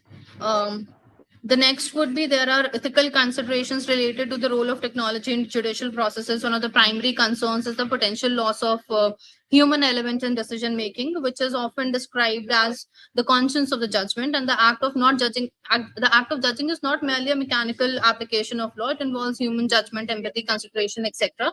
So, over reliance on technology in decision making could undermine the core human values. The Okay, I'll conclude this with one last line, that the future justice should be shaped by a court's system of adoption of technical innovation in a way so that it upholds human rights and it also maintains public confidence. Over reliance on AI should not be done, but at the same time, some reliance on AI would make our justice system more accessible to the public. Thank you.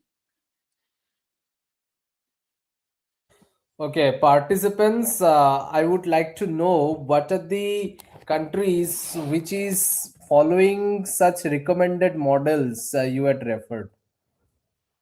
Sorry, sir, I could not hear you. So I'm asking you, what are the countries which are following such recommended models? Like you had mentioned the number of recommended things, like Yes, the sir. things should. Are there any countries who are doing this? Yes, sir. As I have mentioned in the presentation as well, that a number of countries are actually doing it. For example, Estonia, as I told, was actually following a robot judge model, which settles contract disputes. Then we have Victor AI in Brazil, which is used to conduct the preliminary case analysis for Brazilian Supreme Court, utilizing document analysis and natural language.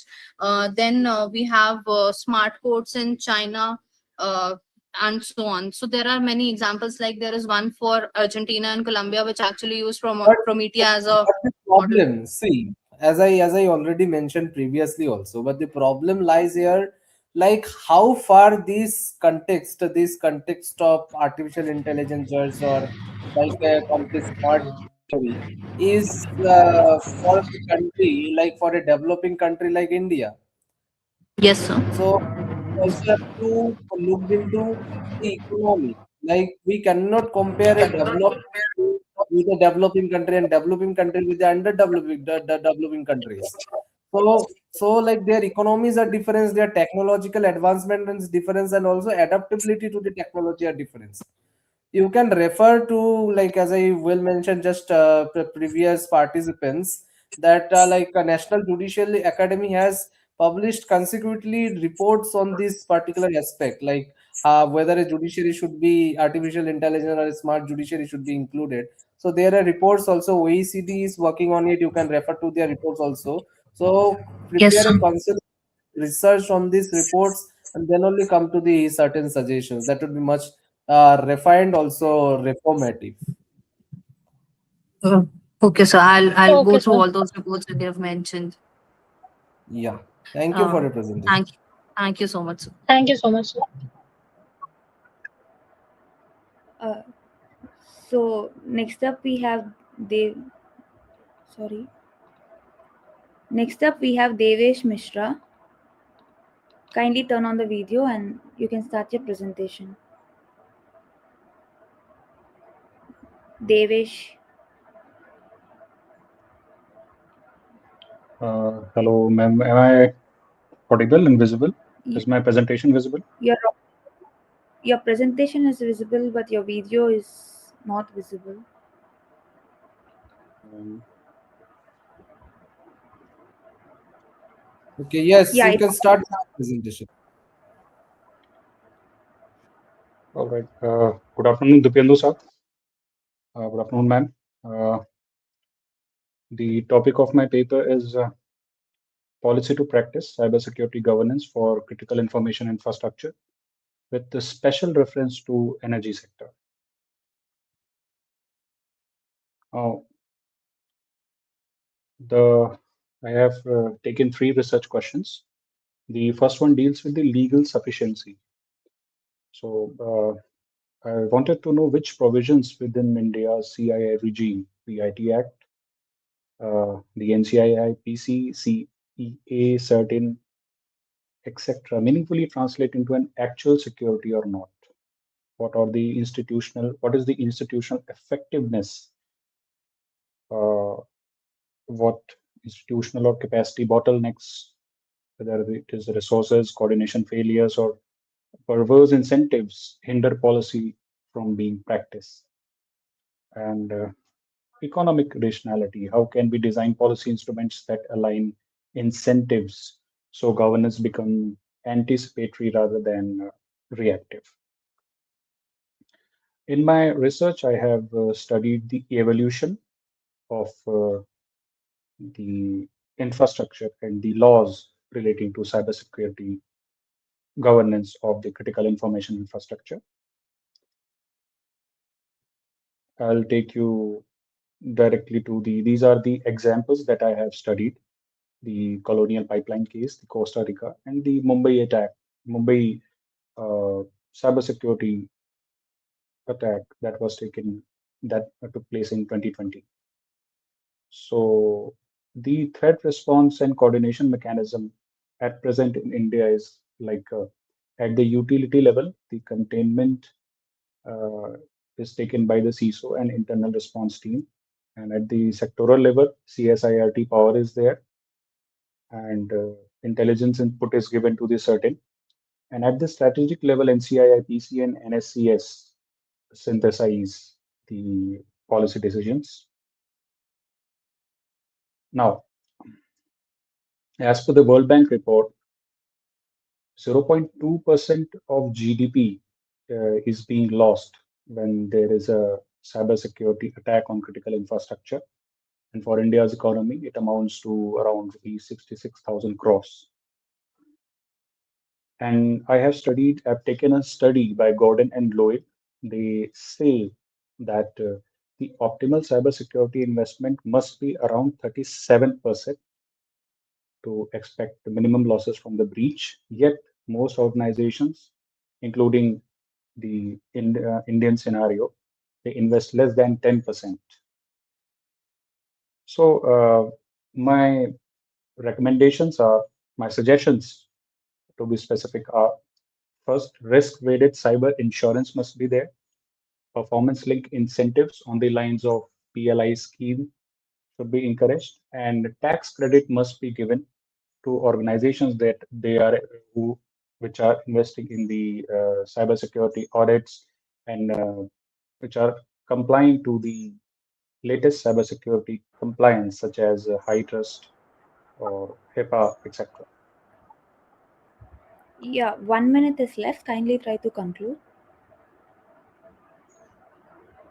So, to conclude, I have taken these three pillars. One is statutory authority, where these laws to be integrated, and then there is institutional mechanism, where there is a coordination council must be formed, and economic instruments should take place. They should be established, such as a cybersecurity resilience fund, PLI scheme, insurance mechanism that I have talked about, the tax intensive, and market corrections. Thank you. Okay, thank you, participants. I don't have any question for you. Thank you. Thank you, sir.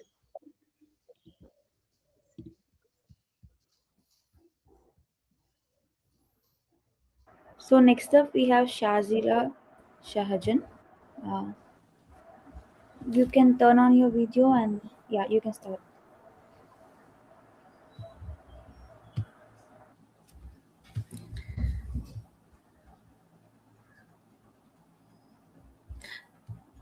Good afternoon to the panelists and the fellow participants. I myself, Dr. Shazila Shahjahan. So today I would like to present on the topic from territorial laws to borderless finance, rethinking regulations in the digital age. So we know that nowadays in the contemporary India, this digital banking that includes the system that enables the financial institutions, customers, individuals, and business to access the transaction of business or obtain information for the financial product and services through a network that's very easy nowadays. And when it comes to Indian scenario, these digital payment services that are provided under National Payment Corporation of India and Reserve Bank of India to promote the digital economy. And when it comes to the National Payment Corporation of India, there are various IMPS, immediate payment system, National Automatic Clearing House, National Financial Unit, UPI, BEAM, Aadhaar enabled payment system. And when it comes to Reserve Bank of India, there are different types like banking cards, point of sale, National Electronic Fund Transfer, ROSE time settlement, then prepaid instruments, mobile banking. So a lot of digital payment systems are now presently that are on India. But while we are looking upon our financial sector and emerging cyber crimes that point out there must be a clear cut financial regulation, that is the digital financial regulation must be there to mitigate these e-banking frauds that is arising in India. So when we are looking upon the present scenario and the data that is released by RBI, this banking industry as well as the customers, they are affected by different cyber crimes like spreading virus, Trojan horse attack, website compromise, malware propagation, denial of service, distributed denial of service attacks, then phishing attacks, hacking, spamming, fiscal frauds, then many other white collar crimes, these Ponzi schemes, all are affecting the digital financial sector of India. So if we are looking upon as there is an absence of regulation, even though this much attacks or specific crimes are there, we are not having any regulation that is specifically defining these crimes. So there are various challenges that while taking legal action against these cross-border elements, and legal question of jurisdiction also arises relating to the conflict of laws when it comes to obtaining evidence, extradition of offenders. Then international mutual assistance is an important thing must be there in order to mitigate this crime. So in my paper, the main key findings is that the rising occurrence of this cyber fraud process substantial legal and regulatory obstacle for financial institutions. And recent data from RBI that is suggests that significant amount of deceptive accounts have been established through video customer identification process, and these accounts are mostly utilized to receive illegal profit. And even the rise of digital payment methods such as UPI that have resulted in number of online gambling platforms that have substantially surged and result in Participants, cross-border your slides financial. are not moving. Dr. Shahjan, your slides are not moving.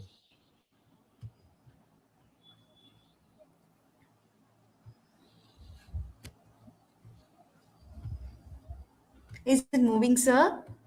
Yes, it's moving. Yeah, you can continue.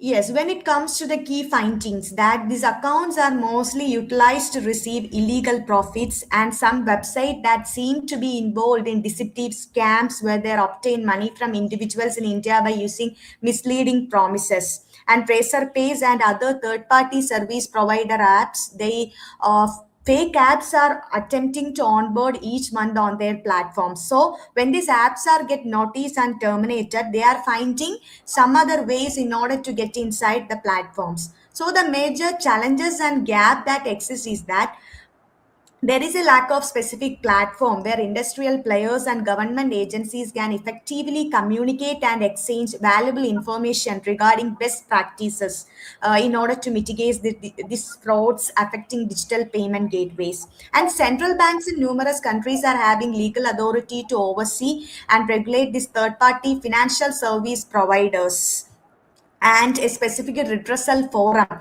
that is necessary in order to resolve the issues that is related to specifically for finance. Even though we are having banking ombudsman scheme, but it did not permit consumers to directly approach this ombudsman for dispute resolution. And conventional redressal systems such as consumer courts are already frequently overburdened and inadequately equipped to address these technical complexities and dynamic issues of digital payment frauds. And the absence of a consumer friendly as well as technological driven and streamlined redressal system is necessary in order to mitigate these types of frauds. So I would like to conclude by putting forward some recommendations that financial institutions should implement multi-layered security measures, and there must be a special independent investigation agency as well as special courts or tribunal must be there in order to mitigate these types of frauds. And the special courts or tribunal must provide expedited trials, and the presiding officers must be efficient as well as technically equipped to handle these types of frauds. And in India, majority of the banks are not having a strong internal grievance resolution mechanism, so that must be strictly, it must be implemented.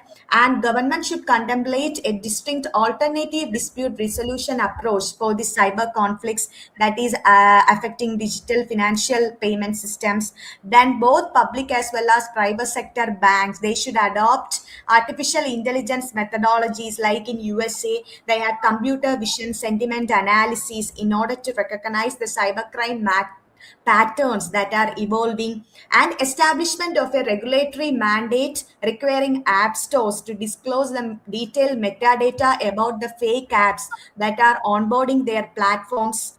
And establishment of a central negative registry is needed so that the data regarding the accounts as well as official document of fraudsters who are continuously perpetrating these types of crimes. Then equipped law enforcement agencies with officials who are requisite skills and knowledge to effectively investigate these types of crimes. A structured coordination mechanism should be established, that is between cybercrime cell as well as the financial institutions. Then government should also promote supervisory cooperation and knowledge exchange with global regulators. And then recently the National Policy on Information and Communication Technology, they advocates for an e-judiciary framework to enhance the efficiency of cybercrime adjudication.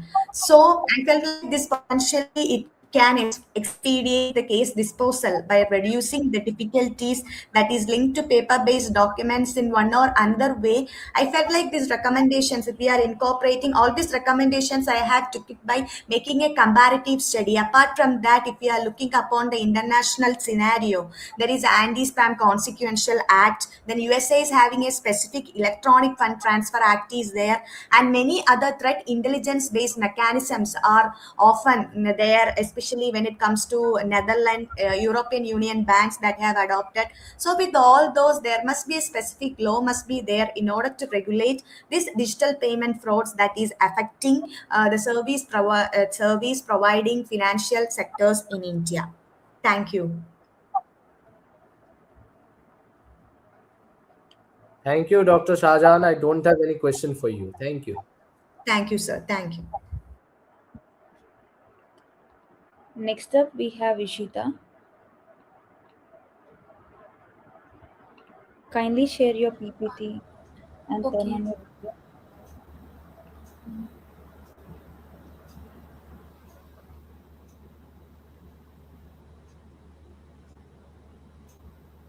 Participant, you are not visible.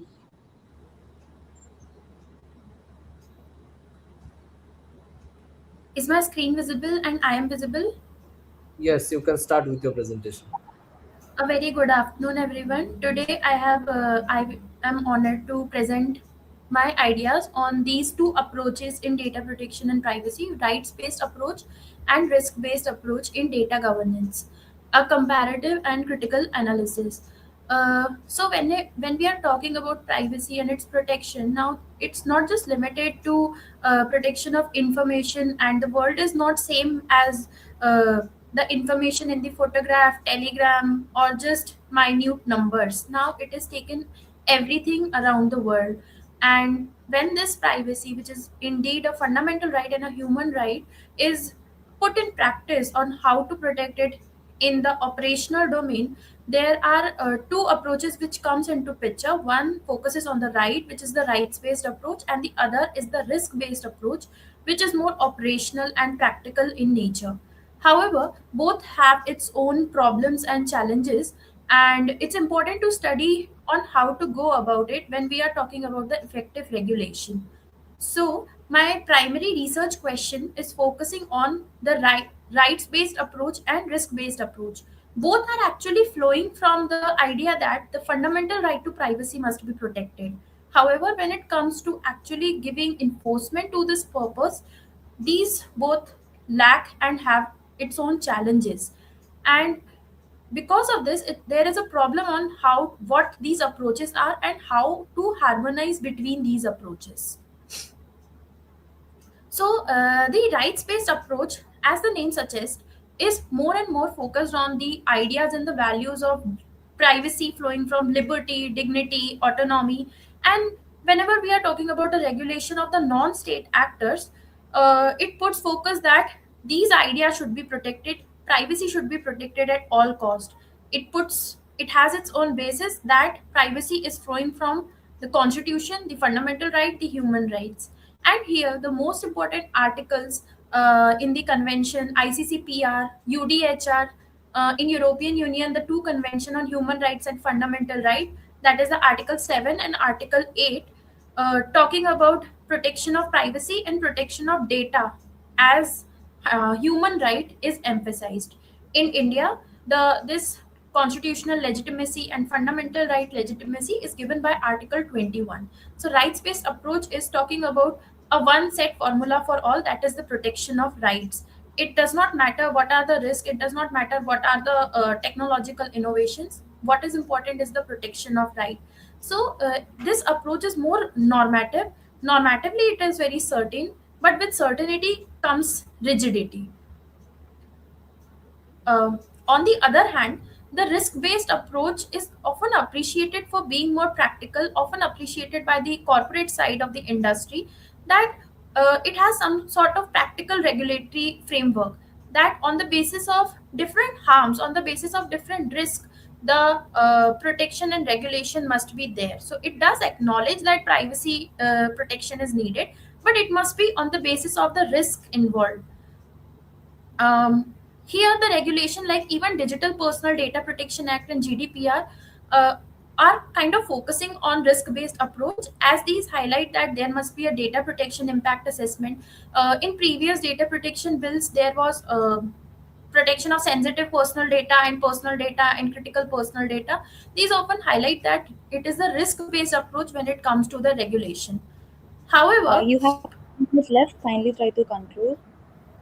okay, these are the two approaches. But in the times of artificial intelligence and Internet of Things, the most important thing I want to highlight in this slide is, now with artificial intelligence and Internet of Things, it is now that from everything within a computer system to computers and everything, and artificial intelligence assist in everything. Like today, even in in IoT related devices like smartwatches, like cameras, and there are AI assistants involved. So it's all interconnected, and the risk based approach here fails because the impact on the fundamental rights is huge. This is a problem in both the approaches. One is more focused on the rigidity is having a problem of rigidity, inflexible, but the other is also appreciated for practical purposes. However, it is more and more subjective, and that subjectivity could be due to any private actor or institution or government monopoly, whatever name we call it. So these both face a problem in these contexts. Also, in risk-based approach, it totally ignores the chilling effect on the fundamental rights, especially involved with the artificial intelligence and IoT devices. So, because of this, in my final thesis or like recommendation, I am suggesting that both the approaches have its own problems and challenges, but when it comes to regulation, it must adopt a harmonization of both the approaches so as to give effective protection to the rights, and that the fundamental rights are not diluted in the sense. And for this, the model I am recommending is based on these 2 points, that there must be a minimum threshold of rights in which you cannot compromise with anything. That is following the rights based approach. And after that minimum threshold, minimum limit, then there could be a risk based regulation, considering that it is more practical in nature. And what is the minimum threshold of rights? Here we can take consideration from the points raised by the Kutaswamy judgment, like need, legality, and proportionality, uh, and also on the effective the problems of algorithmic biases. What is the actual effect of the harm caused because of the involved technology? And if in effect, if it is more, then even when it is taking a basic data, still that needs to be protected at all cost, and here the rights based approach must be adopted. So that is all in this presentation. If I have time, then I can elaborate on the criticalities more. All right, participant. Specifically, I have two questions for you. When we looked into the right-based and risk-based approach, but the movement from the traditional laws, cyber laws, to the artificial intelligence-based laws, here the risk management are being assessed by the AI itself, and the rights are also in stake of the AI, because anything which is being generated by artificial intelligence, as per the IP law, we gives the moral rights or the rights of like economic rights to the human, but the moral rights is with the AI, like as per the law of IP is concerned.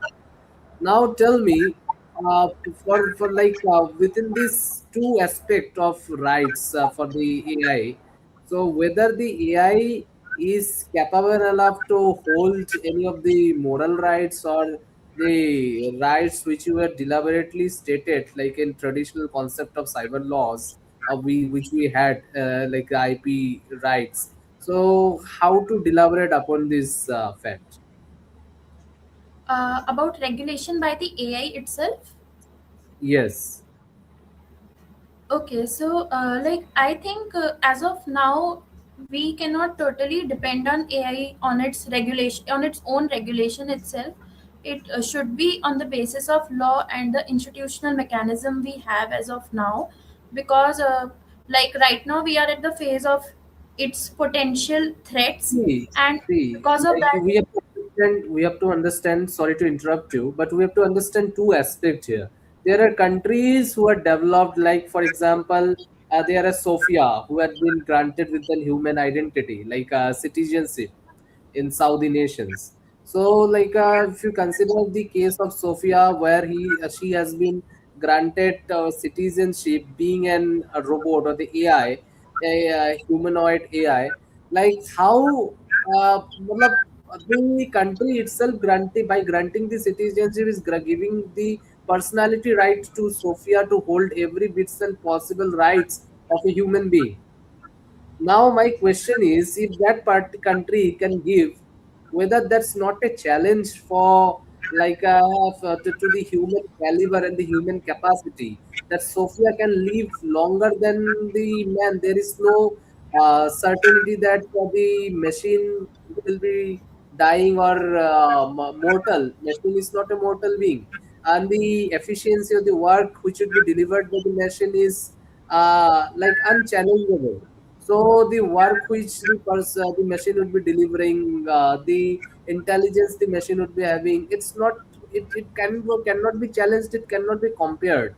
But when we looked into the moral rights aspects, the rights of an human being, these all are made in a certain pyramid setup where your hard work or your belongings are provided to you as a rights, in a way where you can protect it. Like there is a balance setup of rights equivalency. So how to cater with this kind of issues where one country is acknowledging but the other rest of the world is not, but slowly countries will acknowledge it. Granting personality rights would help in particularly in the intellectual property rights and also in ascertaining the liability aspect. But when it comes to the regulation, I think that citizenship is one thing which cannot be. And answering to your question about uniformity in approach, there is a need of international convention in this aspect, because of which there is a uniformity in standards in respect to all the jurisdiction. Like the Budapest Convention was there for the cyber crimes.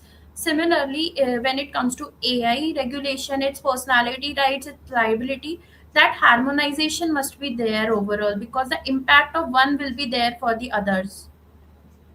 Okay, so there are two suggestions. As you mentioned that liability cannot be given to any of the artificial intelligence. That's my first point. How? Because we are human being, we are afraid of convictions, we are afraid of punishments. Of how you can give a punishment to a robot or a artificial intelligence bot.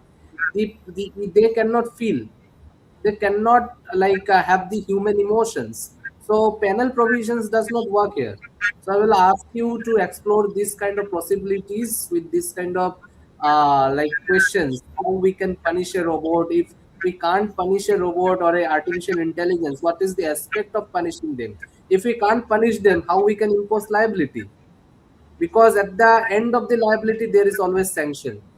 So try Right. to explore these areas into your paper, and we can have a much refined version of research which can contribute to the society. Thank you. Sure, sure, sir. Thank you so much. Thank you so much, the organizers. Uh, Next up, we have Kiruti.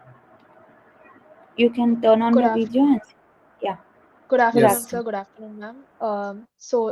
Good afternoon, everyone. I'm Kriti Rachia, PhD scholar from National Forensic Sciences University, and I'm here to present a piece of interdisciplinary legal and policy research paper titled Navigating the Algorithmic Accountability Gap, a Policy Framework for Regulating AI-Driven Recruitment in the Digital Industrial Age.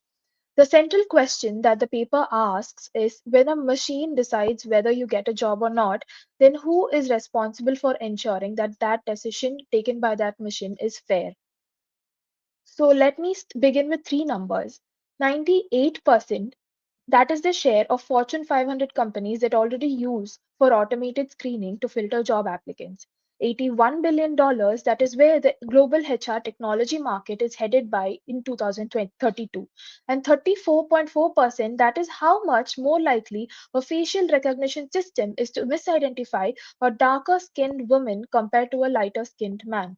These three figures taken together describe the present reality where AI driven hiring is growing. The accountability gap at the center of this paper is the structural problem between two systems.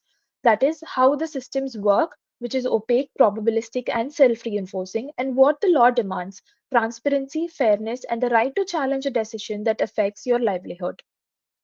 The paper adopts a qualitative and comparative research design grounded in doctrinal legal analysis. The three jurisdictional anchors are the EU AI Act, New York City Local Law, Canada's proposed AI bill, which is not yet into effect, and India's Digital Personal Data Protection Act of 2023. They were selected because they represent a spectrum from the world's most comprehensive binding framework to a near total regulatory silence. The policy analysis is structured around three tools: a stakeholder analysis, a problem tree analysis, and a cost benefit analysis, each of which illuminates a different dimension of why the status quo is unsustainable and what a credible alternative would look like. The AI recruitment tools and their risks involve the AI driven hiring is not a single technology but carries four distinct tools. The first is the applicant tracking system and resume screening algorithms, which is used by large employers which are trained on historical hiring data. When that history is discriminatory, then the model learns and replicates this discrimination at an even larger scale. Second is NLP based applicant tracking, which penalizes non-native speakers and non-Western educational forms, a concern that is particularly acute in India's multilingual and diverse labor market. Third is the predictive behavioral assessments, which create a circulatory problem. They reward candidates who resemble existing high performers, which effectively automates the homogeneity of current workforce rather than bringing variables into the current workforce. And the fourth is automated video interview analytics, which evaluates facial expressions and vocal patterns to make personality inferences despite the absence of any scientific consensus on the predictive validity.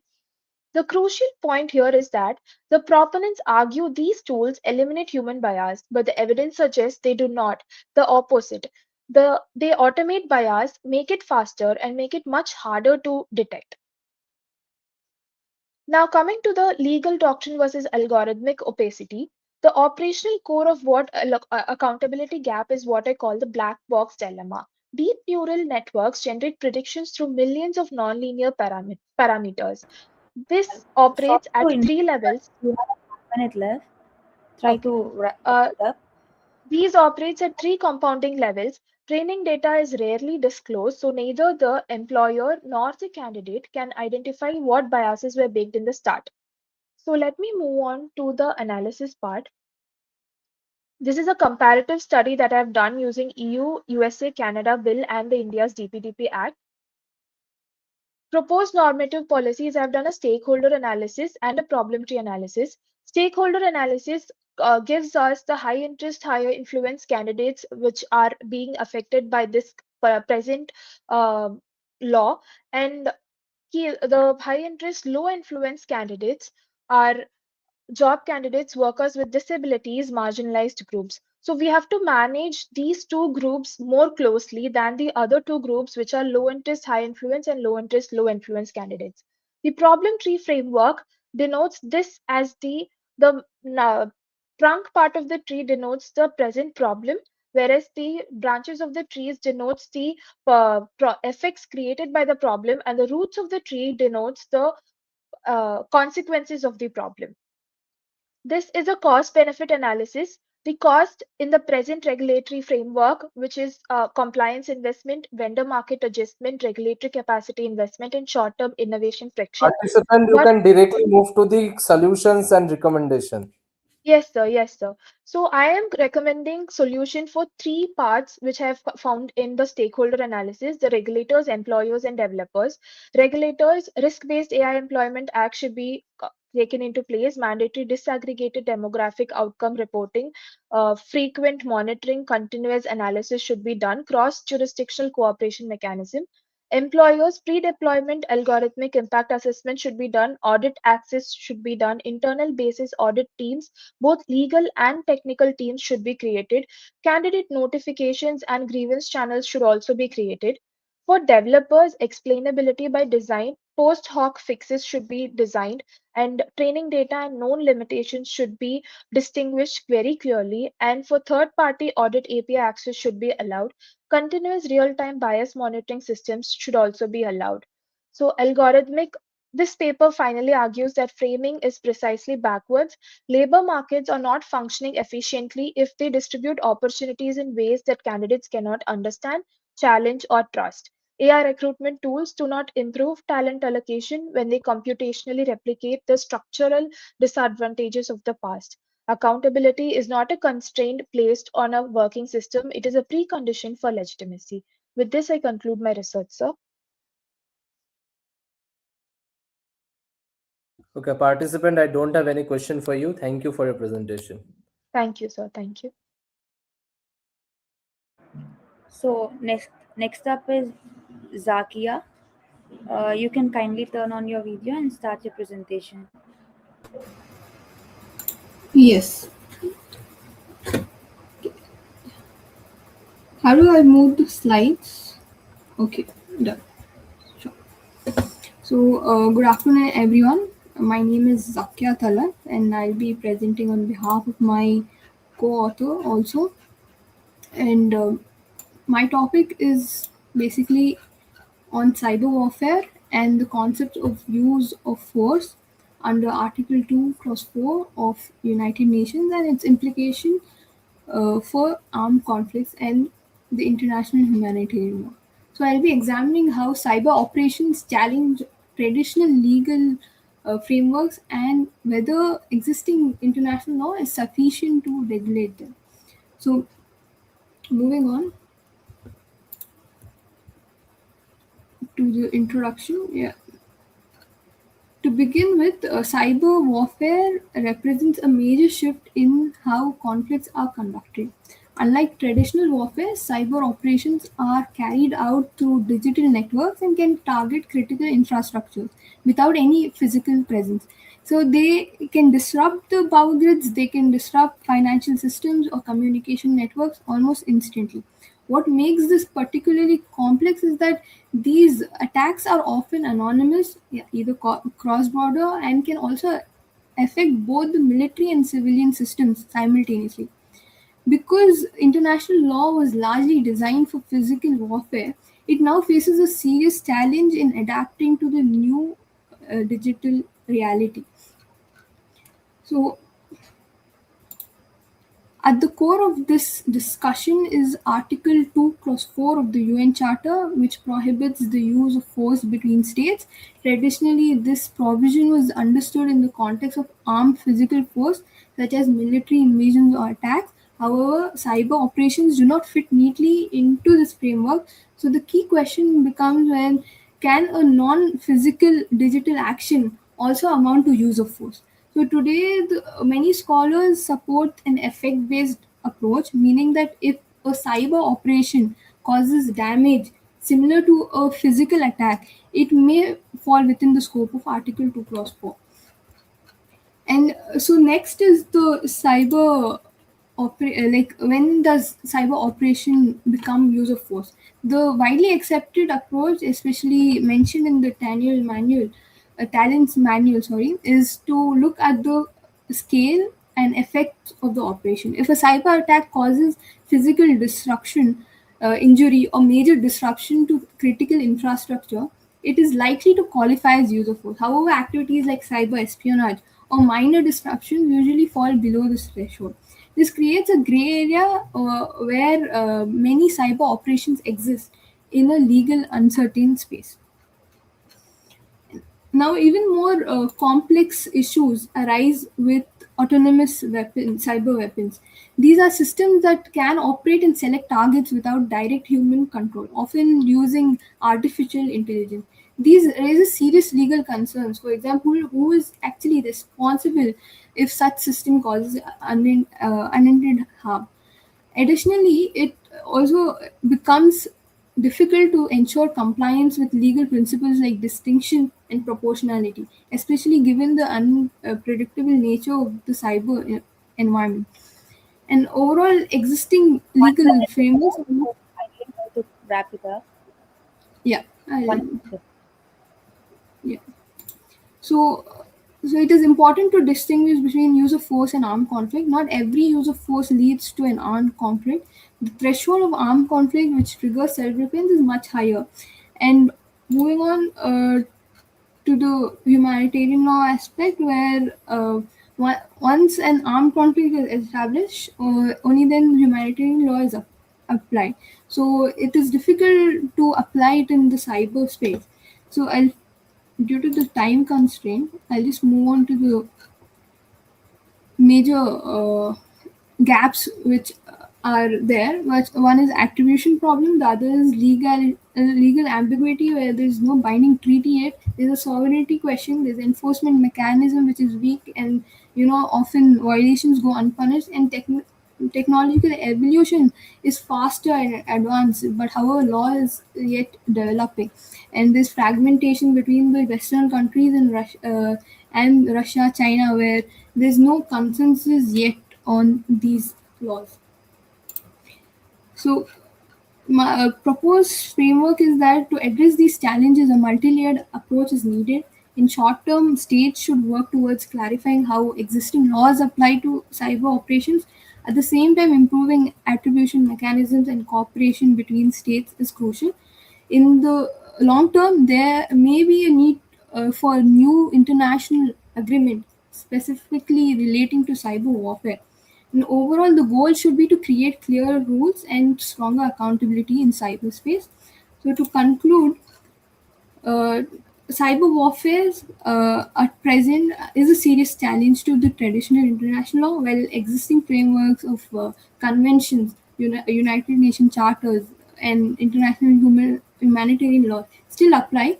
They require reinterpretation and adaptation to the to effect, and there are still significant gaps. Therefore, going forward, international cooperations and legal developments will be essential to ensure stability and security in the digital age. Thank you. Okay, participant, like, have you cited the Russian cyber laws Yes. where like they had included the cyber warfare in their policy? Uh, s- Specifically, the Russian cyber laws, I have mentioned those in brief in my paper because it's still a working paper. The Federal Law of Information and Information Technologies and Protection, which is in 2006 they had brought in, and which advocates cyber sovereignty and information security approach. Okay. Thank you for your presentation. I don't have any question for you. Thank you. Thank you, sir. Thank you. Next up, we have Krushi Sharma. Kindly turn on your videos. Yeah, you can start. So, good afternoon, panelists. The paper I and my co-author have authored is titled as Consent as Compliance Theatre, Structural Gaps in India's DPDP Act and the Case for Data Competition Interface. The paper examines the DPDP Act, which actually was aimed to deliver autonomy, the individual autonomy, but it may have merely creates the appearance of the same. The paper argues that what we terms as the two illusions, where users are formally given the control over their data but lack the practical ability to exercise that control. So moving towards the next slide, there are three core elements of this paper. Firstly, the illusion of choice, which is mentioned under section 6, and secondly, the illusion of erasure which DPDP creates, which is mentioned in section 8 clause 7, and thirdly, the underlying issue of market asymmetry. These problems are interconnected in nature and cannot be treated in isolation. Moving towards the illusion of choice, where section 6 requires the consent to be free, informed and specific. However, in practice, consent is structured in such a way that makes the refusal very difficult. For example, when a user signs up to a platform, agreeing to a data processing is usually a single-handed one-click away button. But when we are refusing to the same, we are directed to multiple layers of pages to withdraw our consent. More importantly, there is no clear right to object to specific uses such as profiling or behavioral profiling. For example, I have consented to a data and I don't want my data to be used for purposes of advertisement or targeted advertisement. I do not have right to object under the act. So while the consent exists formally, it lacks the symmetry. In effect, the law facilitates the agreement but does not equally facilitate the refusal. Now, the next slide demonstrates how interface design shapes consent. Users are often given with these pre-selected tick boxes. There is prominent mentioning of accept all cookies and less visible refusal options. A simple example would be cookie banners where non-essential cookies are already ticked, already enabled, and disabling them requires a manual effort. Now moving towards illusion of erasure. Under section 8 clause 7, data is to be erased upon withdrawal of consent and completion of purpose. However, this mechanism depends heavily on the user action. For instance, if a user stops using an application, their data is not automatically deleted. They have to go to that website again, remember it, and initiate the withdrawal. Additionally, there is no fixed retention timelines. The Act mentions the word purpose completion, which is vague itself in nature. This creates what the paper calls as user fatigue, where user consents, stop using, data gets retained, and user must remember and return. And this has to be done to multiple number of websites. This erasure remains a formal entitlement, but not a functional one. Now, mentioning this data of FTC policy statement 2022, where it was given that only less than 1% of the people actually reads the terms and conditions mentioned in the privacy notices. And India being the biggest market of platforms with 500 million plus users. Now, my co author will deal with the second part of the paper. Now, at this stage, the issue moves beyond the individual rights to market structure. As the slide indicates, the platforms in India have user bases exceeding 500 million. In such an environment, refusing consent is not merely a personal decision. It may result in loss of access to essential digital services. This leads to the concept of consent as excess tax. Users are effectively required to exchange data in order to participate in digital ecosystems. Next slide. Now, this slide situates India within a broader global data ecosystem. India is a central node in cross-border data flows but lacks a comprehensive adequacy framework. At the same time, South Asian jurisdictions largely rely on consent-based models without addressing structural issues. This highlights the exchange is not only domestic but also systematic. Comparative framework demonstrates a different approach. The European Union and the United Kingdom, both of the countries, incorporates both Digital Privacy Act and also the Competition Act simultaneously. Its regulatory models work simultaneously. India, however, continues to treat consent as an individual transaction without addressing the role of dominance. This creates a regulatory gap. Also, as it was held in the European Union, in Meta's case, wherein it was held that the WhatsApp was by taking the consent, it was transferring the data to its affiliated platforms, which we can clearly see that the people were consenting to WhatsApp because it is the most dominant in the market and to participate in the digital society and digital ecosystem. So to, 1 minute to is control left. that, Can you try to wrap it up? 1 minute is left. Sure. So to control that, the Competition Act, the competition law come in place. So this paper proposes a data competition interface as a solution. This involves aligning data protection with competition regulation. Two levels of reforms are suggested within the DPDP Act and through the Digital Competition Bill. So within the DPDP Act, introduce a right to object, mandate clear retention timelines, ensure consent is not bundled with core services. Also, through the Digital Competition Bill, restrict dominance-based data practices, enable data portability, and establish coordination between the regulators. So, to conclude, the limitations identified are not merely drafting issues, but structural constraint arising from the platform dominance. When consent is difficult to refuse, erasure depends on user effort, and exit is not realistic. Then autonomy exists only in form, not in substance. This paper therefore argues that meaningful data protection requires not only legal rights but also market conditions that allow those rights to be exercised. Thank you. Thank you. Okay, thank you, team. We don't have any question for you.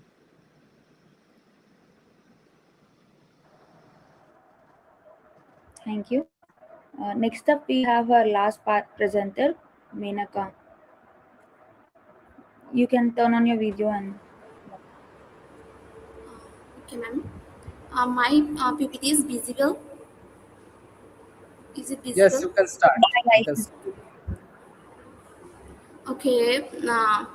My name is Memenika. Today I'm going to take corporate governance in the age of the green technology, accountability, compliance, and the sustainability. And my topic mainly focuses on the role of corporate governance in promoting green technology. First, Let's move on the introduction. Today, climate change is not just an environmental issue. It is an affecting how the businesses operates, and the companies are no longer judged only by profits, but also by their environmental and the social impact.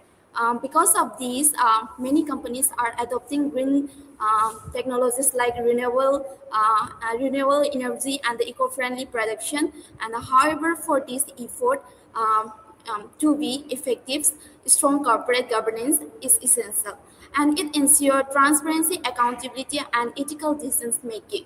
So overall, combining governance with sustainability helps balance the economic growth and the environmental protection. And this is my research problems. However, this progress, there are still major challenges. The adoption of the green technology is not consistent across the companies. And in many cases, weak governance leads to many superficial complaints, and some companies even engage in greenwashing when they appear environmentally responsible without making any real changes. And there is also a lack of uniform ESG standards, weak enforcement, and the limited expertise at the board levels. And so the key question of my study is that how can corporate governance ensure genuine and effective adoption of the green technology. So this is my research objectives. The study is based on five main objectives. The first is to understand how the corporate governance influence green technology adoption, and the second is to examine the legal and regulatory framework, and the third is to evaluate the ESG promoting reporting effectiveness, and the fourth one is that to identify the key challenges, and finally to suggest the practical improvements. So this is my research methodology. This study uses doctrinal and analytical research methods. Doctrinal and research focus on studying law and regulation.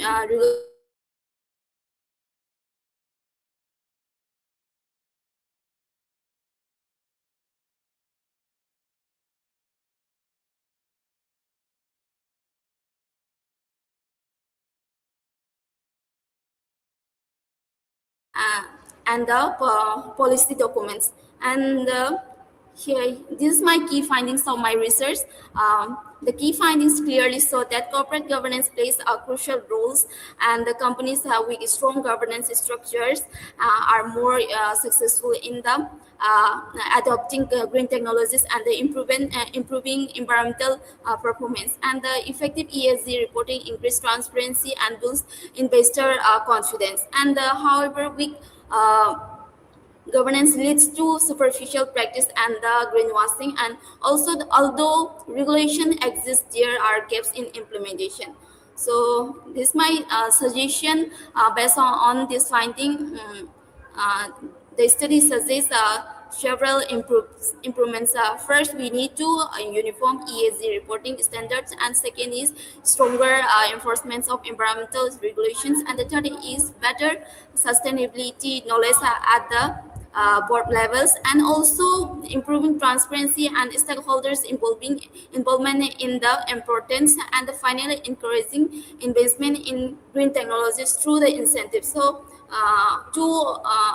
my conclusion is that corporate governance is essential for the achieving sustainable development. Sustainability should not be optional. It must be a part of core business strategy, and the finance and coordinated effort between the companies, regulators, and the stakeholders is necessary to ensure meaningful environmental outcomes. Thank you, sir. Okay, participant, there is two suggestions specifically on the corporate governance. Ministry of Corporate Affairs (MCA) has provided a report. There's a recent report on it on ESG. You can look into it. And the second thing, you can also refer the reports of OECD. Your research paper lacks the reports and statistics. That is the only thing I will suggest you to include, incorporate, and then only come to the suggestions and conclusions. Thank you for your presentation. Yes, sir. Sure. Sure. Thank you, sir. Thank you, ma'am. Thank you. Sir, on behalf of the CDIPR and the South Asian Technology, I would like to thank you for judging and being the panelist for the South Asian Technology Law Conclave 2026. And we also thank you very much for your insightful evaluation and guidance. And also, a deep appreciation goes to the Naovina Foundation, the Meta Blueprint, and the Cambridge Teachers of Tomorrow, and the Community for Academic Research and Development Foundation for their steadfast support. And also, a special thanks to every presenter and participant. Thanks a lot, sir. Thank you, host. Thank you, and like to all the participants, it was a very good presentation sessions with very justified and reasonable findings. I believe this discourse will not only limit to this platform; it will give or suggest policymakers to come up with their upcoming policies and also give light to our society, not limited to our country, to whole South Asia. Thank you so much. Thank you, sir.